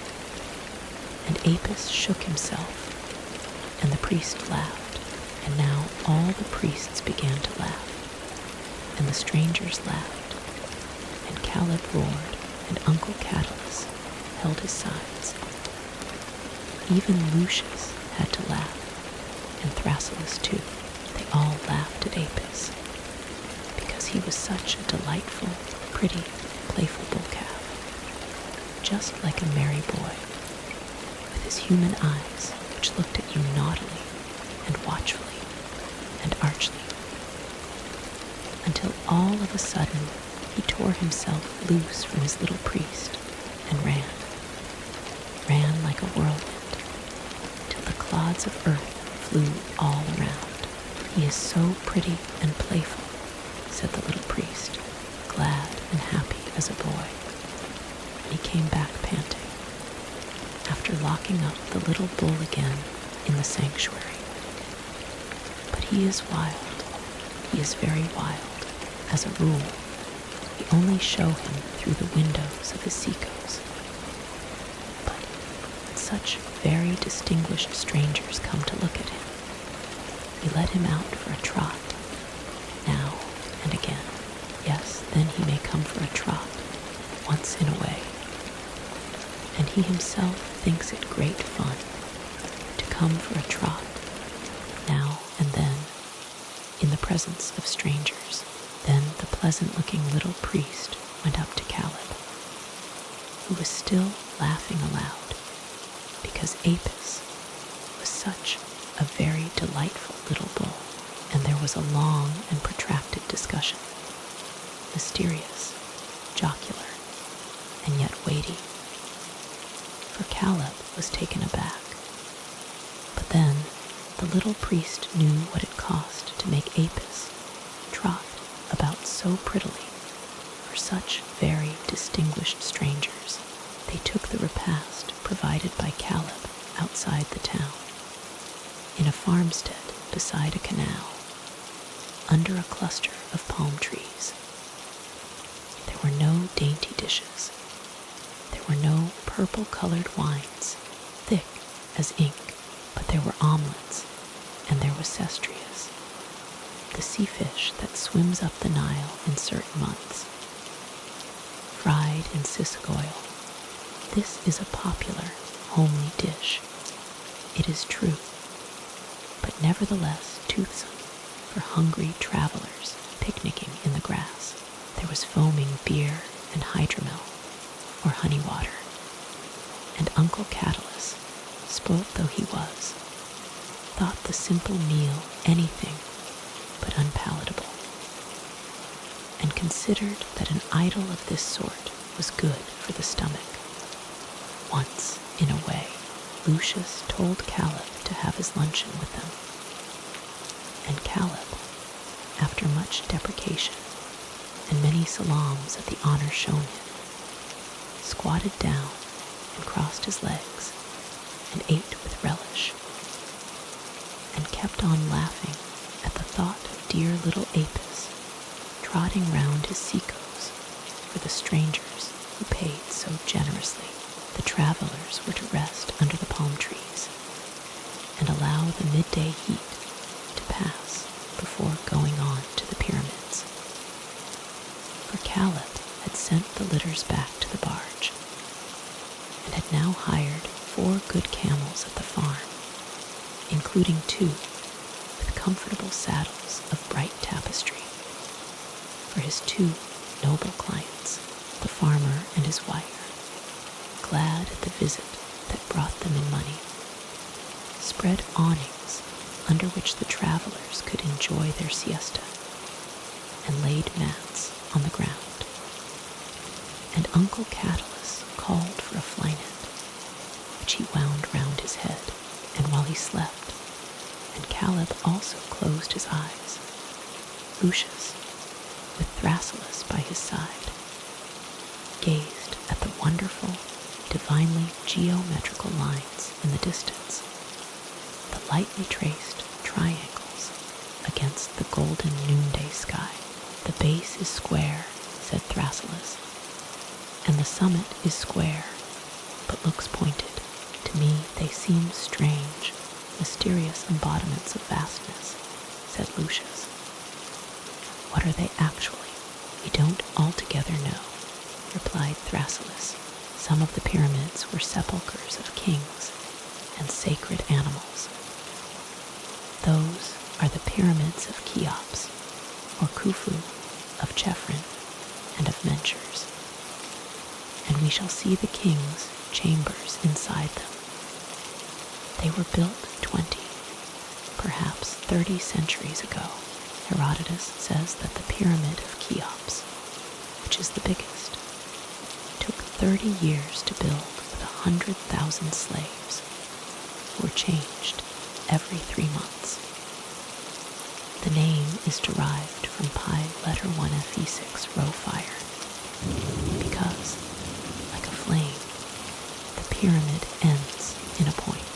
Many were used as storehouses in the long years of famine. Others were dikes against the sands of the desert, which blew towards Memphis and threatened to bury the city. In a succession of ages, many pyramids have already been swallowed up in the sands. What are those ruined palaces over there? Asked Lucius, pointing to crumbled rows of pylons and pillars, surmounted by cracked architraves, impressive ruins which stood on a hill at the outskirts of the town, and seemed to be tumbling into the Nile. The old palaces of the pharaohs, said Thrasyllus. They were 10 in number.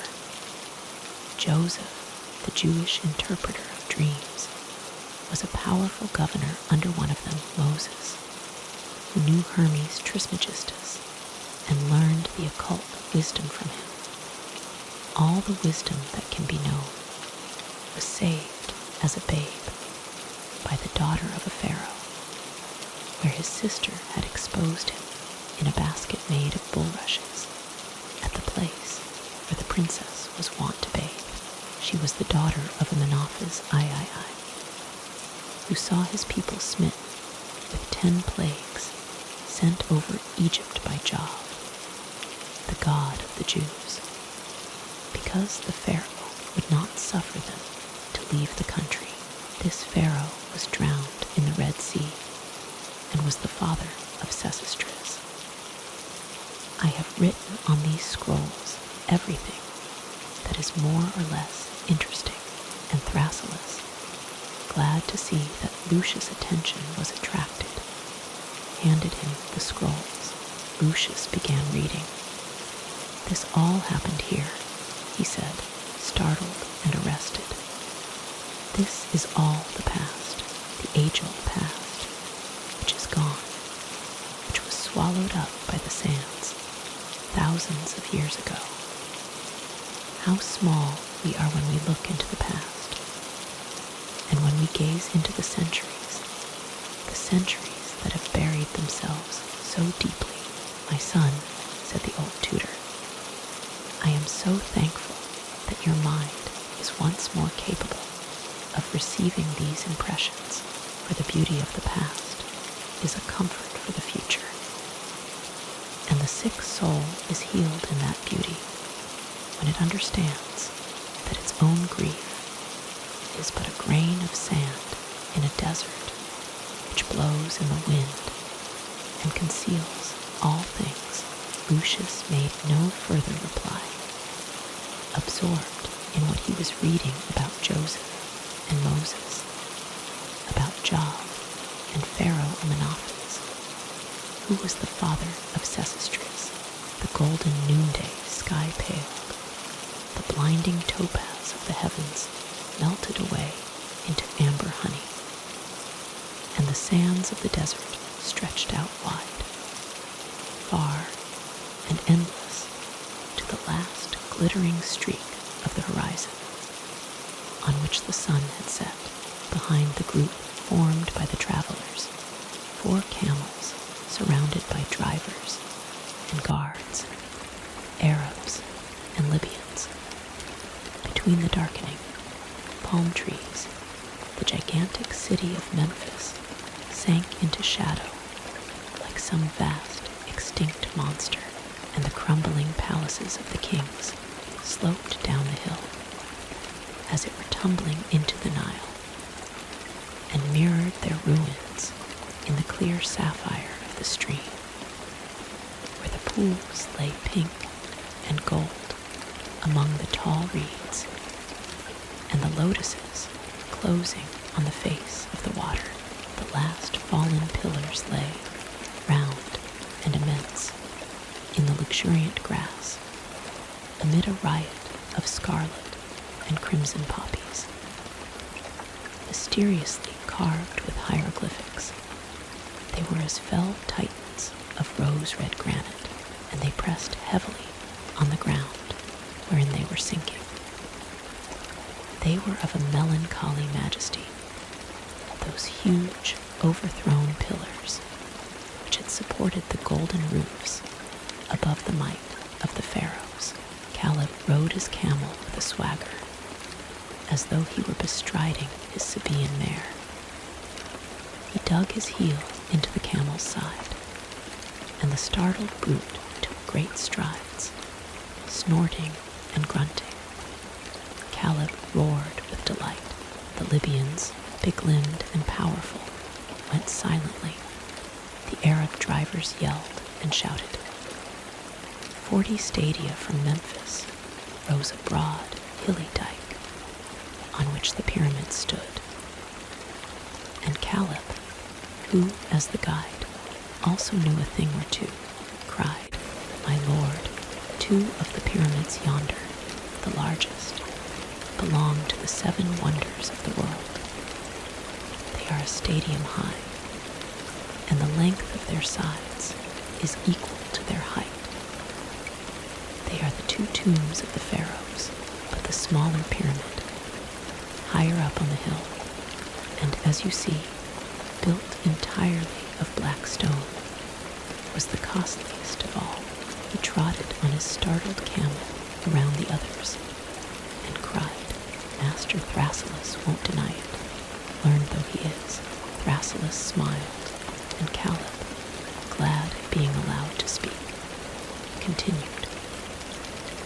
black stone comes from southern Ethiopia and is heavier than any other stone and incredibly hard.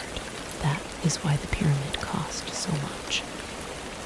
But then it was erected by all the lovers of Queen Cleopatra, and it is she who is buried there. Caleb, cried Master Thrasyllus, what you have been telling about the black stone, I accept, but Cleopatra, who died in Alexandria, was not buried at Memphis. Cleopatra, Cleopatra. Caleb insisted vigorously, but he now rushed away on his bewildered camel because he wanted to warn the priest custodian of the pyramids that there were great lords approaching.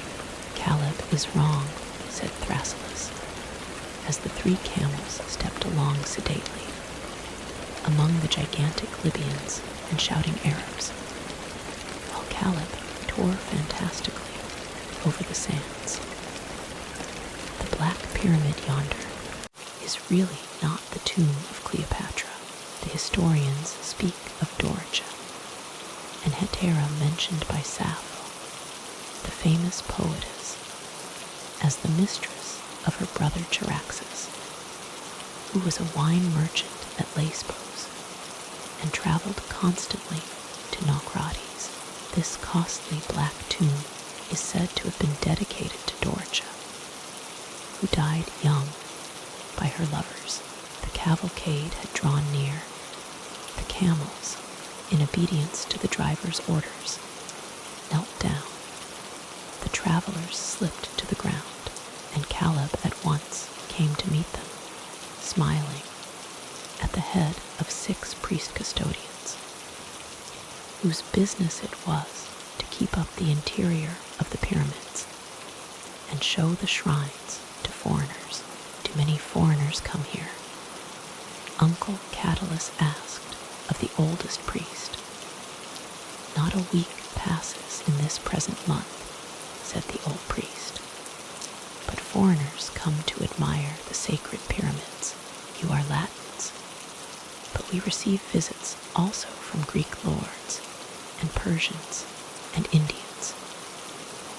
When the Nile has subsided to its lowest gauge, however, when the autumnal winds blow and the sandstorms begin, then no more foreigners come, for then death and destruction blow out of the desert, as the hurricanes of fate which one day will cover Memphis with a sandy shroud.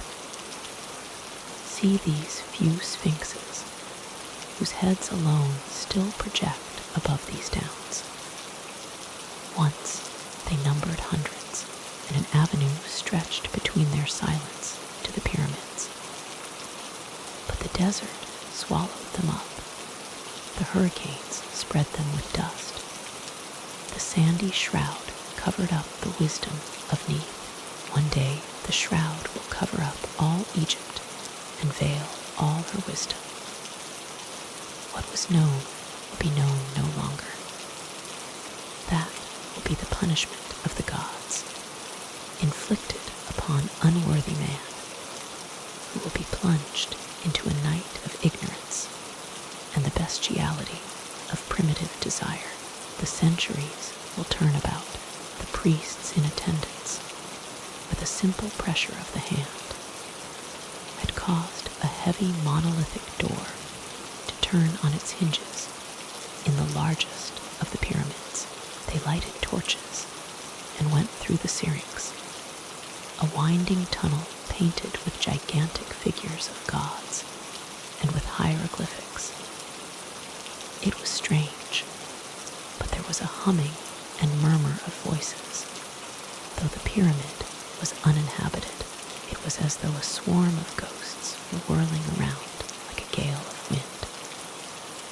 The impression was given immediately, and when the travelers exchanged glances, they saw in one another's eyes that they were all 4 thinking the same thing, and Caleb muttered saving incantations and repeatedly kissed his amulets. The priests led the way, while the flames of the torches blew and blew in the mysterious draught, as though ghosts were hovering around. The travelers entered an enormous square room. Huge statues were sculptured in the stone walls, and though the room was empty, there was a smell of spices, as if the smells of old had lingered eternally. 2 bats fluttered to the ceiling and whirled round in a circle. "This is the king's chamber of Cheops," said the old priest. "Once upon a time, it contained a sarcophagus of azure granite with the embalmed body of the great King Cheops, or Khufu, and it was surrounded by the sarcophagi of his brothers. He wore out his people with taxes and heavy labor in order to found this mausoleum for himself. Where is he now? Where is his embalmed body? Where is his azure sarcophagus? Where are the sarcophagi of his brothers Shephren and Shafra? Where are they? Where are they? They are scattered and vanished as grains of sand, the mummies of the proud rulers, covered with scented wax, and tightly swathed in narrow bandages, and scattered and vanished are their sarcophagi. And one day these pyramids themselves will be scattered and vanished, swallowed up in the lap of the earth. Everything vanishes. All is vanity. Thy wisdom alone, O Neith, is needful to man. Thy wisdom alone, O Neith, is needful to man, echoed the priests. And we no longer possess it. Alas, alas, we no longer possess it, echoed the priests mechanically, indifferently, while they led the way back through the tunnel, and their words blew away in the strange, mysterious draught, because of the invisible ghosts that hovered.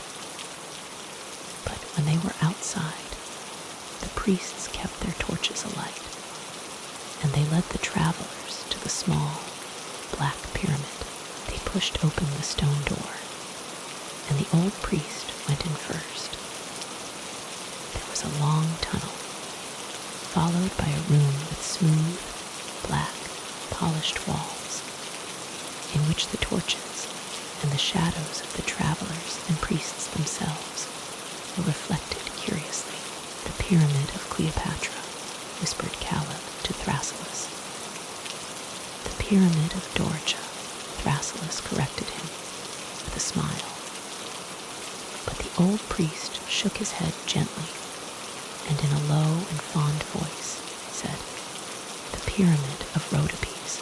She lived at Naucrates, and was incomparably beautiful and chaste.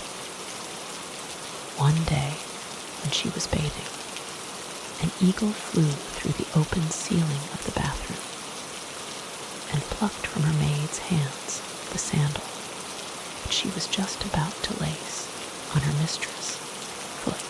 Lucius suddenly turned very pale, but the priest continued. "The eagle flew to Memphis, where the king was administering justice in one of the courts of the palace, and flying above the king, the eagle dropped the sandal, so that it fell into the folds of the king's garment. The king was much surprised, and he examined the sandal, which was as small as a child's, and yet was the sandal of a woman. And he bade his servants search all Egypt to find the woman, whom so small a sandal would fit. His servants then found Rhodopes at Naucrates, and carried her to the king, and he married her. And when she died, after a few months' happiness, the disconsolate king dedicated to her the Black Pyramid, which is the costliest of all the pyramids. Rhodopes' scented mummy vanished, her sarcophagus vanished, but the sandal, which which the king ever worshipped was preserved by a miracle. Behold it, and the priests, with their torches, lighted in the middle of the jet-black room a crystal shrine, standing on a black porphyry table, and in the crystal shrine lay a little sandal, like a child's, and yet a woman's, a little red leather sandal with gold ornaments, arabesques that glittered incredibly fresh. The sandal kept for tourists, murmured Uncle Catalus with a skeptical smile. We shall pay for it presently, Caleb, just as we did for the little Apis. But still, it is very pretty, my lord, whispered Caleb with a smile. But Lucius was trembling in every limb, and he said to Thrasyllus, "This is an omen. I had never heard of this legend. This sandal in this shrine. I would be alone with the priest. The request of so distinguished a noble could not be gainsaid." The others withdrew, after fixing 2 torches in sconces. Lucius remained alone with the old priest by the shrine of Rhodope's sandal. And then he produced Ilia's little sandal from his breast and said, "Wise priest and holy father, you possess wisdom. You assuredly still know the past. I have confidence in you. You shall tell me where the girl Ilia is, whom I have lost. You shall tell me who stole her from me. See, this sandal is the only trace that she left behind her. Tell me the past, and I will reward you richly."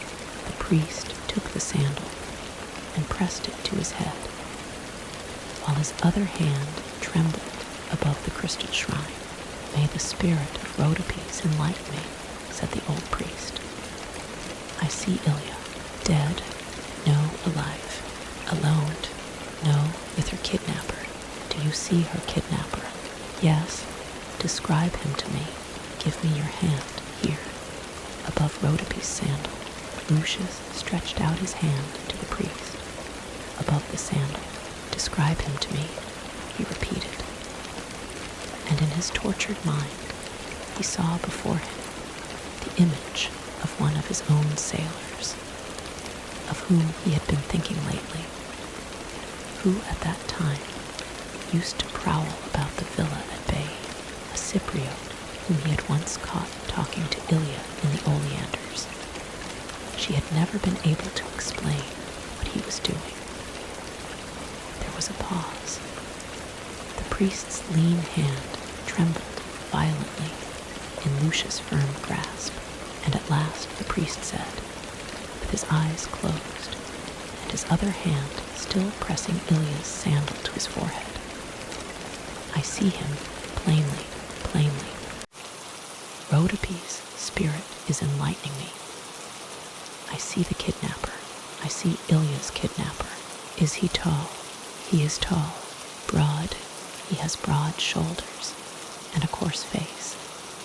He is of a coarse beauty, which women sometimes like, which unworthy women prefer to noble beauty, because they prefer rude passion to love. Rhodopes' chaste spirit is over me. I see the kidnapper. How is he clad? As a slave? No. As a freedman? No. As a freeman? Yes. As a patrician? A knight? No. As a soldier? No.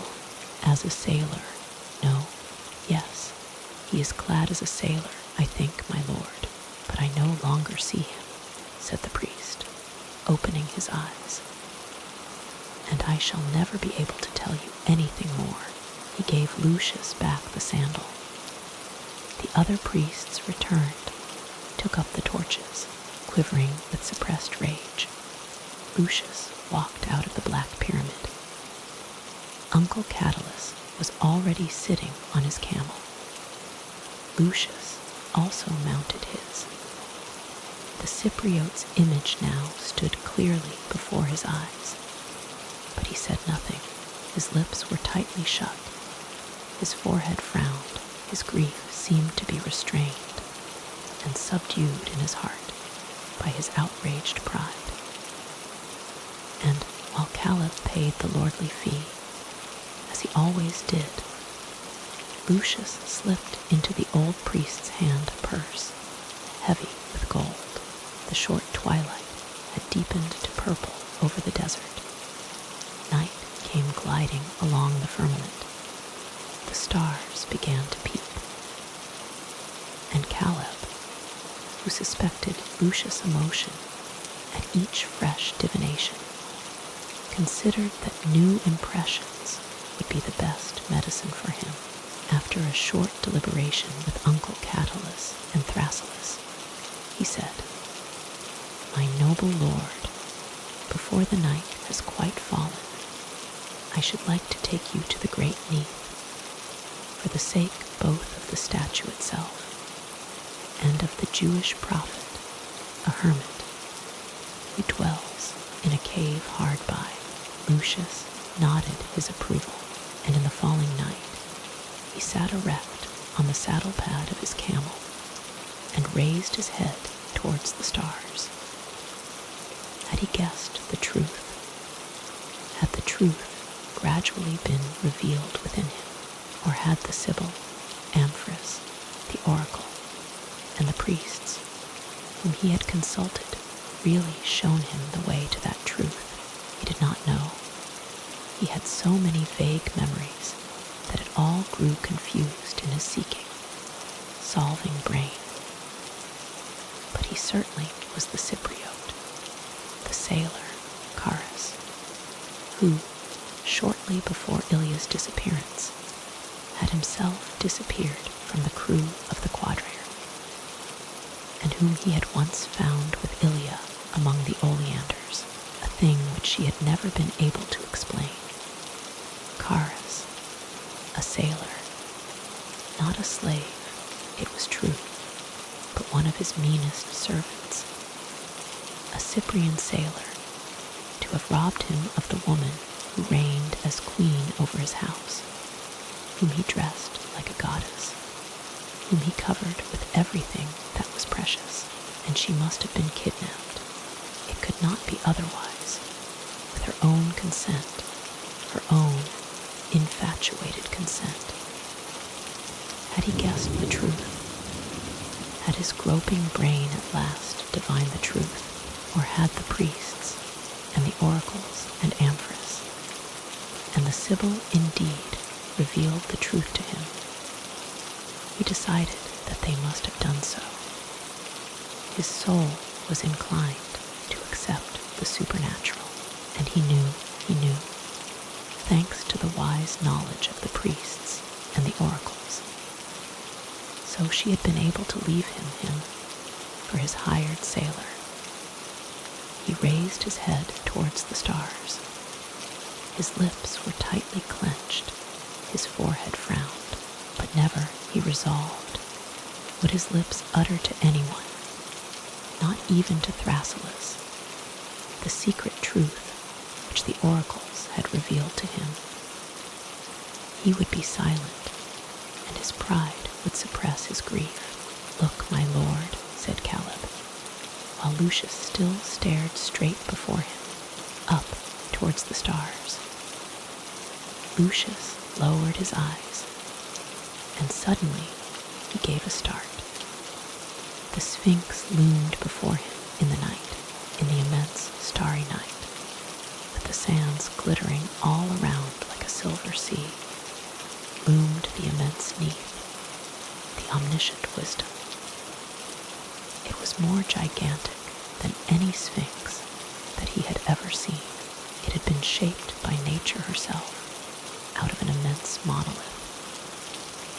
Human hands had only reshapen it more plainly for human eyes into the Sphinx. It was not the veiled Isis of size. It was the unveiled, silent knowledge which had known everything from the beginning of time. It raised its head towards the stars as he had done. It was resting. Its lioness body rested and sank into the sand, its forepaws projected like walls. Its superhuman breasts seemed to heave in the night. Its fixed eyes stared upwards, and its granite veil stood out upon its lioness body. It was awesomely beautiful in the starry night the travelers had alighted, and Caleb had fetched the Jewish hermit from the cave in which he lived, opposite the Sphinx. "I believe he's mad," said Caleb, timidly, a little alarmed by Lucius' frown. "But it doesn't matter if he is mad. He is the Jewish hermit, and all distinguished foreigners, such as your lordship, listen to him, because he says strange things." "He too," muttered Lucius. "The Jewish hermit came up to them in the fallen night. He was of giant stature, and incredibly old. His beard fell in waves down to his waist. His gray robe trailed over the sand, and he exclaimed in a loud voice, 'I am Safnath Penich, he who reveals mysteries. I am of the tribe of Joseph himself, who took to wife Asenath, the daughter of Potiphar, priest of On. In me was the wisdom of Joseph, who interpreted dreams, and the wisdom of the priests of On. But all wisdom is dead in me. Job be praised, since I beheld him." "Whom?" asked Lucius, dismayed by the prophet's booming voice. "It was a night of twinkling stars," cried the prophet. "It was 30 years ago. I lived in my cave, as I do now. And I knew everything, and I looked Neath in the face and in the eyes. Along the road yonder, through the sands, they came, they drew near. On an ass that stumbled with fatigue sat a woman. A graybeard, staff in hand, led the stumbling beast. Then I saw that the woman held, pressed to her breast, in the folds of her mantle, a child, and the woman was like Heva and like Isis, and the child was like Habel and like Horus. When they came before the mighty Neath, the ass could stumble no farther through the sands of the desert, and the woman alighted and smiled upon the child through her tears. But the graybeard led the woman to the mighty Neath and helped her to climb into its deep granite lap. There, the woman rested against Neath's bosom, and the child rested against the woman's bosom. And then I saw I, Safnath Penich, I who reveal mysteries, that the child that was like Habel and Horus was radiant in the night, in the folds of the woman's mantle. The child was radiant, a wreath of rays. A halo of light shone about the child. The mother slept, the radiant child slept, the graybeard slept, and the mighty Neath watched over their sleep in the starry night. Then, O Job, I knew that I had beheld thy son, and this happiness was my last wisdom. Since then, I know nothing more, O Job, be praised. Since then, I have discovered no mysteries.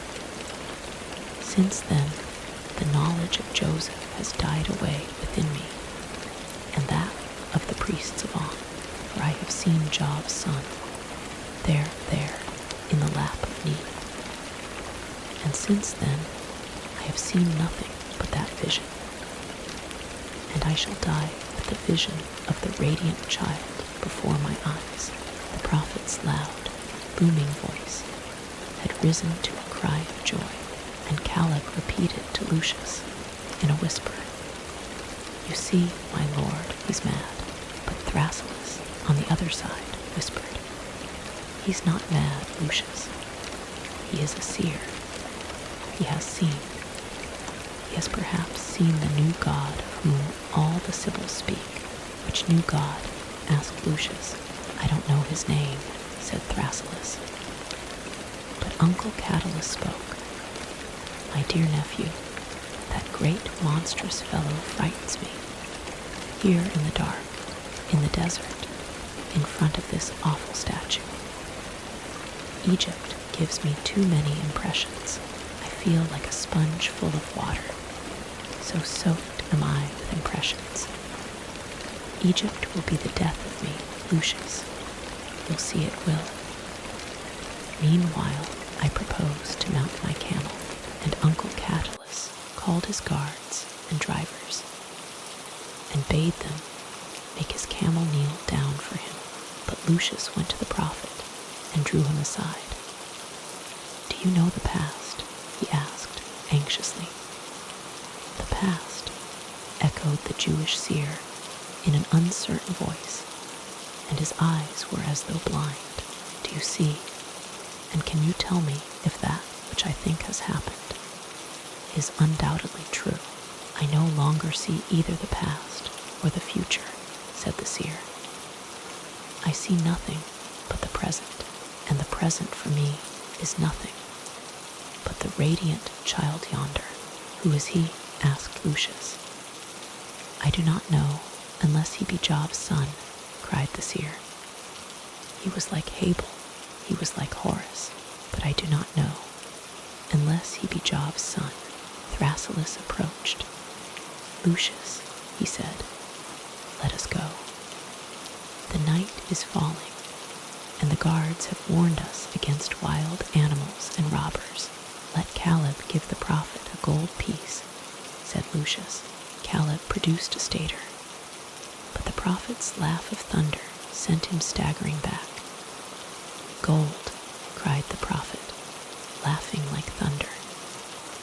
What do I want with dead gold? I have seen living gold. I have seen the child that was radiant gold as the sun itself, radiant as the burning bush. What do I want with dead gold? He's mad, cried Caleb. He doesn't want gold, and terrified, Caleb slipped back the stater, but into another purse, in which he collected his savings, and rushed to his camel, which was already kneeling in the sand, in the light of the stars that twinkled over the sea of sand. The travelers rode back to Memphis. It was very early one morning, and Lucius was walking alone on the opposite bank of the river. In the tender dawn, the vast gray lines of Memphis became visible in rose-red silhouette. Lucius was wandering alone. Solitude had become dear to him, like rest after a severe illness, especially because he doubted his cure. He doubted the certainty. Did he know the truth? He was doubting now after a sleepless night, and asking himself, did he know the truth? And if he knew the truth, was he really cured in his sick soul, cured of his suffering? He did not know. He no longer knew anything. He wandered beside the Nile, alone, without knowing. A dullness filled his brain like a mist. Life was awaking on the farms with cheerful rural activity. The grain burst under the millstones, and the women on their knees rubbed with powerful palms the dough, which the men beside them had already kneaded with the vigorous dance of their feet. Lucius stopped to look on, and they laughed, and he laughed back. The men danced, and the women rubbed, and they laughed and were happy. A jealousy of their happiness rose hotly in the young Roman. Will you give me some milk? He asked a girl who was milking a splendid, snow-white cow. The girl handed the stranger the milk in the hollow leaf of a Siam's plant. Lucius did not know whether to give her any money. He drank and handed back the reed goblet. "Thank you," he said, and she laughed and went on milking. He gave her no money and went on. How beautiful the world was and the morning. How rosy this first light over the silvering stream. How gray and colossal the past, yonder of that dying, sinking city. How beautiful and impressive were every form and tint. How lovely was the world. Even the people down there, those laborers, those shepherdesses, those men and women baking, had a calm, rustic, idyllic beauty in their simplicity and naturalness. How good the world was, and how happy people could be if the gods did not pour grief into their hearts. Grief. Did he feel grief? Or had the mere thought that Ilia had proved unworthy of his great love already cured him of the disease that was grief? But was he cured, and did he know? He was approaching the hamlet of Troia, and he remembered reading in Thrasyllus' notes that Menelaus had come past here with his band of Trojan captives, and generously permitted them to settle here. They had founded their colony. Behind Troia stood a rocky mountain range, and behold, there was the ancient quarry from which, years ago, the blocks of stone were hewn to build the pyramids, block upon block, without cement, and Lucius' feet rattled through the curious fossils, which strewed the ground like pebbles, with the shapes of long lentils and pea pods, and which were thought to be the petrified remnants of the meals served to the many thousand slaves who had worked at the pyramids. Suddenly he saw a woman. She was resting, sitting against the rocks and gazing at the rosy sky. He recognized his slave, the one with the beautiful voice, the singer, Cora. She started when she saw him and rose and bowed low with outstretched hands. "Forgive me, my lord," she stammered, for straying so far from the barge. He reassured her. He was a master who did not grudge his slaves a liberty, and he asked her in a kind voice, "Why did you stray so far?" "I strayed without intending it, my lord. My thoughts carried me along." "What were you thinking of?" "I was thinking of Kos, my dear birthplace, and whether I should ever see it again. It is the birthplace of Apelles the painter, and of Epicharmus, the poet-philosopher and inventor of comedy. It is a place of beauty and art. Is it not, Cora? It is like a most charming garden, my lord. It contains the temples of Aesculapius and Aphrodite. I was born there in the slave school. I had a delightful childhood. There was a big garden in which I used to play. Forgive me, my lord. Go on. I was trained there and tended. I was bathed and carefully anointed and rubbed. This was done by the negresses. I learned to dance when I was very young. That is why I am lithe, my lord, and I hope that I dance well. But I also loved music. I sang. We had masters who taught us to sing and play the harp, and mistresses who taught us to dance. Dryope, who was in charge of the slave school, was stern, but she was not unkind. My parents also were her slaves. My father was a runner, and my mother was a dancer too. There were wagers when my father ran in a race, and he but seldom failed to win the prize for our mistress. She would have him flogged when he did not win the prize, but not hard, for she did not want to injure his precious body. Dryope was a good mistress to us, for my mother stopped dancing after she had once sprained her foot, and Dryope nevertheless remained kind and gentle to her slave. But when I was able to sing and dance, my lord, Dryope sold me for a big sum to a slave dealer who was going to Rome with a number of slaves, male and female. I embraced Dryope and my parents and went with the dealer. He also was not harsh to me, because I was a valuable slave, my lord. He was not harsh to his slaves. He was careful of them as of precious merchandise. Thrasyllus bought me for you, my lord, on the slave market in Rome, and I was proud when he paid a big sum for me after hearing my trial song and seeing my trial dance. And now I am happy, my lord, to belong to a master like yourself.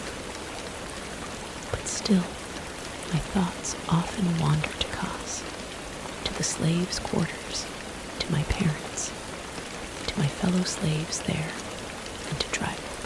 Forgive me, my lord, and would you like to go back to Kos, or, my lord, our native land remains dear to us, but I belong to you, and where you are there, I will be, and shall you be happy there too, Cora?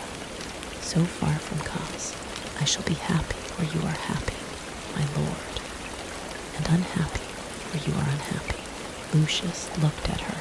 He did not take her words to be more than the politeness of a courteous slave who came from a famous slave school, and for whom he had paid a high price because of her delicate beauty and her accomplishments.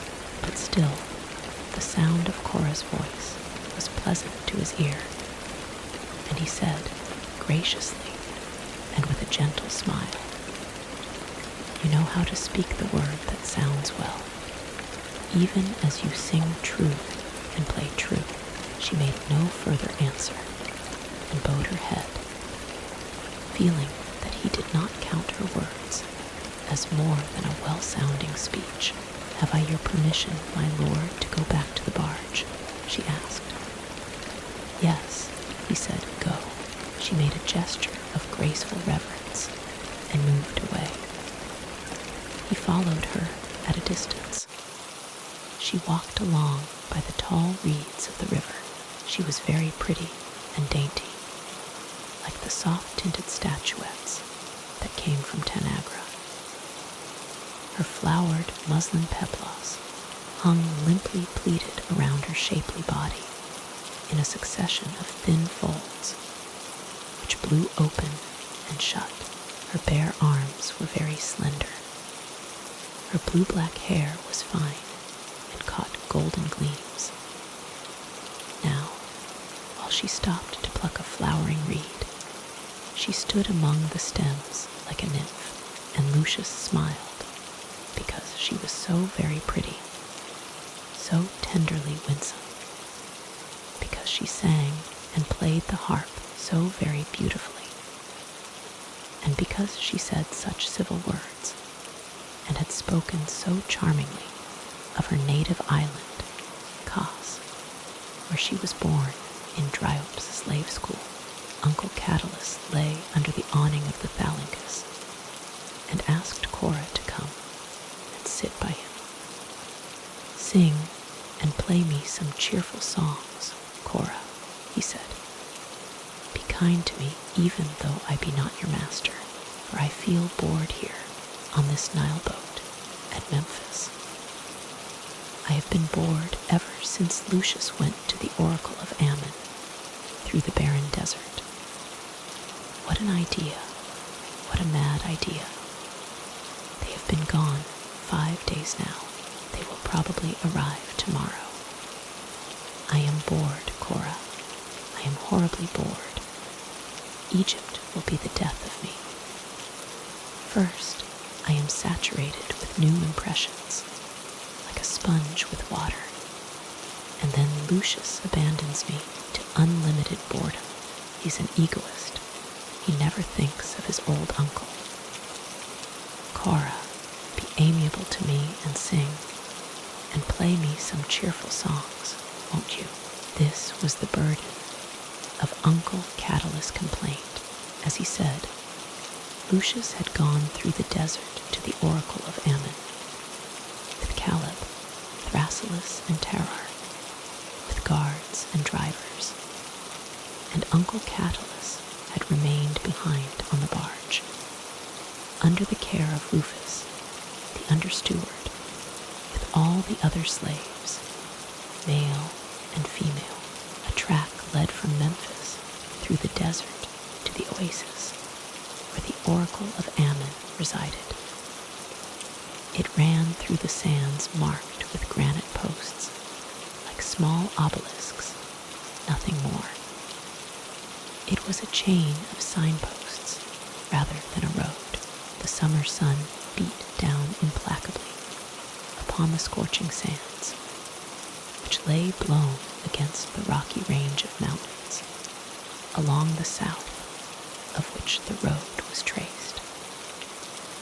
The caravan had now been traveling 5 days through the sands.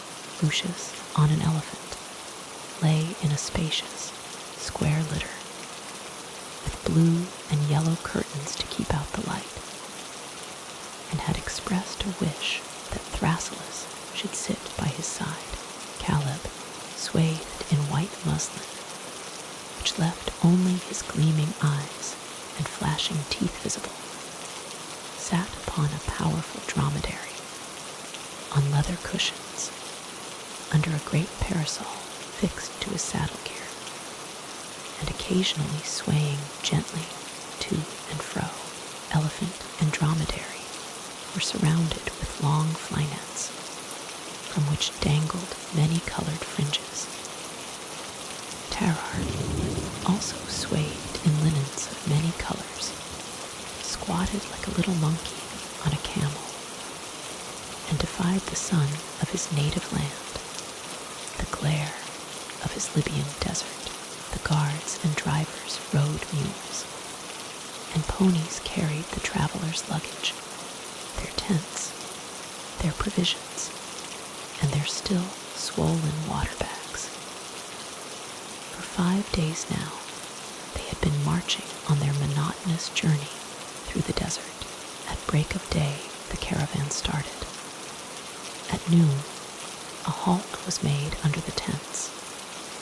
In the evening, the procession moved on again, until darkness and fatigue urged the travelers to rest. It was an endless journey. It seemed as if the goal would never be reached. It was an unrelieved alternation of gold-glittering sands, under implacable, blazing skies, and fading sands, under endless skies of nocturnal blue. It was an unrelieved alternation of rosy sunrises and orange sunsets.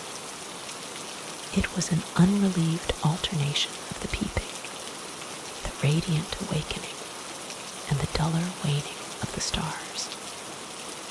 Sometimes the south wind rose and blew for hours. Silently, the caravan plodded through the rising whirls of sand. Sometimes the faint track of posts seemed to have disappeared. The obelisk stood aslant, sunk into the sands. A melancholy descended over man and beast. The midday meal, taken under a tent, Lucius shared with Thrasyllus, Caleb, and Terrar. It consisted always of broiled mutton, dates, and an unvarying ration of water, with a dash of palm wine in it. Strange to say, Lucius was almost cheerful, and declared that Uncle Catulus had done well not to accompany them to the oasis of Ammon, as such meals would a sore trial for him, and strange again. Caleb, usually so merry and cheerful, became despondent and sad. At least, he exclaimed, now that Lucius began to jest, I wonder, my lord, that you can be gay in these god-forsaken Libyan sands.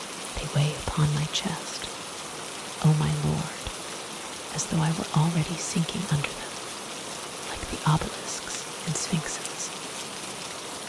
O my noble lord, O my princely lord, what a desperate idea of your lordship's to wish to undertake this awful journey, to wish to go to the oracle of Ammon, which is quite ruined and deserted, whither perhaps for 2 centuries past no noble lord like your lordship has ever traveled. O my lord, O my lord, if only this horrible journey ends well. The drivers and guards are not yet complaining. There is still water in the bags for men and beasts. We have not yet experienced any other adventure beyond the appearance of one lion, who stood proudly on the point of a rock, but fled when he saw my burnous flapping in the distance, while our hunters tried to shoot him with poisoned arrows. But my lord, if more lions appear, or if robbers suddenly come in sight, or if those terrible ghosts loom up, the sphinxes with the human heads, and the giants with faces of animals, which, people say, fill the desert, or if we meet the giant snake, who has a forest growing on his back, and who makes his nest underground, and who, when hungry, bores his terrible body right through the earth's flat disk, and swallows towns and villages. O my lord, then I doubt, alas, whether my flapping burnous and the bows and arrows of our hunters and guards will save us. O my lord, O my gracious, noble lord, shall I ever see Saba again, my dear country blessed by the gods? Thus ran Caleb's complaint. But Lucius said, Terror is seeing his country again. Aren't you, Terror? Yes, my lord, said the little slave. But I come from the sea-coast, not from the desert, and I was not happy in my country. And my parents gave me no food to eat, and the country is not beautiful either, as Saba is. And I would much rather be with you in Rome, for that is the loveliest country in the world, and in your house, which is the loveliest house in the world. After the midday rest, the journey was resumed, and the sun sank slowly. The sky was like a glowing copper dome, which dulled and cooled, and the stars came out. And over the rocky crests that rose on ridges along the road appeared the flying figures of wild animals. Startling roars sounded in the night, to the great alarm of Caleb, who said that he did not mind lions or hyenas, but that he was afraid of the giants, and the colossal snake, and the ghosts of the desert, which lured travelers to the magic cities, which are nothing but hallucination, enchantment, and destruction. And all the drivers and guards, sturdy Libyans and Arabs, were like him, and said that they did not fear the tangible lions, and would hunt them if need be, but that they did fear the intangible lions of the desert, all the haunting, shadowy visions of wrath with which Typhon lures the caravans into hell. Then great fires were kindled to ward off the lions and the ghosts, and they glowed in the still glowing night. And the guards and drivers danced fantastic dances round the fires, and Caleb, to forget his alarm, joined in the dance, but Thrasyllus told his master about Alexander the Great. When Alexander founded Alexandria, the oracle of Ammon was the most celebrated in Egypt, and Callisthenes and Plutarch relate how the great Macedonians started from Parætonium on the coast to make his way through the desert by way of the oasis. Violent south winds attacked his retinue, but he did not give in, though sandstorms nearly swallowed him up with his elephants and camels. Suddenly, however, kindly showers fell at the bidding of the gods, and the winds abated and the sandstorms dropped. 2 crows flew beside the great Alexander and guided him to the oasis. At the first ray of dawn, after a refreshing sleep, the journey was resumed, the monotonous journey, the endless journey. It was the last day but one, and when the halt was called, it appeared that the drivers and guards had cut open the water bags and drunk their fill of the water. Caleb grew furious and instantly drew his dagger and wanted to fling himself on the Libyans and Arabs, but they also drew their daggers, and everybody shouted and screamed and yelled. Then Lucius intervened and quieted them all and gave them money, and they fell on their knees and sobbed and begged his pardon for drinking up the water. But they had been so thirsty, and they accused Caleb of being too sparing with the ration, and Caleb defended himself and said that in the desert one had to be sparing and not gulp down all the water at once without thinking of the morrow, of the animals, and of the noble lord, who now had not a drop of water left. But the noble lord caused a heavy basket full of lemons to be let down from his elephant, and gave each of the guards and drivers 1 lemon, and told them that they must now hold out by sucking this lemon until they reached the oasis, and they kissed his hands and abased themselves before him and caressed his legs and called him Osiris and Serapis and Ammon-Ra and their life's benefactor.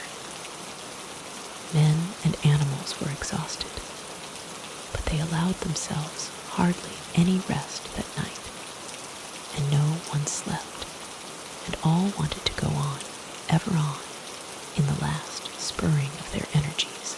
Was it after the sleepless night, because of that exhaustion and that last spurring, an atmospheric phenomenon, an hallucination, an illusion, a fata morgana, in the first rosy glimmers of the dawn, reflected from the east to the west, there rose in the west, as it were a dream, a nebulous dream vision of unsubstantial forms, the vague paradisial vision of barely outlined, rose-tinted trees, slender, shadowy trunks, and palm crowns suffused in rosy light, and then the straight lines, no more than an azure shadow of walls, of roofs, terraces, domes.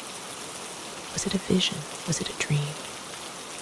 No, it was real, and Caleb jubilantly pointed and shouted, Ammon-Ra, Ammon-Ra, Ammon-Ra, Ammon-Ra, repeated the guards and drivers, yelling wildly and cheering like madmen.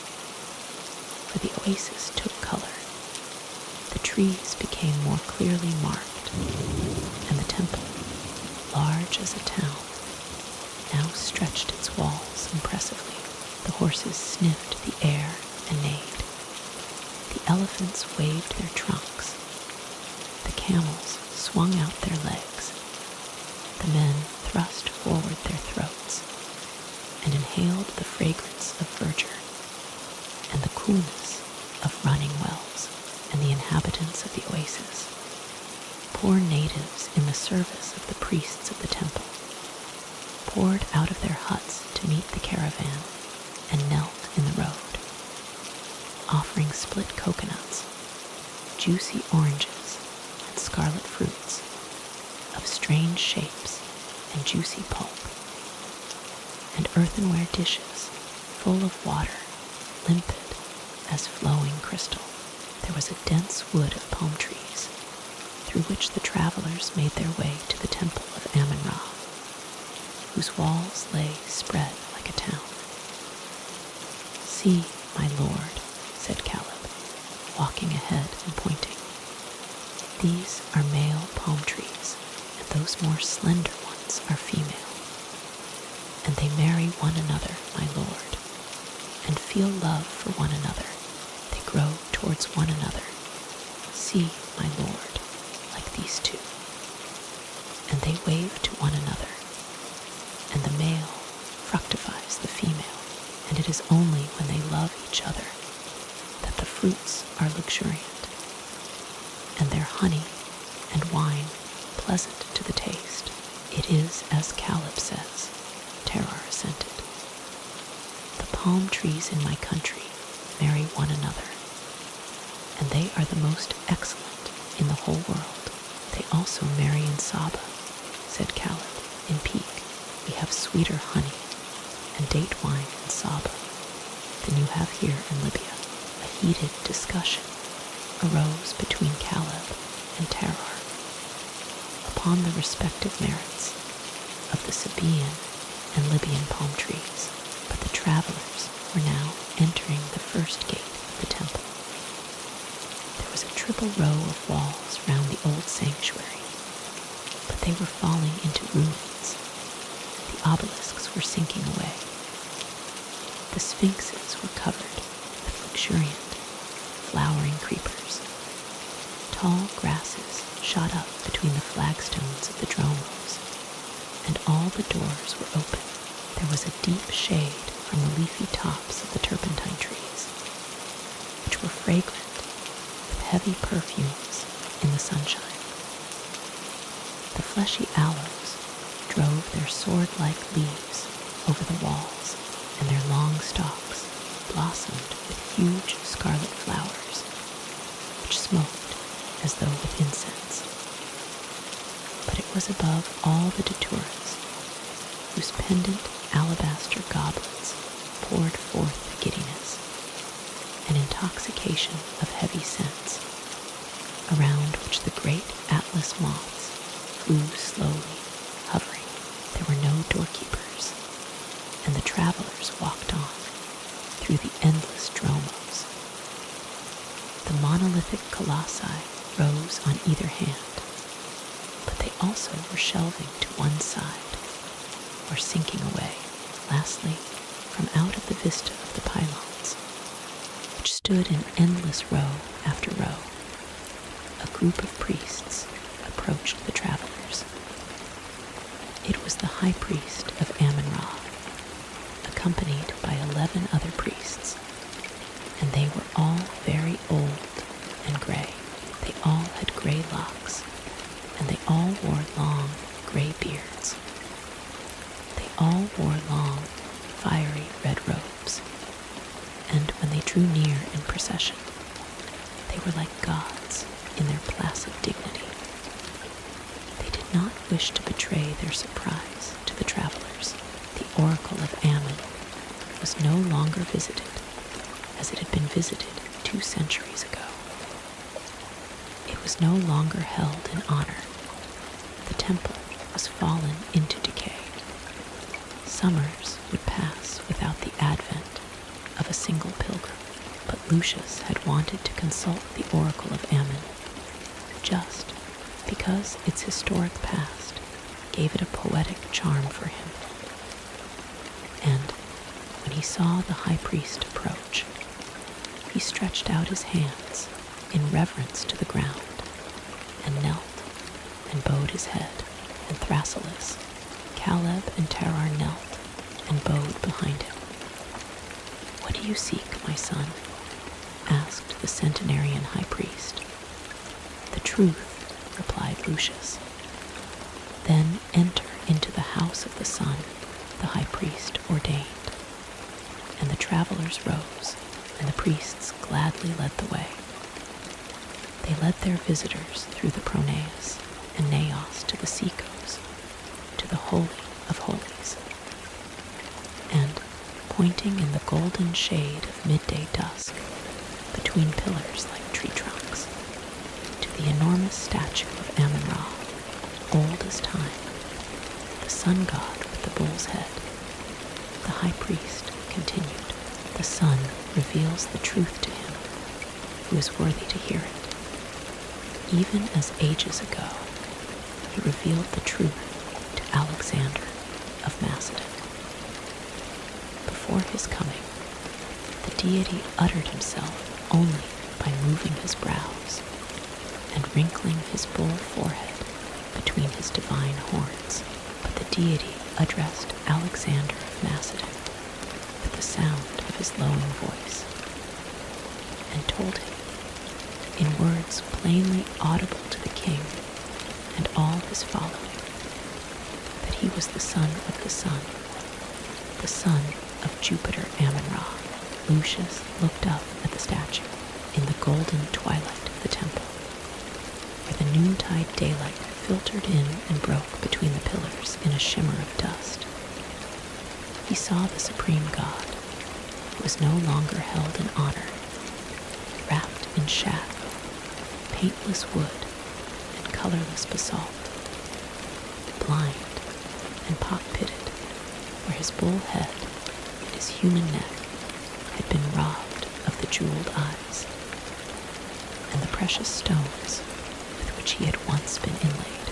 And Lucius felt so deep a compassion within himself for the fading god, once all honored, and now forgotten in his distant, sinking temple in the Libyan desert, that he bent his knees in pity and reverence. The Jewish seer who lived in the cave of Nile had haply seen the new god, the son of Jove, crowned with light for days and days. Here, in the immensity of his ruined sanctuary, Lucius beheld the fading of the god who was forgotten, but whom, centuries ago, Alexander of Macedon had traveled through whirlwinds and sandstorms to seek. When Lucius looked up, he was alone with the old high priest. "Father," he said, kneeling, "I would know the truth. I would know if what I believe to be the truth, revealed to me by oracle after oracle, is the truth to Jupiter Amun-Ra." "My son," said the priest, "the truth does not shine forth until after meditation, after contemplation and pious prayers, after days and nights of communing with the deity. I will be your intermediary, and you shall know what you would know if you have faith." "Father," said Lucius, "I lay my forehead, heavy with care and suffering and doubt, in your holy hands." And he bowed his head towards the priest's open palms. He remained 5 days and nights together with the priest. In the temple, the golden shadows of the day changed into the blue shadows of the night, and the glittering of the sun into the flickering of the lamps. There was prayer and fasting, and the touch of soul to soul. After 5 days and nights, Lucius knew.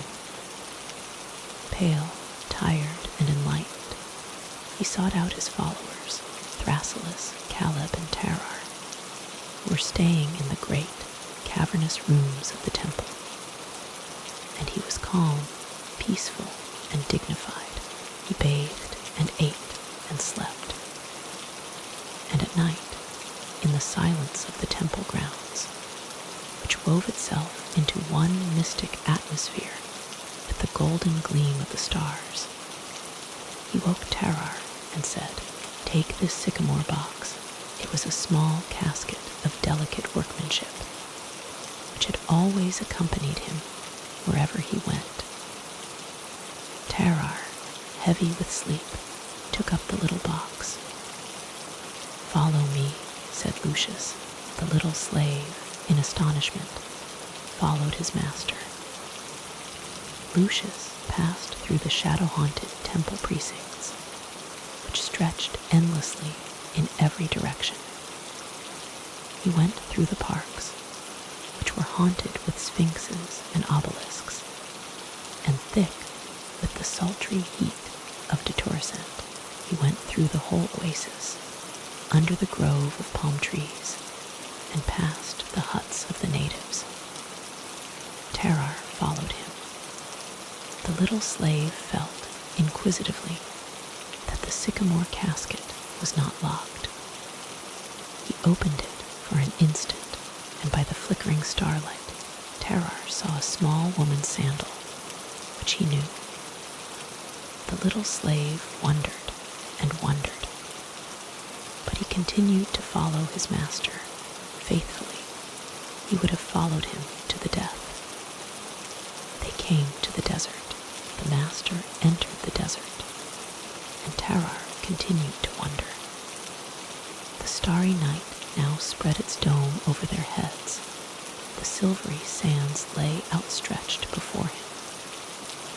"Dig," Lucius commanded, suddenly turning round. Terrar gave a start. He put down the casket in the sand and dug a hole with his hands. "Deeper," Lucius commanded. "Dig deeper." The little slave dug, quickly, like a little monkey.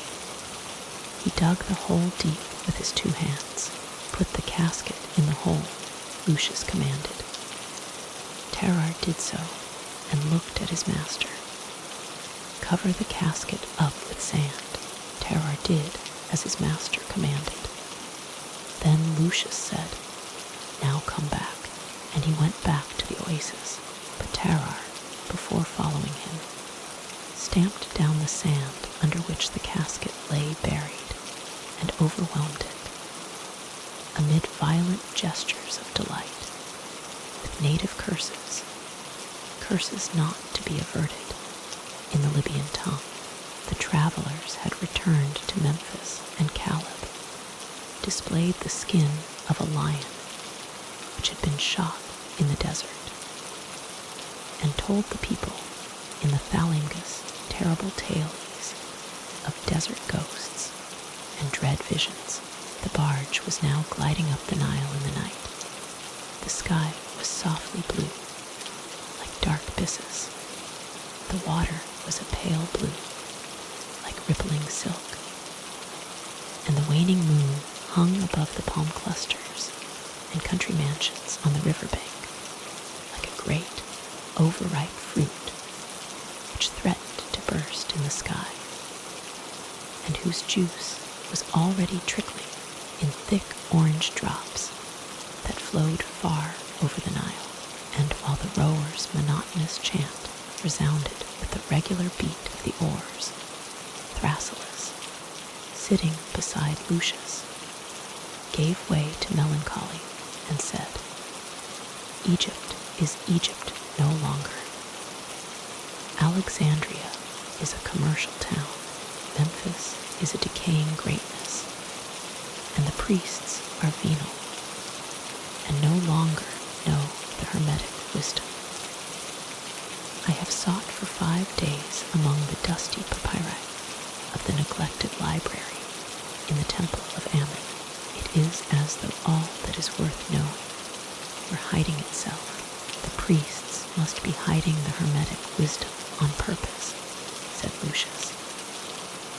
"They used to do so in other days for Plato and Pythagoras, when their souls were lofty and incorruptible. Nowadays they show what they have and tell what they know for money. But what they have is not more than we in Rome possess in the temple of Isis, and what they know is not the key to happiness." yet I believe in a sacred word, handed down in the wisdom of the Kabbalah by word of mouth, from father to son. But I have not yet received it from any priest, neither at Memphis nor in the oasis. And yet I have hopes. There is Thebes, and there are the secrets of Ethiopia, down to the pillars of Sesostris. Lucius smiled gently. The word, he said, the secret of happiness, Thrasyllus. Is happiness not an illusion of the brain? Does happiness not lie in resigning one's self piously to one's fate? And is the secret word not the proud? Be a god unto yourself. The old man started, and he whispered, have you also heard that word, as I heard it at sighs? I took no account of it. It did not satisfy me. It satisfied me in the oasis, because it is a proud, strong word, and I have needed pride and strength. Since I have known Thrasyllus, known what Lucius, that Couperus, stole Ilia from me, the old man started violently. You know, he exclaimed, you know who told you, who betrayed the secret, the voice itself within my own soul, which the oracles caused to speak to me. My own thoughts, tossing this way and that, which the oracles guided from the Sibyl of Rhacodes, who merely guessed my own thoughts, down to the old high priest of Amun-Ra, who spoke to me like a father, and who said to me the word, be a god unto yourself, as Nemuphah said to me at sighs. I paid for it in gold. I paid for it in gold in the oasis. But what does that matter, Thrasyllus? The word gave me strength and pride. Oh, my son, if you could be cured of your sorrow, of your grief, they are no longer in me. I no longer have any grief, no longer any sorrow. I am a god unto myself. The gods suffer. Isis suffered because of Osiris. All the gods suffer. I suffer no longer. My grief has departed from me. The world and life are beautiful. See, the colors and the light are beautiful.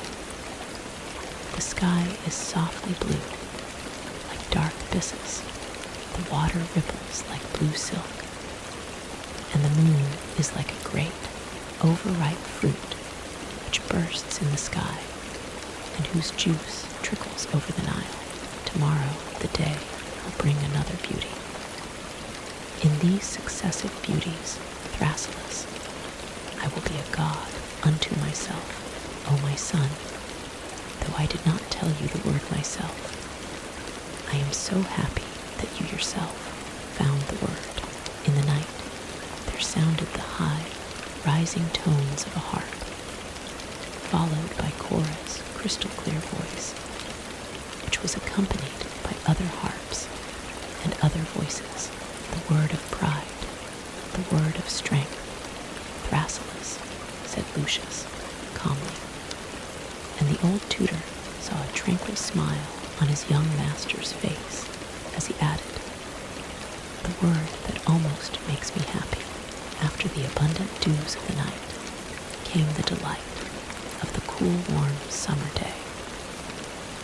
The clustering trees now pressed their way forward more richly and luxuriously along the banks of the Nile. Here, on the Libyan side, lay the town of Acanthus, with its temple of Osiris in a spreading wood of Theban acanthus trees, of which the natives tap the fragrant gums. Next, on the Arabian bank, came Aphroditopolis, the second town of the name, with the temple of the white cow, and then the travelers reached the Heracleotic Nome, a big island in the Nile, from which a canal cuts through the Arsinoic Nome, the most fertile in the whole country. Here and here alone the olive tree flourished in dense, silvery woods, but here also they're twisted and twined in close festoons the vine branches on which the grapes were beginning to swell. Here the fruit trees bent under their heavy load, and the orchards stretched. Here the sickles of the husbandmen waved through the abundant ears of corn. Here the fat soil yielded wealth and prosperity. Here the innumerable sheep spread in a wave of wool over the hills, like a shadowy white sea. Here, between margins of sands, Lake Moeris stretched exquisite and crystal blue to the horizon, as it were a freshwater inland sea. In earlier ages, the ocean must have extended to those margins and stolen the whole northern land of Lower Egypt, that gift of the Nile, as Herodotus had called it long ago. Here the double lotus flowers were trained to blossom in the waters, and here the sacred scarabs were bred and worshipped upon the white flowers. Lucius would wander alone of a morning, strolling along the banks of the lake. It was so strangely calm here, and so divinely beautiful, and a heaven-sent consolation filled the air. These were the regions blessed by the gods, and it pleased Lucius to linger here. The thalingus lay moored under acanthus trees. The flowering reeds shot up to a man's height around her. And every afternoon at sunset, Lucius, sometimes accompanied by Thrasyllus, sometimes alone, walked to the labyrinth. The road lay along the waterworks of the canal, where daily, under the supervision of the engineers, the quantity of water that flowed in and out of the lake through the canal was closely gauged. The tilled and inhabited lands around Lake Moeris, large as a sea, were never flooded.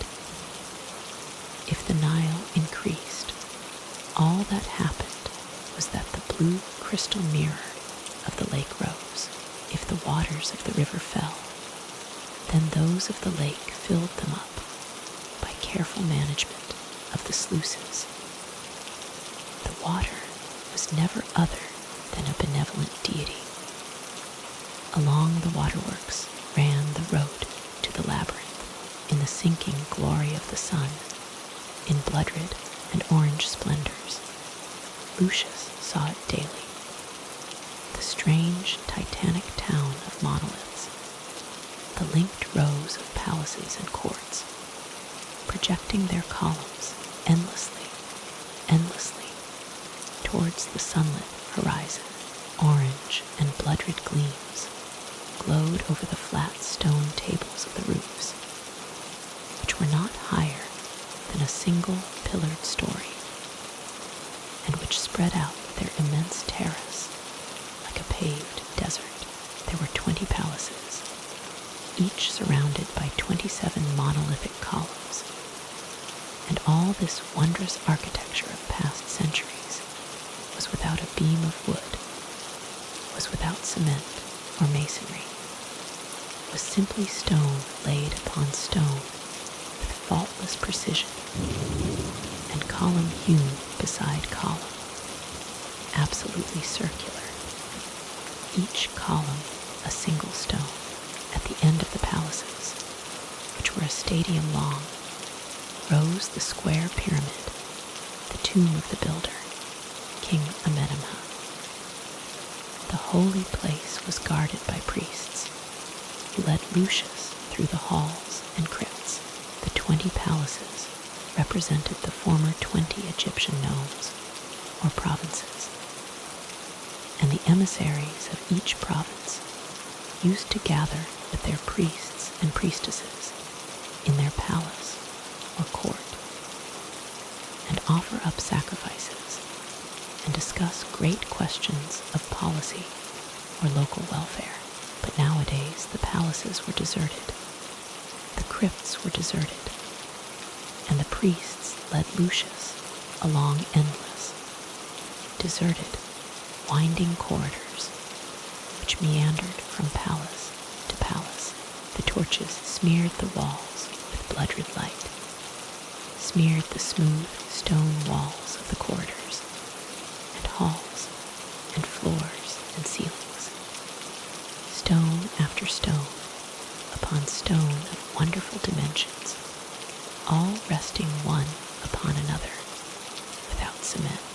And to Lucius, it was one of the marvels of the world, even more marvelous because of its sublime human architecture than the pyramids had been. Traveling on camels with Uncle Catulus and a great retinue, Lucius went 100 stadia farther to Arsinoe-Crocodilopolis. The trees flourished more richly, more luxuriantly, like a richly wooded park around the travelers, till they came to the sacred lake, where the sacred crocodile, named such, was held in veneration. Well, said Uncle Catulus, here's another of these little pets, which are kept for the edification of foreigners. And in fact, the priests who came to meet the travelers in front of the dromos of the sacred lake, surrounded on every side with pillars, first amiably demanded a stater a head as entrance fee, while Caleb, of course, had seen to a supply of rich provisions. As an offering to the deity, the slaves carried baskets with cakes, roast meats, and jars of hydromel. In the lake lay such, the huge monster, but the priests had tamed the terrible deity. They were luring him from the middle of the lake, where his temple was, to the bank, because some Persian visitors happened to have arrived before Lucius and wished to present their offerings on the edge of the lake. The priests took such fearlessly by his terrible jaws and made him swallow the cakes and meat and wine of the Persian grandees, who were greatly diverted and laughed aloud. They must be great noblemen, said Caleb, and are going from the pillars of Sesostris to Alexandria, even as you, my noble lords, are going from Alexandria to the pillars of Sesostris. My lord, if you permit me, I should much like to exchange a few words with the guide of the Persian lords. Lucius gave his permission, and the crocodile, who had swallowed his Persian presents, swam back to the middle of the lake. But the priests now quickly lured him to the other side, where Lucius was waiting, and the ever-greedy crocodile approached. And the priests again took him fearlessly by his terrible jaws, and the monster now swallowed Lucius' gifts, the cakes, the roast meat, as though insatiable, and the priests, laughing, emptied a jar of hydromel into his maw. Meanwhile, Caleb, after a few words with the guide, had sunk in salams before the Persian lords. He's offering the Persians his diversorium, said Uncle Catulus, jestingly. And in fact, Caleb, in a few minutes, came back happy and swaggering to his own travelers and said, in a mysterious whisper, I have recommended their Persian lordships to be sure to stop at the Hermes house at Alexandria. And I slipped a gold Ptolemy into their guide's hand. Yes, my lords, business is business, and if we did no business at Alexandria, I could never hope to see my beloved Saba again.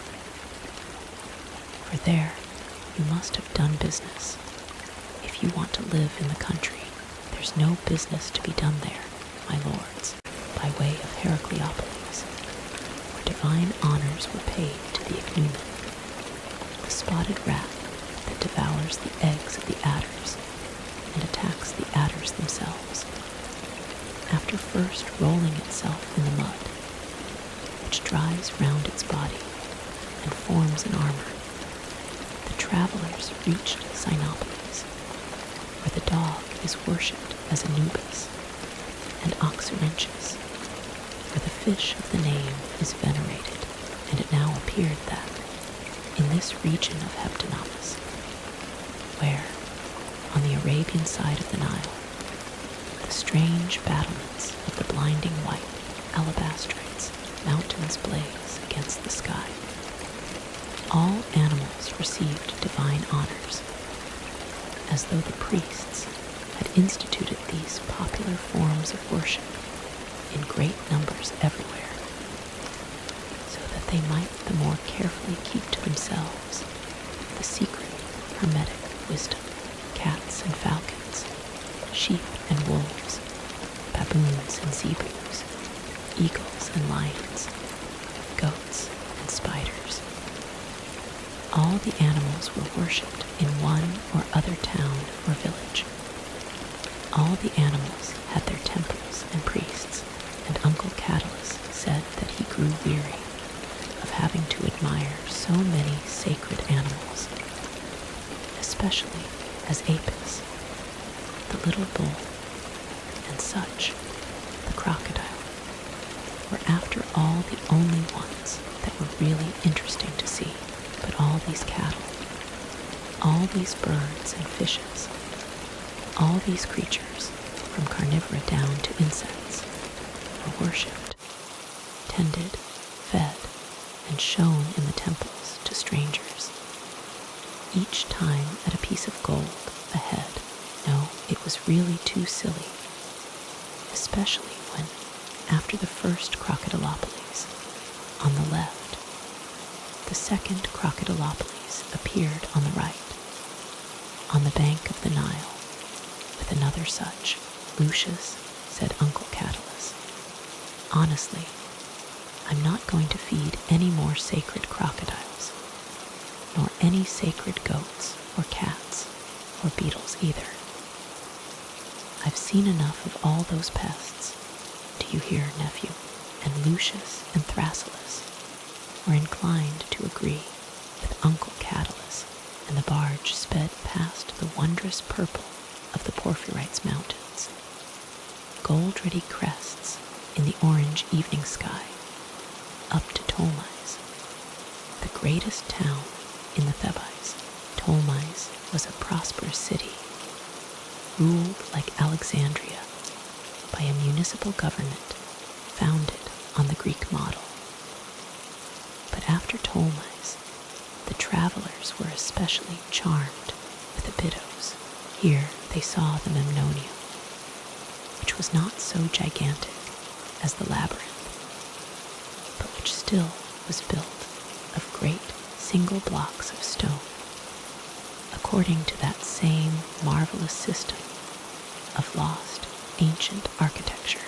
They also saw the underground well, which is reached by vaults and galleries, a subterranean miracle of monoliths, always fitted to one another, and upon one another, without masonry.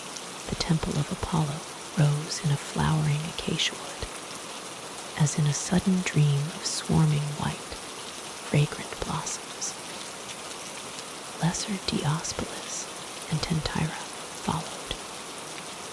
The Tentyrians worship Aphrodite and hunt the crocodile, which they destroy wherever they can, and Uncle Catalus said that they showed good taste in this civilized choice.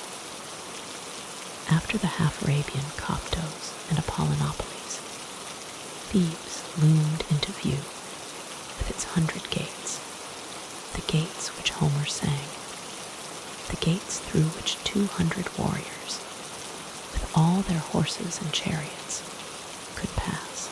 And as the travelers drew near, in the rosy dawn behind Thebes, the Smaragdes hills appeared in green outline, transparent and far away as a dream.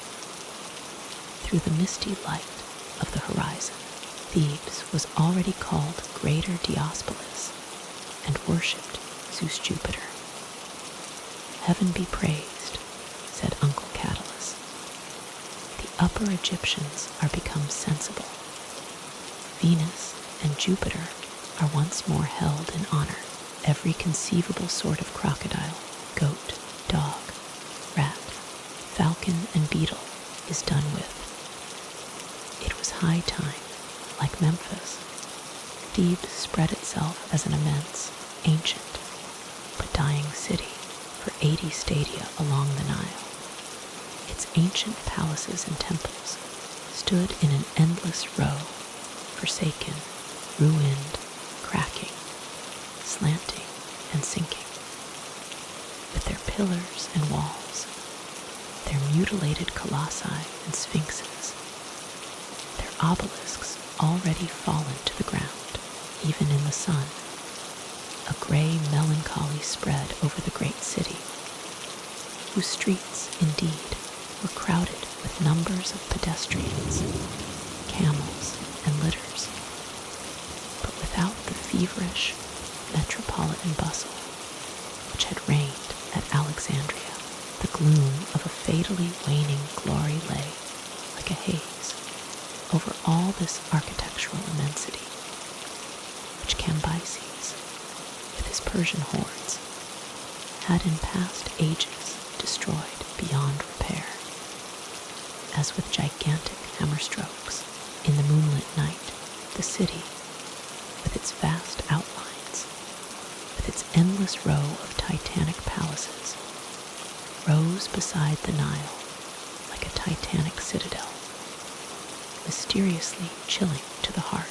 In these abandoned temples, the lost wisdom especially had been cultivated by the omniscient priests, the heirs of Moses and of Hermes Trismegistus.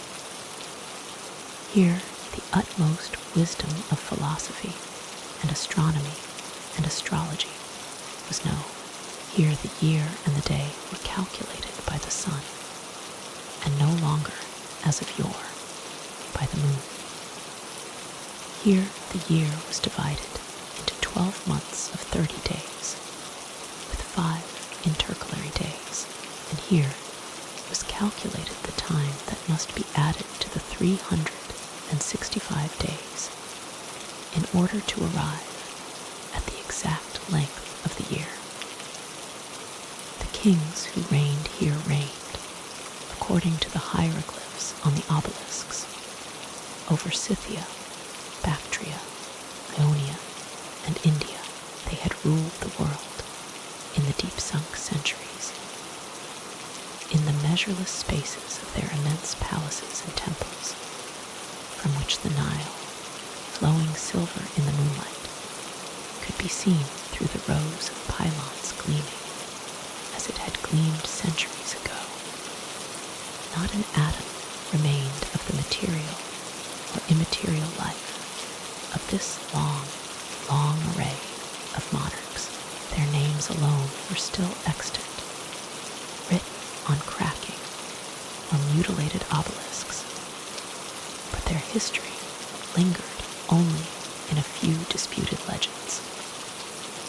The unplumbed depth of the past made Lucius' sensitive mind turn giddy, yet as he wandered by Thrasyllus' side through the endless forsaken halls and rooms and courts, here dark with shadow, there lighted by the spectral moon, he was charmed by the somber beauty and grandeur of that giddy depth. Here, too, stood a monolithic Memnonia. Next came, linked together, the 40 royal tombs hewn in the rock. And in front of this titanic ruin, in which not a mummy remained, the travelers saw, in the moonlit night, the 2 seated colossi, themselves carved out of monoliths, trunk broken off by what power, had fallen in the high grass, while the other still stared towards the east in the hieratic attitude, the long hands upon the knees, the peashent crowning the vast, ecstatic head, with its huge, staring, sightless eyes, from which the enamel had disappeared, and the jeweled pupils. The travelers stood in silence before the statue in the moonlight, and even Uncle Catalus refrained from jesting. The atmosphere at this spot was woven of shimmering divinity. The moon was waning. The dawn was rising rose-red, and as though with a human voice, a single note sounded from the statue. The note was intoned clearly and almost plaintively. It developed into the powerful sound of a man's high voice, swelled into something terribly human and almost divine, and broke off short and hard. They all heard it in the uncertain light. Lucius, Thrasyllus, Catulus, Caleb, Cora, all the slaves, male and female, who had accompanied the travelers. Caleb turned very pale, and time after time pressed his lips to his amulets, and motionless and now silent, the blind colossus stared towards the sun, which was rising out of a sea of rosy beams and gold dust cloud. That evening, in the temple of Zeus Jupiter Ra, the travelers saw the strange ceremony of the wedding of the Pallid, or Palagide. She was the daughter of one of the greatest families of Diospolis, and was chosen a month ago for her birth and beauty as the priestess of the god. She had served the god that month by giving her beauty to whomsoever she would. Now that the period of her service was past, she was marrying her bridegroom, a young man, like herself, a member of one of the greatest and oldest Theban families. There was a ceremony of mourning and dirge, because the service of so fair and famed a maiden was at an end. There was the presentation of gifts by all whom she had embraced that month. There was glad gaiety now because of her wedding.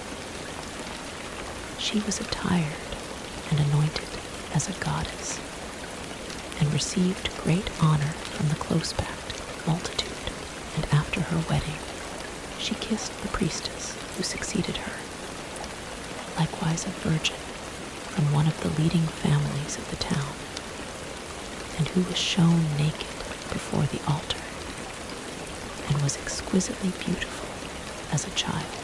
Every country has its customs, said Uncle Catalus with a shrug.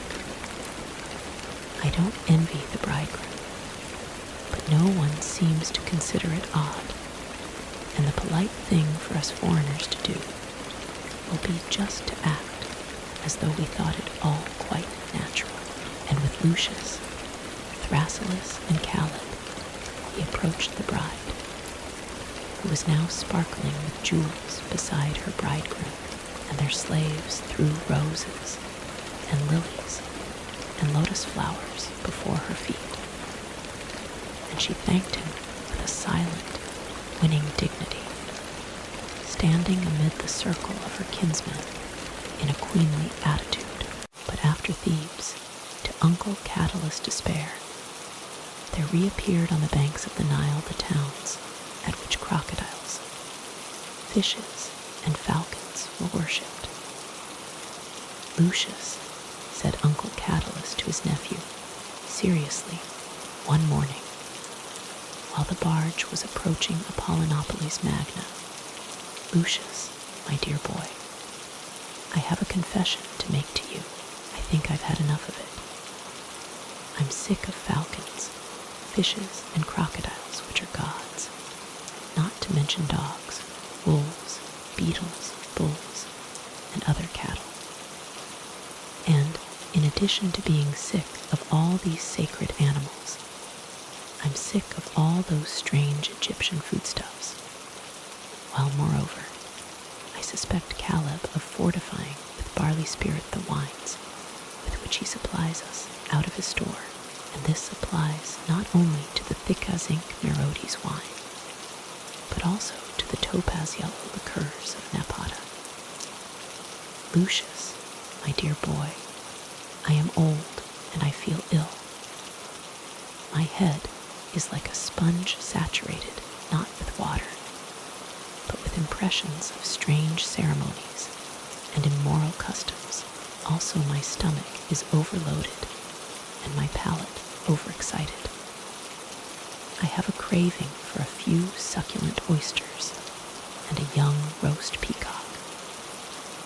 I understand that one can't get those here on the Nile, but still, I should like to learn what your plans really are.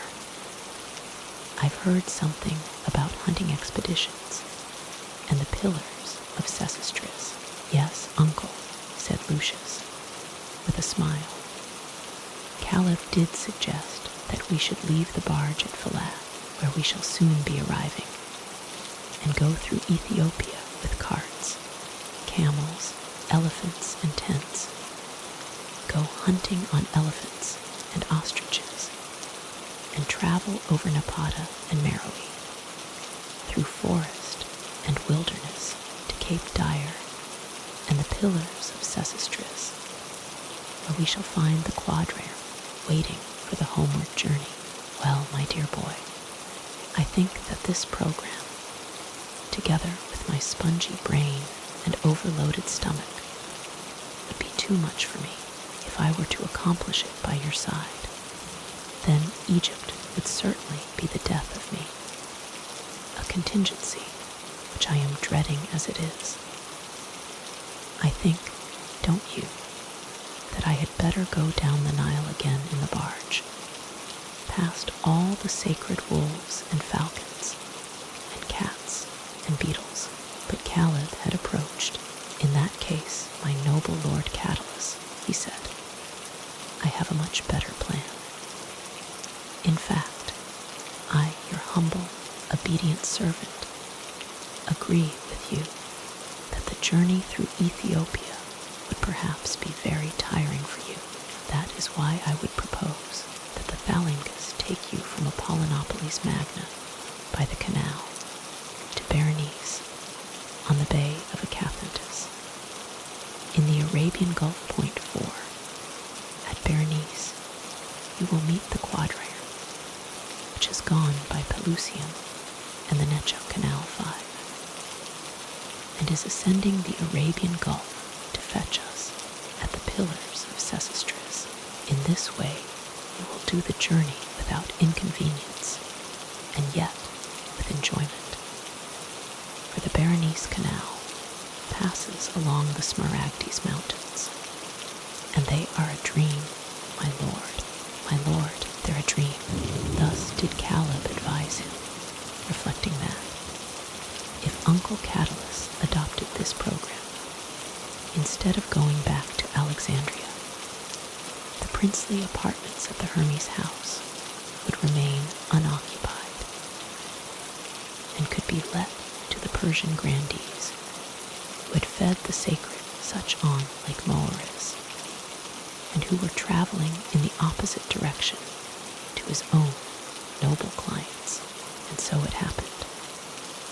Uncle Catalus thought that Caleb's suggestion was really not bad, and so he remained on board the Phalangus with Rufus, the under-steward, and a number of male and female slaves, and was to go from Apollinopolis Magna to Berenice, there to meet the quadrare, while Lucius, Thrasyllus, and Caleb took ship in a simple barge, which brought them to sea.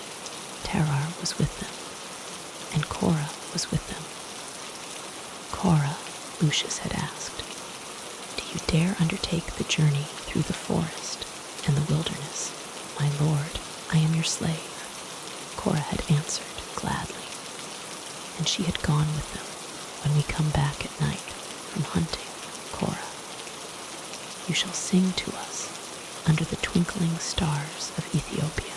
At seeing, the travelers saw the last Roman soldiers. There were always 3 cohorts stationed at this spot. On the Egyptian frontier at Elephantina was the little cataract in the middle of the river, falling over rocky steps, across whose smooth surface the water first shot forward quickly, to come shooting next over a rocky rampart, roaring and clattering in a deep dive, and the travelers saw the watermen come up from Falad in light boats, and then shoot with the powerful, brawling stream over the steps and raise themselves over the rocky wall and slip, boat and all with joyful cries, down the waterfall into the depths. And it looked such a safe sport that first Caleb, next Lucius, next even Cora, strapped into a little skiff, shot the rapids, raising themselves over the wall and slipping down the waterfall from Seam to Falad. The journey was done in carts. There was an end to any luxurious comfort. The road led for hundreds of stadia through a level plain with strange big rocks, like statues of Hermes in a Greek city. Along the road, they were round and cylindrical, like polished black stones, 3 on top of one another, from large to small. The travelers were conveyed to the island in a raft of laths and wickerwork, on which the water lapped over their feet. Herodotus tells us, said Thrasyllus, that the mysterious sources of the Nile ought to be here, near Seam and Elephantina, and that the canal which leads to them is an abyss and a bottomless sea. But Herodotus often tells us fairy tales, for observe, the abyss, the bottomless sea, is covered all over with islands, and they are inhabited, and the sources of the Nile are certainly not here. At Tecamso, the travelers again took a boat, but the Ethiopian forests were now to be traversed. Lucius mounted his elephant, the others mounted camels.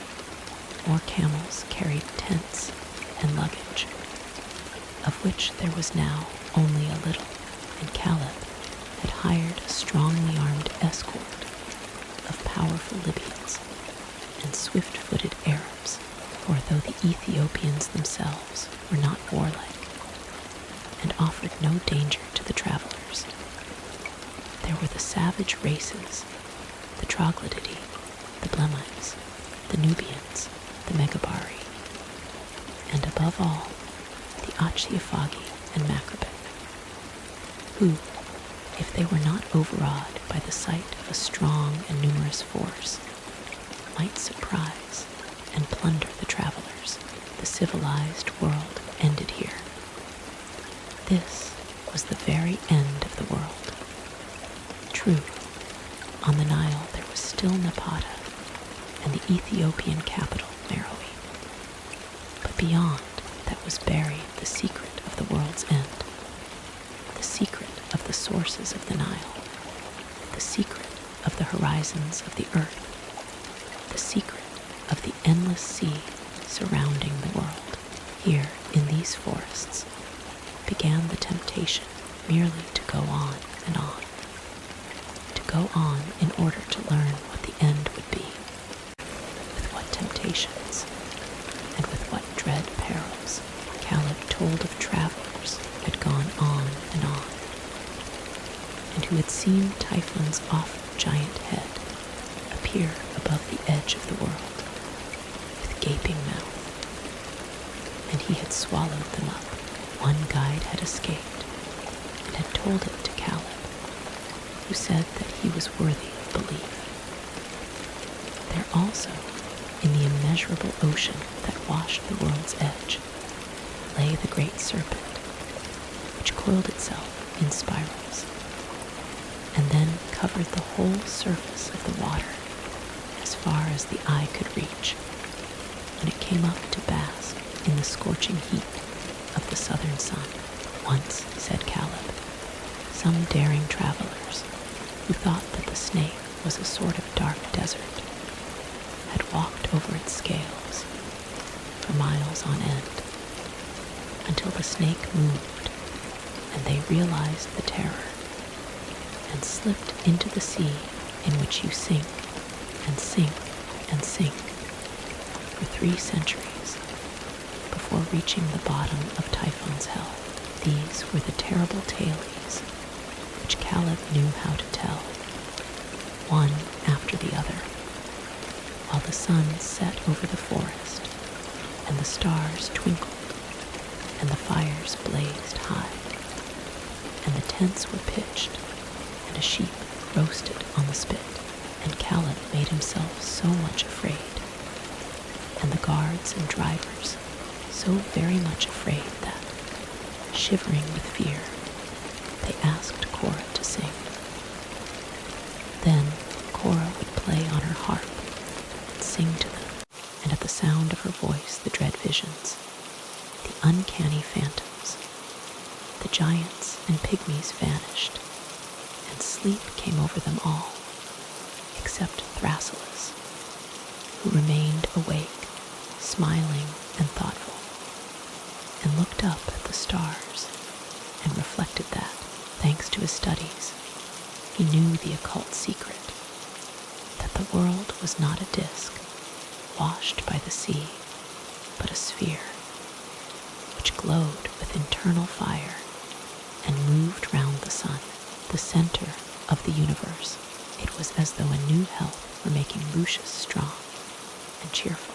Yes, it seemed to Thrasyllus that Lucius was no longer thinking of Ilia, and that he was cured of his carking grief in the Ethiopian forests, which now almost surrounded them with an impenetrable wall of huge trees and dense foliage and tangled creepers.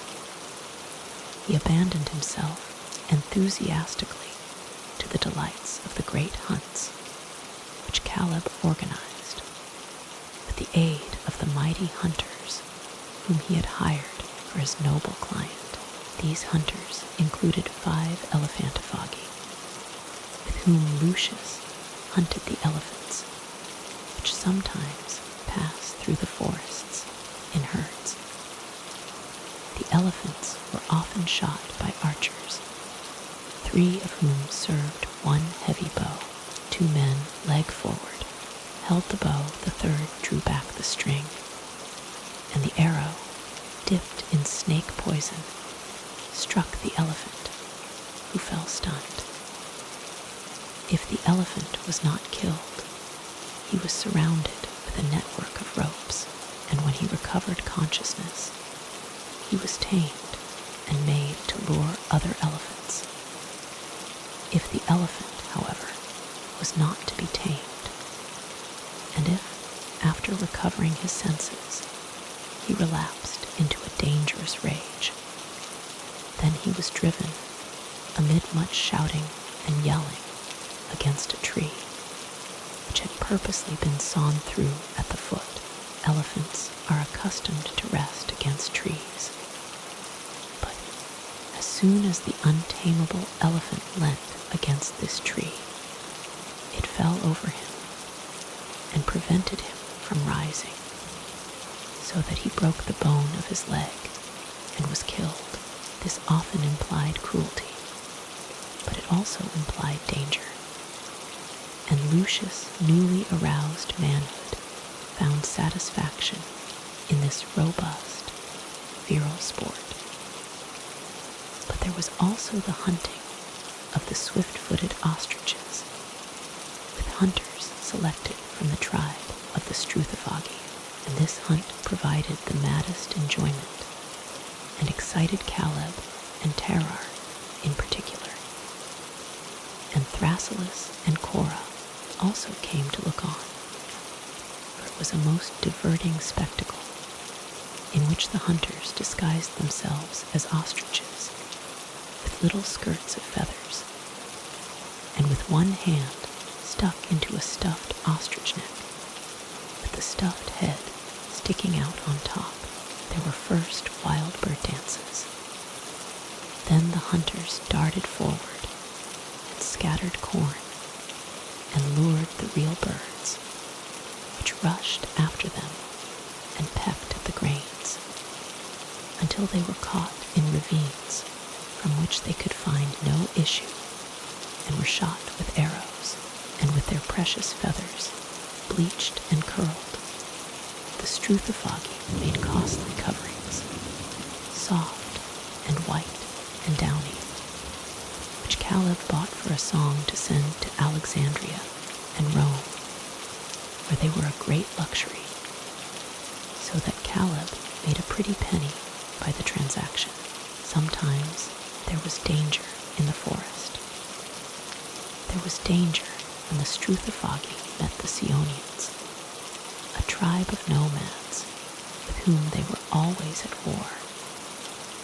It was dangerous when the acridophagi appeared, the verminous locust-eaters, but the travelers' strong escort, the huge Libyans and nimble Arabs, inspired respect, and the wild nomads fled at the first bowshot. And Caleb was afraid of nobody.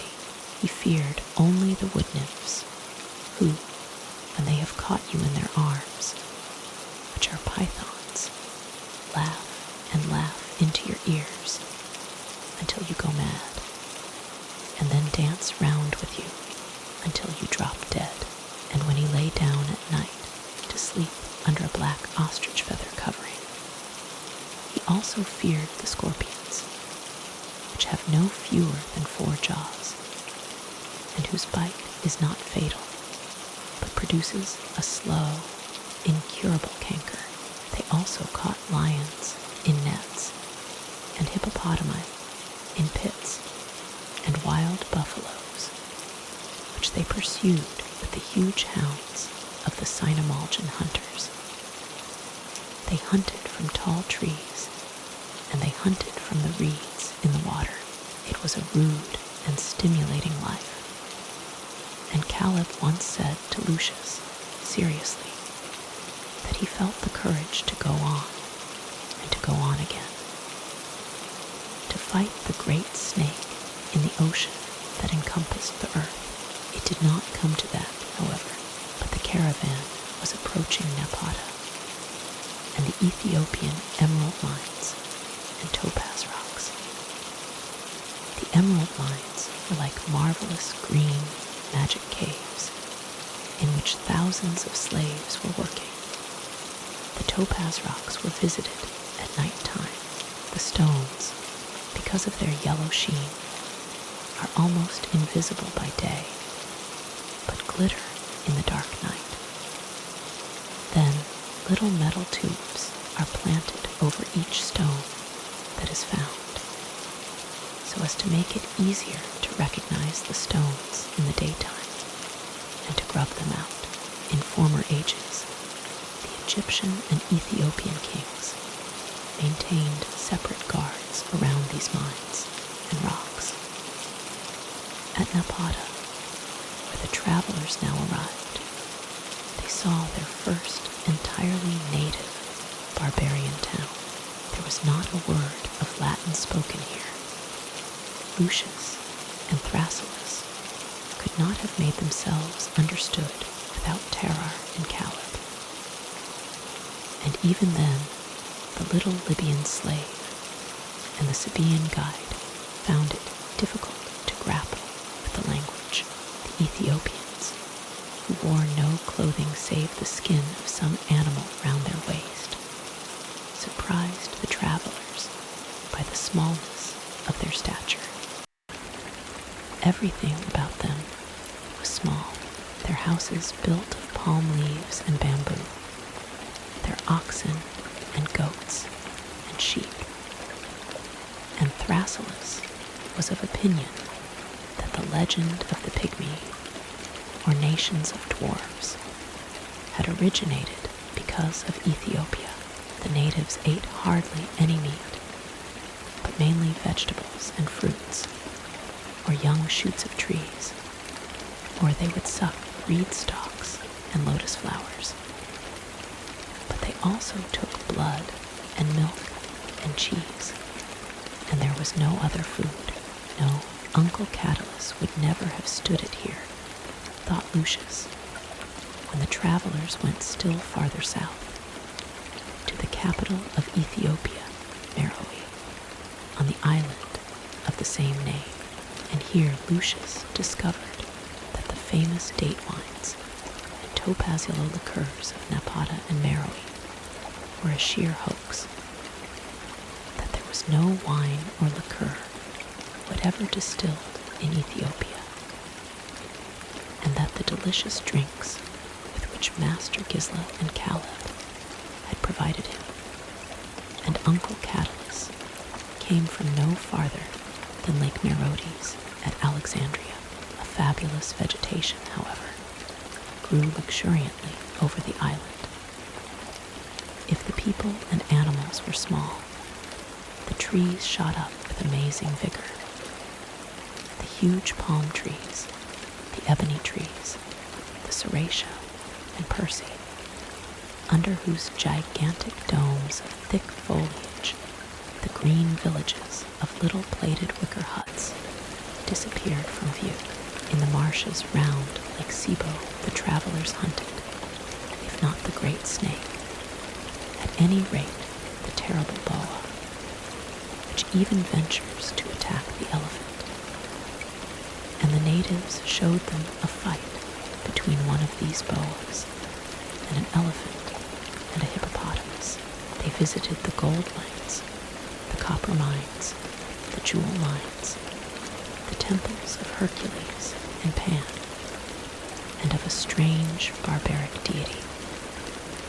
The dead were buried in the Nile, or else they were kept in the houses under a mica slab of human form.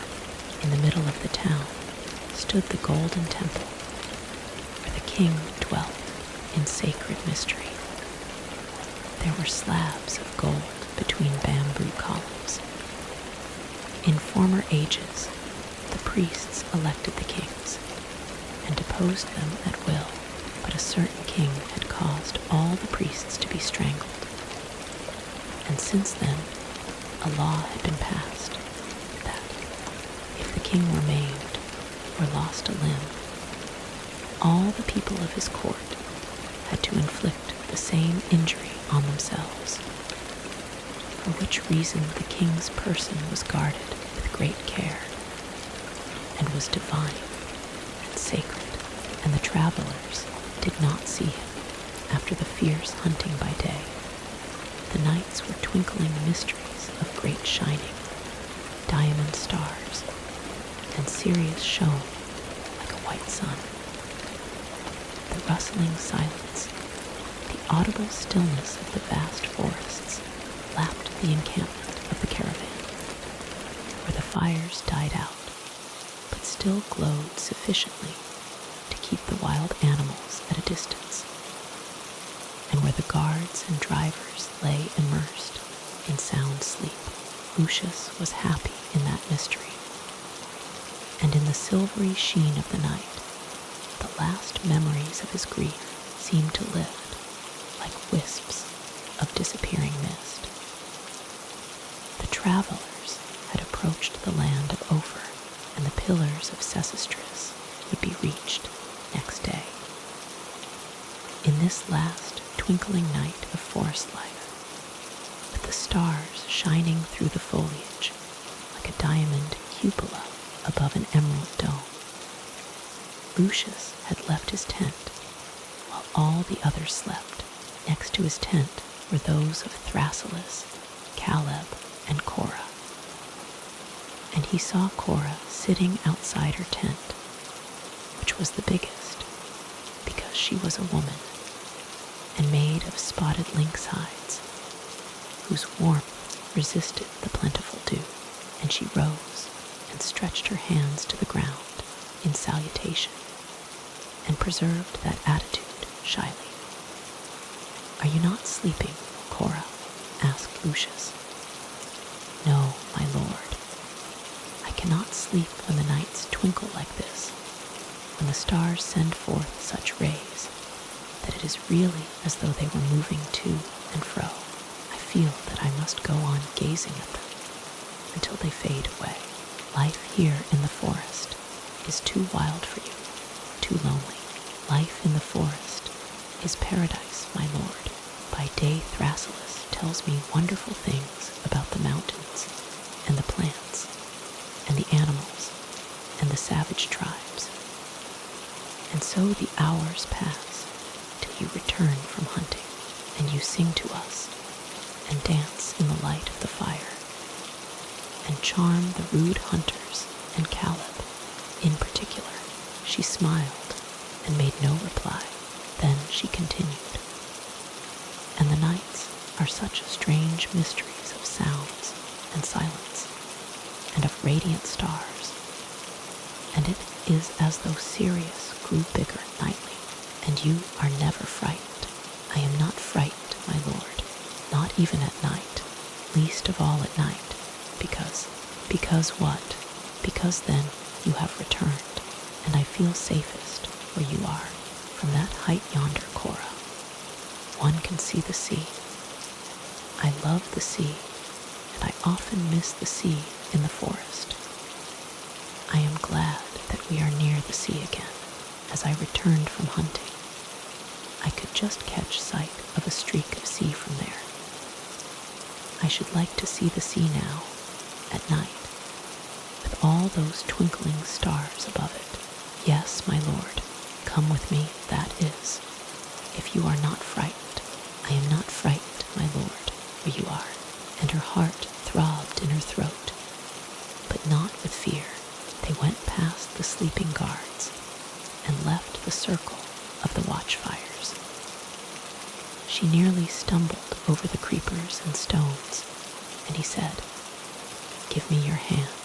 It was the first time that his hand had met hers. He had never touched her before, and she felt the warm strength of his hand around her own small hand. Hers lay passive, like a captive dove. "Why are you trembling so?" he asked. "I don't know, my lord," she stammered. He smiled and did not speak again. They climbed the rocky height, and he helped her, with his fingers still grasping hers. He even put his arm round her slim waist to support her, and he felt that she was still trembling, as in a fever. "Look," he said, pointing. "There is the sea." They both looked out. Around them stretched the forests, all shadow and denseness, and gloom and loneliness and mystery. On one horizon, gleaming darkly in the night, lay the line of the sea, the Arabian Gulf, the Erythraean or Red Sea. "The sea," she stammered. "Yes, the sea. I love it too. I always had it around me at Kos. I also miss it in the forest, as you do, my lord. Tomorrow we shall reach the sea again, Cora.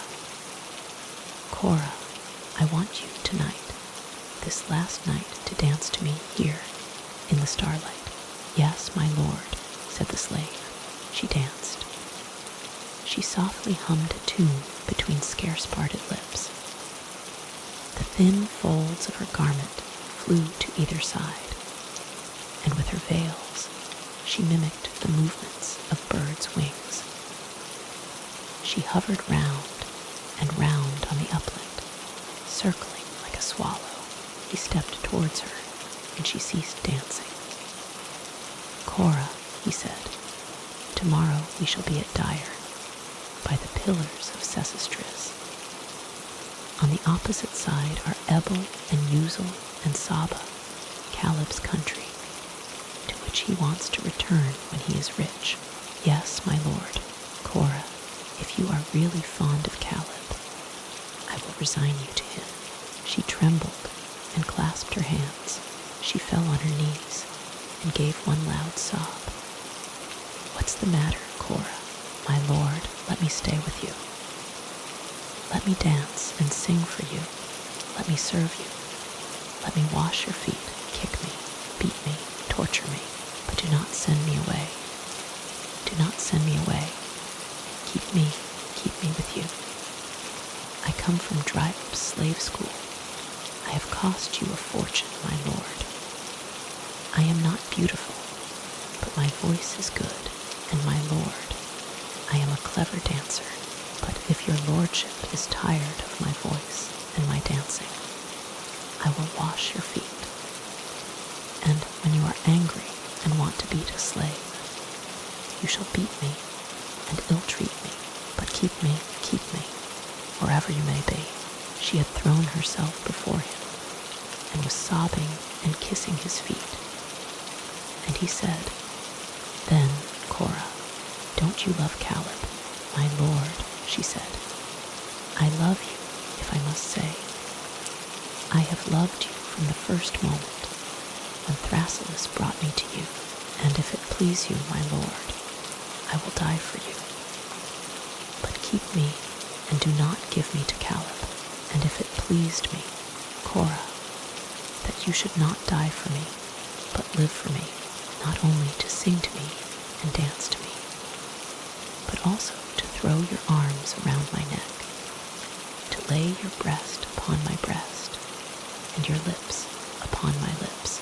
She gave a cry, as of incredible happiness. Smiling, he raised her very tenderly, and folded her in his arms, close against him. Oh, she cried in ecstasy, when his lips sought hers. Aphrodite, Aphrodite, she has heard my prayer. Her little hands ventured to reach out for his head and take it by the temples. Around them was the solitude of the Ethiopian night. From out of the forests, the flowers filled the air with incense. A spice-laden aroma was wafted from the sea, and the radiant stars hung above them like white suns, with the dazzling glory that was Sirius, Cape Dire.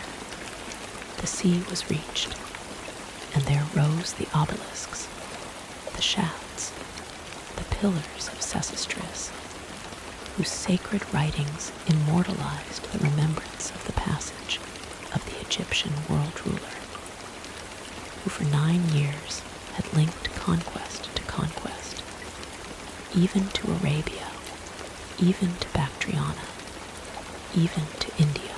And Caleb approached Lucius with a smile and said, Most noble lord, I wished to keep it for you as a surprise, and would not tell you before. But this little diversorium at Cape Dire, overlooking my beloved native land, belongs to us, to Gisla and me, and is a small branch of our great Hermes house at Alexandria.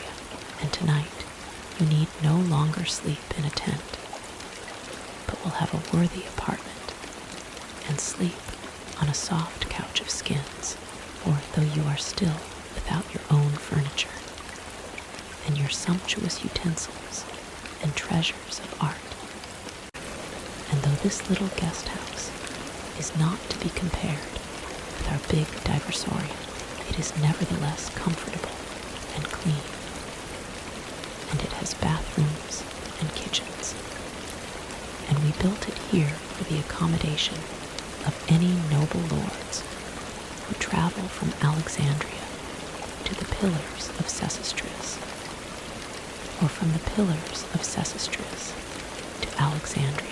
And Caleb, swaggering gaily and elegantly on the tips of his red boots, led the travelers into his guest house. And Lucius, for the first time for weeks, bathed not in a rustling stream, but in a bathroom, where his his slaves rubbed and kneaded his body. Caleb stood on the cape, with his hand above his eyes, and looked out in astonishment. He was surprised that the quadrille, with Uncle Catalus on board, had not arrived from the Gulf of Acathantus, nay, was not even in sight. Could there have been an accident? He told his fears to no one but Thrasyllus, and the two stood looking long on the point of Cape Tyre, gazing into the distance, each with his hand above his eyes. But at last, when night began to fall, the great, graceful sea monster appeared on the horizon, with her prow erect like a swan's neck, and her hundreds of slender legs moving in unison, and the rose-yellow sails bellied in the breeze.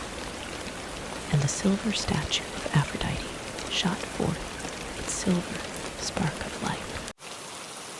And the rowers' long, melancholy chant, the soft, monotonous accompaniment of tiring work, was borne long and wistfully over the sea, together with the cheerful song of the sailors and the travelers, who now all stood on the cape waiting for the ship, saw the figures of Uncle Catalus, of the stewards Vedius and Rufus, of the master and the steersman.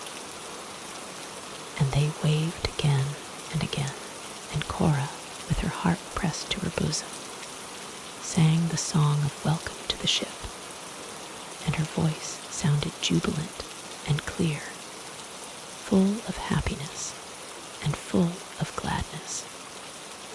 The ropes were flung ashore, the ship lay moored, but what was the anxiety that covered the faces of all on board, who were now preparing to walk across the gangway to the jetty? Why did Uncle Catalus lift his hands on high and shake his head, pinned round so comically in his traveling veil?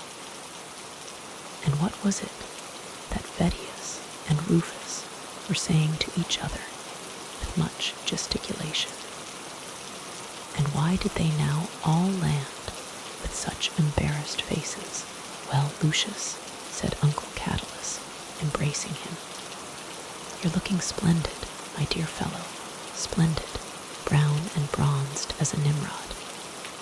And your arms feel hard, and your eyes are bright, and your mouth is laughing happily. And you look very different from what you were when we left Bay. Ah, my dear, dear Lucius, fortune is blind and fate is a riddle, and we poor mortals are the playthings of the cruel gods, and we never know, in the midst of our delight and gladness, what is hanging over our heads, especially when traveling, dear boy, my dear boy, especially when traveling. But why especially when traveling, my dear uncle? Asked Lucius, laughing. And he led his uncle into the diversorium, and his uncle was now weeping, and his slaves unpinned his traveling veil for him, and relieved him of his traveling cloak.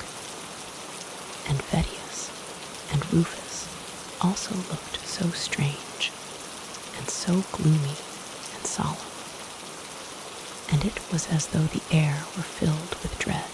But Uncle Catalus, said Lucius, what has happened, my dear, dear boy?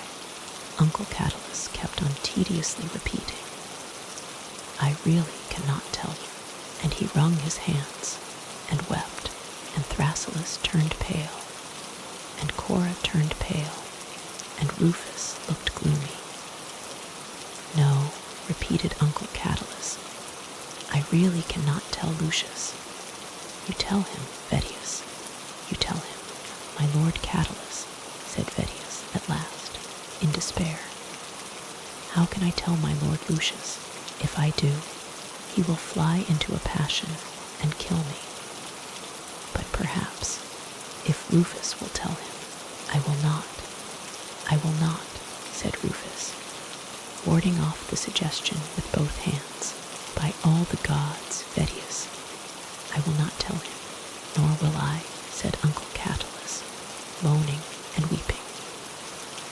Lucius now knitted his brows and said, But I must know, Vedius, I order you to tell me what has happened, for something has happened. I order you to tell me, and I swear not to kill you. Has it to do with the quadrille? A mutiny among the rowers. Worse than that, my lord, wailed Vedius. Has there been a theft of our baggage, or jewels, or plate? Worse, my lord, much worse. Has there been a fire at our insula in Rome? Is the villa burned down? Worse, worse, my lord.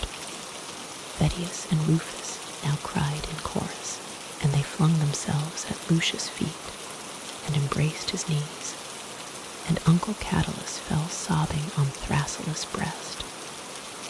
But what is it? By all the gods, speak up, cried Lucius in a fury. What is it? Speak up, or I will have you whipped till you do.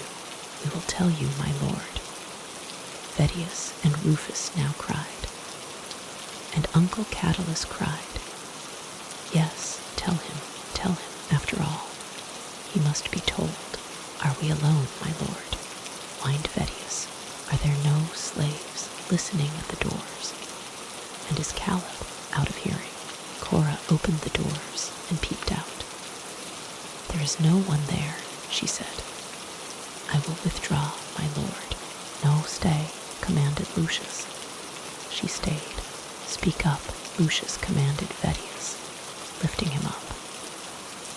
My lord, said Vedius, again falling at Lucius' feet. If I must tell you, let me do so on my knees, for I have not the strength left to tell you, my lord. If I stand face to face with your anger, speak, roared Lucius, in a voice of thunder. My lord, said Vedius at last, clasping Lucius' knees in his hands, and kissing them continually. My lord, our gracious emperor, Augustus Tiberius, is wroth with you. We know not for what reason, and, well, shouted Lucius, and he has confiscated all your possessions. O my lord, everything that you possess. All your insula in Rome, your villa, your estates and domains, your horses and chariots and cattle, your slaves and treasures of art, your library and your jewels, and has attached all the sums which you had lodged with your bankers and money changers in various towns.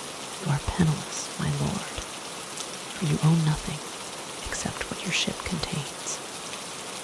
And if I had not succeeded in keeping Tiberius' displeasure secret by means of a precipitate flight, and by continuing to drift about in the Great Sea and the Arabian Gulf, your quadrille also would have been seized at Alexandria, and you would now have been without your ship, without your rowers, without your slaves, without a single penny, by bribing the authorities at Pelusium with the money that remained in my hands.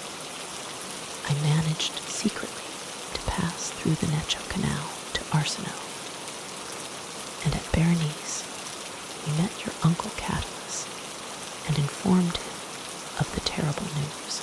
My lord, do not slay me, and do not be wroth with me, for I have saved for you what I could. And Vedius writhed at Lucius' feet and sobbed, and they all sobbed. Uncle Catulus, Thrasyllus, Rufus, and Cora, and Caleb, who had been listening at the door, turned very pale, for there was still a long papyrus scroll of a bill awaiting payment. For the big hunts in the Ethiopian forests, Caleb was pale when he appeared before Lucius, who had sent for him. Caleb, said Lucius, perhaps you already know, "I know nothing, my lord," said Caleb. "I am penniless, Caleb. The Emperor Tiberius has confiscated all my possessions, and even my title to the quadrium is questionable." "Oh, my lord, oh, my lord," Caleb began to lament. "Oh, my poor, poor, noble lord, what a terrible fate to befall you. If only you had consented faithfully to wear the Sabaean amulets. Oh, my poor, poor, noble lord, what will you do now? You who always lived in the lap of luxury. And now, how now? Alas, my poor, poor, noble lord, and alas, poor, poor Caleb.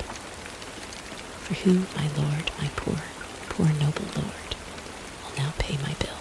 And wailing and lamenting and shaking his head and weeping, Caleb unfurled the long, long, long papyrus scroll of his bill, which uncoiled itself from his quivering fingers right down to the floor, like a rustling snake.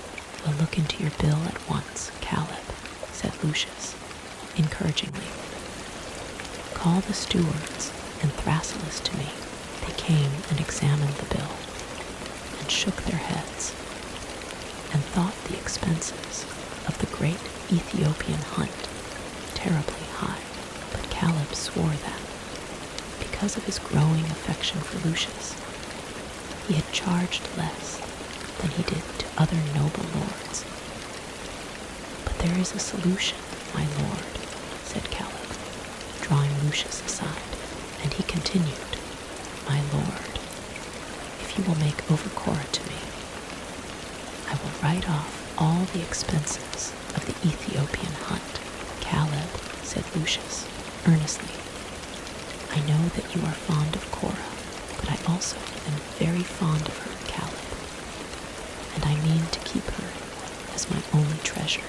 A loud sob came from a corner of the room, and Lucius, turning round, saw Terror sitting on the floor, looking profoundly dejected. "And me, my lord," sobbed Terror. "Won't you keep me as your little slave, my lord?" Lucius smiled and laid his hand on Terror's woolly head.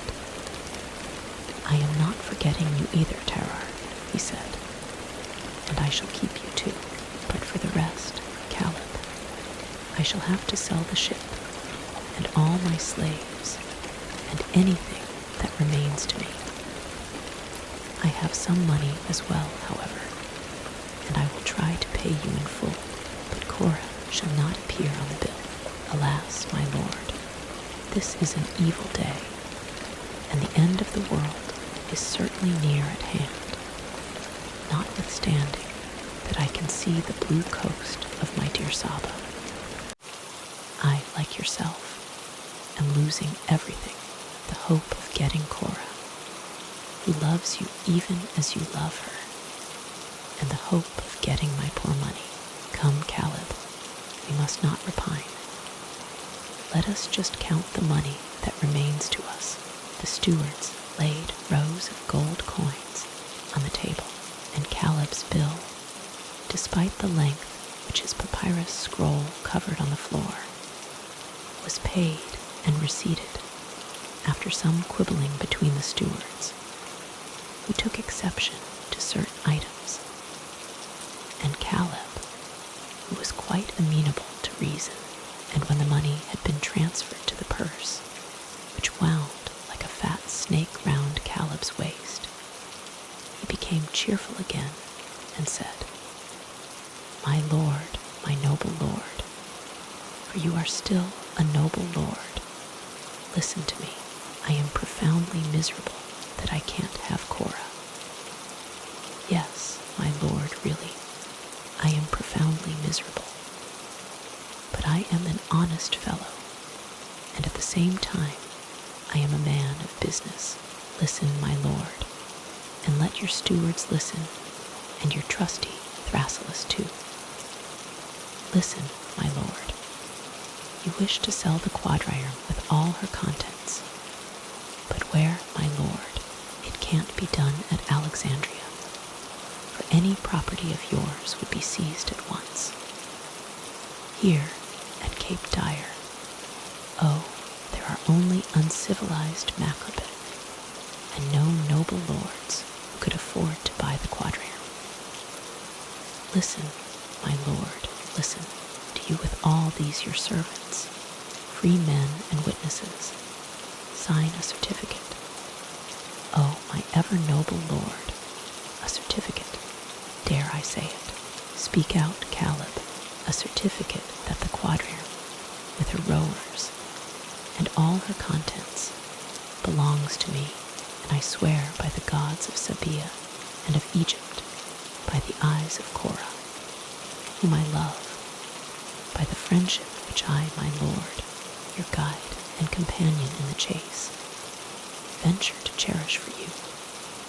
I swear, my lord, that I will myself endeavor to dispose of the quadrille to a noble lord, and pay you honestly to the last penny after deducting my expenses. Thus spoke Caleb, and he stood up in the exalted attitude in which he had taken his oath, with his eyes and hands raised to heaven, and waited. Vedius and Rufus thought it rather risky, but Lucius said, Caleb's advice is excellent. It is the only thing to do. If I delay, Tiberius' minions will discover where I am and take the last remnant of my belongings from me. Caleb, I will do as you say. I will sign the document certifying that the ship is your property, together with the slaves, the rowers, the furniture, the jewels, the very valuable plate. But Caleb did not move. He continued to stand in the solemn, rapt attitude of his oath, with his eyes and hands raised to heaven. And he now said, slowly, I thank you, my lord, for your confidence. It will certainly not be abused if I do not render you an equitable account in whatever place of exile you may be. May the awful jaws of Typhon, whose tongue is a serpent, and whose teeth are blazing flames, swallow me and devour me. And Caleb himself trembled at his terrific oath, and then fell on his knees before Lucius, a thing which he, a free Sabaean, had never yet done, and kissed the foot of the suddenly impoverished noble lord near the pillars of Sesostris, near the little diversorium. There lay moored beside the quadrille a merchant trireme, which was sailing past over to the Persian Gulf, and which was to go up the Euphrates to Babylon. And Lucius asked to speak to the master, and said, Master, can I have room in your ship for myself, my father, my young wife, and my little black slave? I am a sculptor, and I am on my way to Babylon. And he pointed to Thrasyllus, Korah, and Terrar, who approached, each carrying a small bundle of luggage. Certainly, said the master, my one cabin is still unoccupied. It is small and perhaps inconvenient, but people like you, who are sculptors, are not accustomed to luxury, I dare say, and will be prepared to make shift. Lucius answered that, if the cabin was suitable for his wife and his father, he and the little slave would do the best they could on the half-deck, or in the hold, and he beckoned to his family to come on board, and paid the passage money. For Caleb had advanced him a goodly sum on the value of the quadrille, for the immediate needs of the voyage, and Caleb himself had set out with a great following for his dear Saba. First, because he wanted to forget his lovesickness in the pleasures of Arabia Felix, and then to make a start by selling many of Lucius' slaves and jewels, his ornaments and furniture at Mariba, the capital, because it was safer to get this done as quickly as possible. The sale of the great ship herself would be difficult enough. Uncle Catulus remained on board of her. He did not wish to be a burden on his poor nephew Lucius. He had contrived to hoard a modest capital with one gold piece after another that had accidentally slipped through Lucius' fingers, and he was to sail to Alexandria in the ship after she had been sold, and there, in the city of the finest cooking, to spend his old age in a small apartment in the Hermes house. And so he had taken a tearful leave of Lucius, Thrasyllus, and Cora, and had said to her, "Dear Cora, just as you were going to call me uncle, we part, and perhaps forever. Ah, Egypt is the death of me. Egypt will irrevocably be the death of me. For I can never go back to Rome, poor old exile that I am, because Tiberius, may he die 1,000 deaths, would rob me of my few pence, even as he has robbed Lucius of his treasures." The merchant trireme glided away over a smooth sea, and the travelers on the deck waved farewell to Uncle Catulus, who stood on the prow and waved back. It was a leave-taking for good, and the master asked inquisitively, "Is that lord who stands waving his hand to you the owner of that splendid vessel?" "Yes, master," Lucius lied, "and he's my uncle, and one day I shall be his heir." "Then you will do well to hold him in honor, sir," said the master, growing very respectful. "Hugh, that's a prospect not to be sneezed at. What a noble ship! What a magnificent quadrille! But tell me, master," he continued, more and more inquisitively, "in that case, why don't you stay with your uncle? Because it's not a good thing, master, for poor relations to be always hanging round the rich, for then you only annoy them, and they end by cutting you off with a shilling.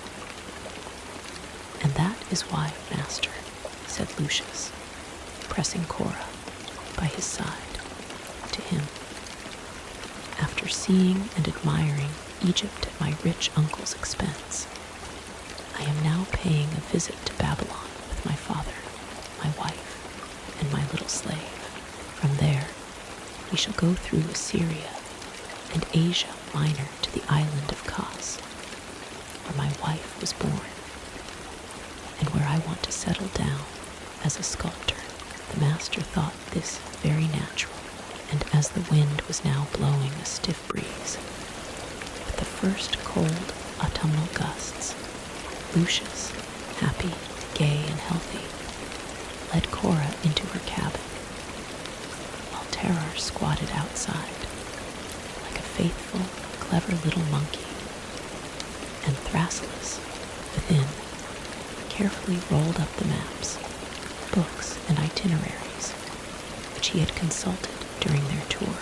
Postscript, Caleb of Mariba Saba, joint proprietor of the great diversorium, the Hermes house at Alexandria, near the Canopian gate, to the ever-noble Lord Publius Lucius Sabinus, sculptor at Kos, written at Alexandria, at the second hour of the 14th day of the month of Pacothi, in the 9th year of the benevolent reign of our gracious Emperor Tiberius Augustus. My ever-noble Lord, greeting. It is a pleasure to me, Caleb of Mariba, to inform you by this letter, entrusted to Alexandros of Alexandria, master of the merchant trireme Berenice, that by chance and great good fortune I have succeeded in disposing of the valuable quadrare. The pleasure ship Aphrodite, once your property, noble lord, and in the presence of witnesses, free men, transferred to me at Cape Dyer by the pillars of Sesostris VI, selling her at Arsinoe, previous to the passage through the Necho Canal, which would probably have been liable to legal objections, at the very profitable price, as, considering all the circumstances, it appears to me, your most obedient, humble servant, friend, guide, and companion in the chase, of after deducting my commission and all my expenses, 900,000, say, 900,000 sesterces, a sum reckoned according to the Roman value. Item that noble quadrireme Aphrodite and 300 rowers, slaves. Item all the necessary and most complete equipment. Item costly furniture, carpets, plate, and treasures of art, which would probably have produced large sums had it been possible to sell them separately, without danger of seizure, in the name of our gracious Emperor Tiberius Augustus. But the separate sale of which would, in the circumstances aforesaid, have entailed innumerable drawbacks, whereas I, Caleb of Mariaba, acting and appearing on my own behalf, as actual owner of the noble quadrireme Aphrodite, have been able to sell this magnificent pleasure ship to the noble Lord Babab, a Persian satrap, residing at Susa, wishing my noble Lord Lucius, companion of the chase and friend, to act to your ever noble advantage, I propose, in order to reduce to a minimum all risks of shipwreck and piracy and other fatal accidents, such as a jealous fate keeps ever hanging over the heads of us poor mortals, to remit to you at frequent intervals by the intermediary of a master of merchant vessels, one trusted by all and personally known to myself, and sailing to and fro between Alexandria and the archipelago, a small sum in gold coin or bar, with account and settlement, so that you, my noble lord, may at the earliest moment possess your whole capital in your own hands, and I also send you, in memory of your most beautiful ship, a few pieces of furniture and valuables, withheld and smuggled away, including 2 bronze bedsteads, a citronwood table, a Babylonian carpet, some Ethiopian ostrich feather coverings, the silver statue of Aphrodite, patroness of your ship, and a few minor trifles of taste and convenience. I take advantage of the opportunity, my noble lord, dear friend, and stout companion of the chase, to tell you that at Mariaba, during a temporary stay in my beloved country, Sabia, I bought myself a most beautiful slave, a Greek like Cora, and excelling in many gifts, which slave, in order to bind her with greater certainty to my affection, I set free at Mariaba, leaving her, however, as my wife in my house in that city, where I hope one day, after achieving my fortune, to enjoy a life of bliss, fearing lest my brother Gisla might allow his rights on her to prevail, according to the manners of our country, and hoping to visit her each time that my conduct of noble lords shall bring me to the pillars of Sesostris, from which my beloved country is easily reached, wishing you, my noble lord and friend and companion of the chase, the blessing of the gods upon your house, upon your new work and your household, upon your wife and your servants, the wise Thrasyllus and the faithful Terrar, together with an always possible change of fortune. I bow low before you, in all humility and friendship, with one hand on my heart and one hand on my lips, your ever most obedient, humble servant and guide and friend and companion of the chase, Caleb of Mariaba Saba, joint proprietor of the great Diversorium, the Hermes House at Alexandria, near the Canopian Gate.